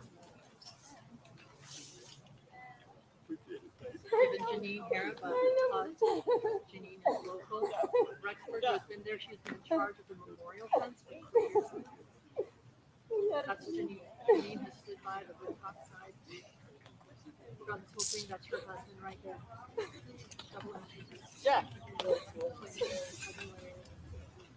There's Jerry Vallow right there. Charles is looking like brother. Every time I see Jerry. Hey, baby. Hey, man. What's up, Larry? Hey, give you a microphone here real quick. I wish John was here.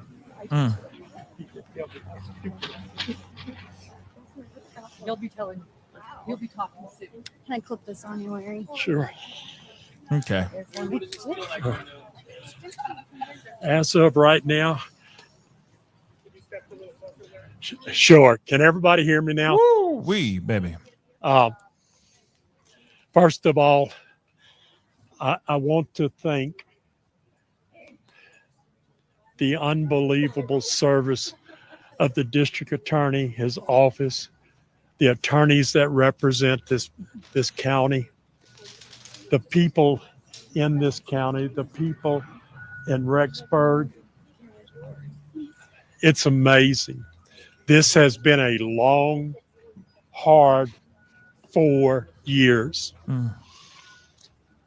I think that we all knew the evidence was there.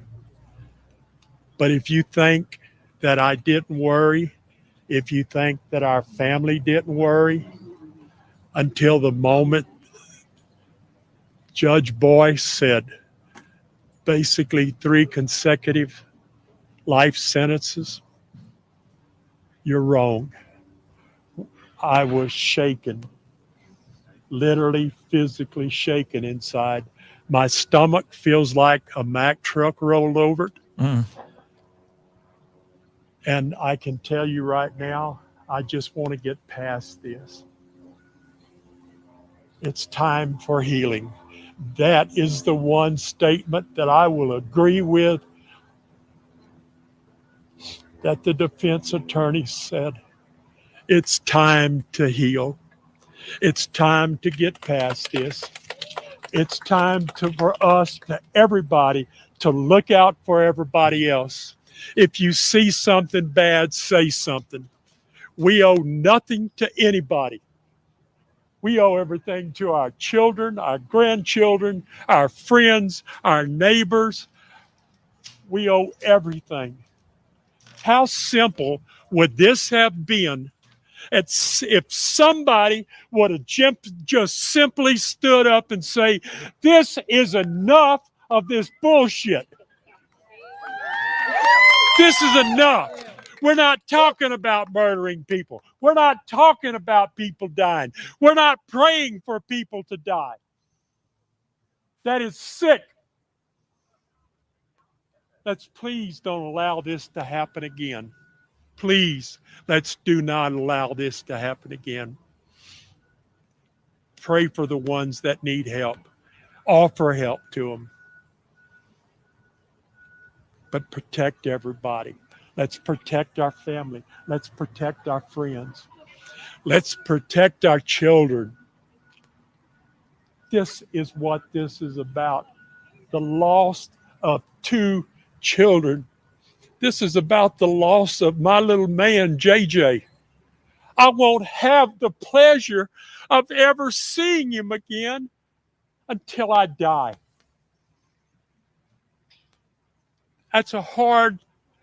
That is hard to swallow. Until I die. But I know without a doubt, if the Lord gives me ability and out of the kindness of his heart to allow me to go to heaven, I know without a doubt JJ is there, Charles is there. These are good people. And I imagine Tylee has got 1,000 friends already. And if they have cellular, I can well assure you her phone is full. God bless her. God bless everybody involved in this. I don't know what we would have done without the unbelievable support that y'all have offered. For that, I am absolutely and eternally proud, loved. I love y'all, and I just want to restate it. Please pray and continue to pray for the lives that were lost. Please pray, continue to pray for the next trials. Guys, we have 3 trials to go. 3 trials. And we'll be there with you. And we've got to finish this. We cannot stop. This has got to continue. More convictions, more life sentences without the possibility of parole. And in one person's case, unless they change it, the death penalty. At this point in my life, I am mad. This was senseless. And if he gets the life, if he gets prison, that's fine. If he gets the death penalty, so be it. I'll be the one to turn the switch on. I'll be one to pull the bullet in his heart because they killed 3 innocent children. Two. Oh my God. We know what you mean. 2 innocent children, 3 people. And guys, we all know there's more than that. This isn't about Tylee and JJ. There's other murders. For that, I hope they pay the dearest price, the highest price. I will take life sentences without the possibility of parole consecutive. It's what we prayed for. It's what we got. Thank y'all. Thank y'all. Larry, what was your reaction when Lori was speaking? Yeah, what is your reaction? Okay, I'm going to give y'all the coon-ass version. That was a bucket of shit. Wow. That's all it was. Guys, I don't mean to offend you, but it's just, it's a bucket of poo-poo. How about that? Y'all can maybe put that on camera. I'm talked out. I'm good. I'm very I am. I guess I should say I'm very pleased with the verdict, not the verdict, the sentences. The sentencing. And I couldn't ask for. We got everything we asked for. I believe We did. Absolutely. And so it's all good. I'm happy Judge Boyce could see through her BS that she and her angels and all that and her near-death experience when she had Tylee. Never heard that story before. Yeah, that's another but makeup I don't know story. if it didn't happen. Just saying, I never heard it before. Yeah. But yeah, it's all. And I can guarantee we couldn't y'all ask for this: more. Tammy was not in her dreams. She was Yeah. not friends with Tammy. Yeah. Hey, can I follow that up with, you made a very powerful victim impact statement and talked about how much you love JJ, carrying him in your arms. To hear Lori sit there and say that you came to her and told her she did nothing wrong, how hard was it for you to control yourself in that moment? Not hard at all, Justin, because anything that comes out of her mouth It's is a a lie. lie. So there was nothing she could have said today to upset me or anything more. I'm done giving her control. It's over. Well, I'm walking out of here. I'm good. I'm happy. This is as good as it'll get. We'll never have JJ. We'll never have Tylee back again. But or Tammy's family won't have her back. But this is the closest thing we can get to satisfaction. And so next is next I'm already thinking about Arizona and Charles's trial and Chad's trial in April. So and then we have Brandon's too down in Arizona. So we still got a lot to do. We're still on the courtroom circuit, I guess that's what you could say. So Can I ask something, Kay? sure. I remember you telling me once, you said that Charles would have said to you, take care of the children first, then worry about me. What do you think he's thinking now? He's like, yay, y'all, everybody did it collectively. It was great. Wouldn't have been any happier. And he would have said, okay, well, I'm ready. Now it's my turn. Because, yeah, he absolutely was the gentleman that he truly was. So, absolutely, women and kids first, and then take care of me later. And that's what we're going to do. I can also say this, and I hope everybody paid as close attention to Lori as I did, if you had the opportunity. During her quote presentation. Rant? Not a rant. Yeah, her line of BS.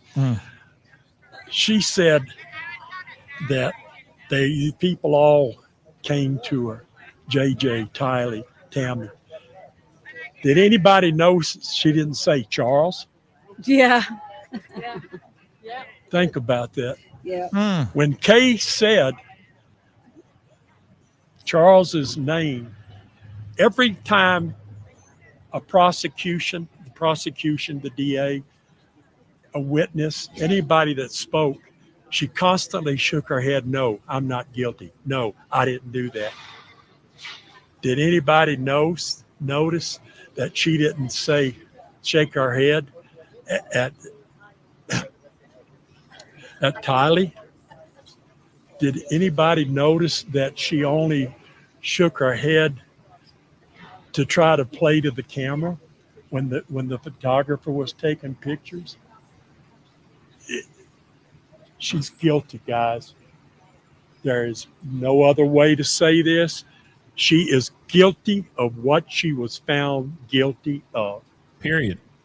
And I just want her to understand that none of us believed her cock and bull story. That was pathetic. It was almost pathetic as what the defense attorney started saying. Yeah. Look, I like the guys. They have a job to do. And I told them the first day, you got a job to do. I want you to do the best that you can. I want the court to decide what is right, what is righteous. They've all done that.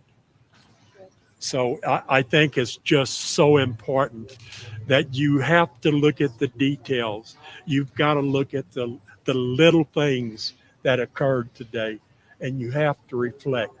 None of her reflected not guilty. Not one word, not one gesture. I'm getting tired. I know. And nothing. We need to It was, clear- I'm guilty, I'm guilty, I'm guilty. You got to have mercy. She showed absolutely zero mercy to the victims. Why should she be given mercy? There is no such thing as mercy when I say something about her. I love JJ. I love Tylee. I didn't know Tammy, but she had to be an amazing woman.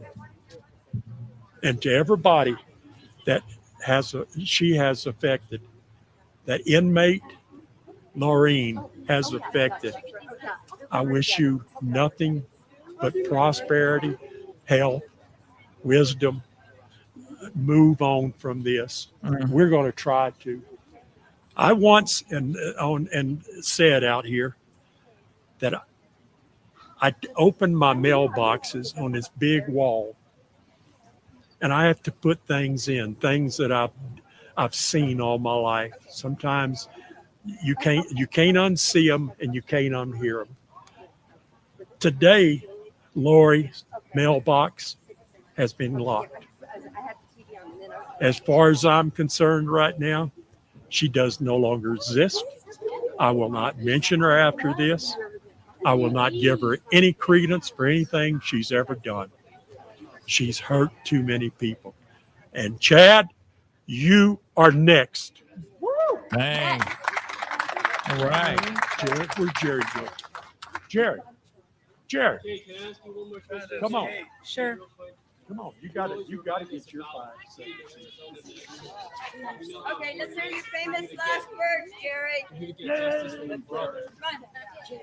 Jerry, go, Jerry, go, Jerry, go. How much? How much does this result of this case here and the tragedies here? How much do you feel that Arizona law enforcement what they did or didn't do? Is that something that you still think of? Absolutely, they dropped the ball. There's no doubt.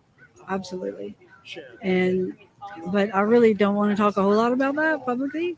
So, but I mean, I'm just ready to get down there and get Charles squared away too, and get her squared away down in Arizona. I'd like to see her extradited real soon. Like in an hour. That would be great. Jerry, what do you got to say? Where do you go? Your turn. Well, once again, they got the bitch, but they got her good this time. And that's pretty much all. I'm not a talker, so.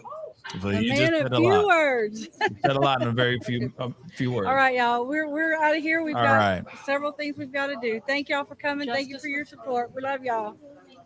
All right. Yes. Oh my Lord.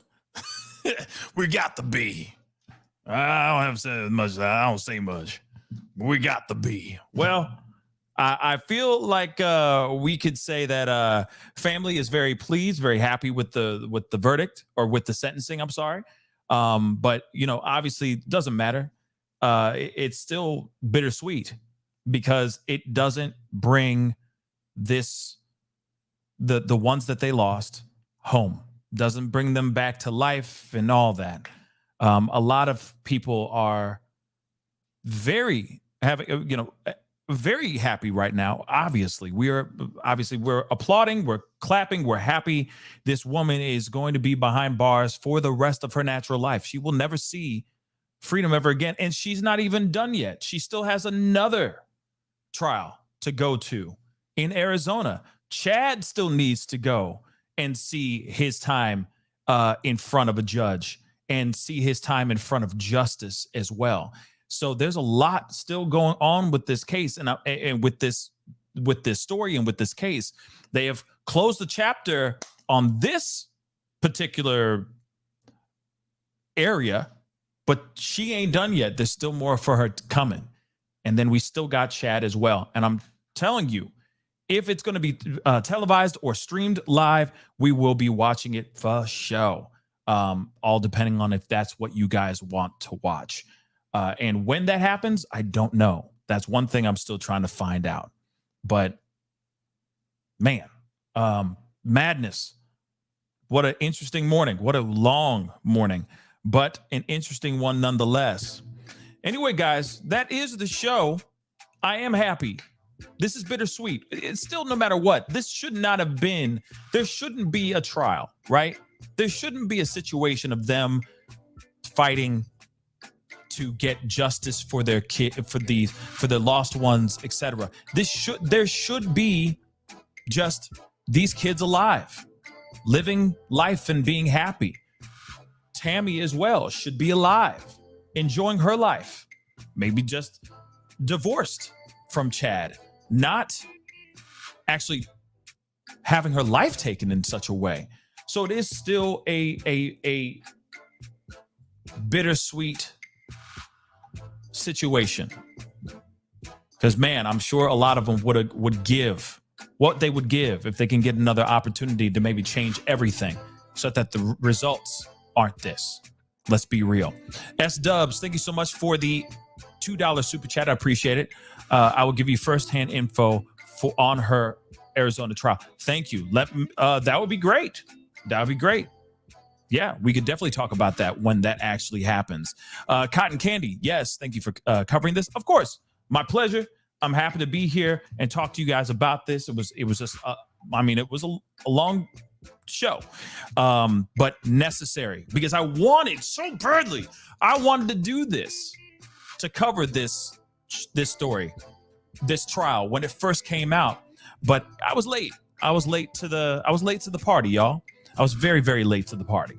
But no matter what, I'm still happy to see the end result, seeing life, three consecutive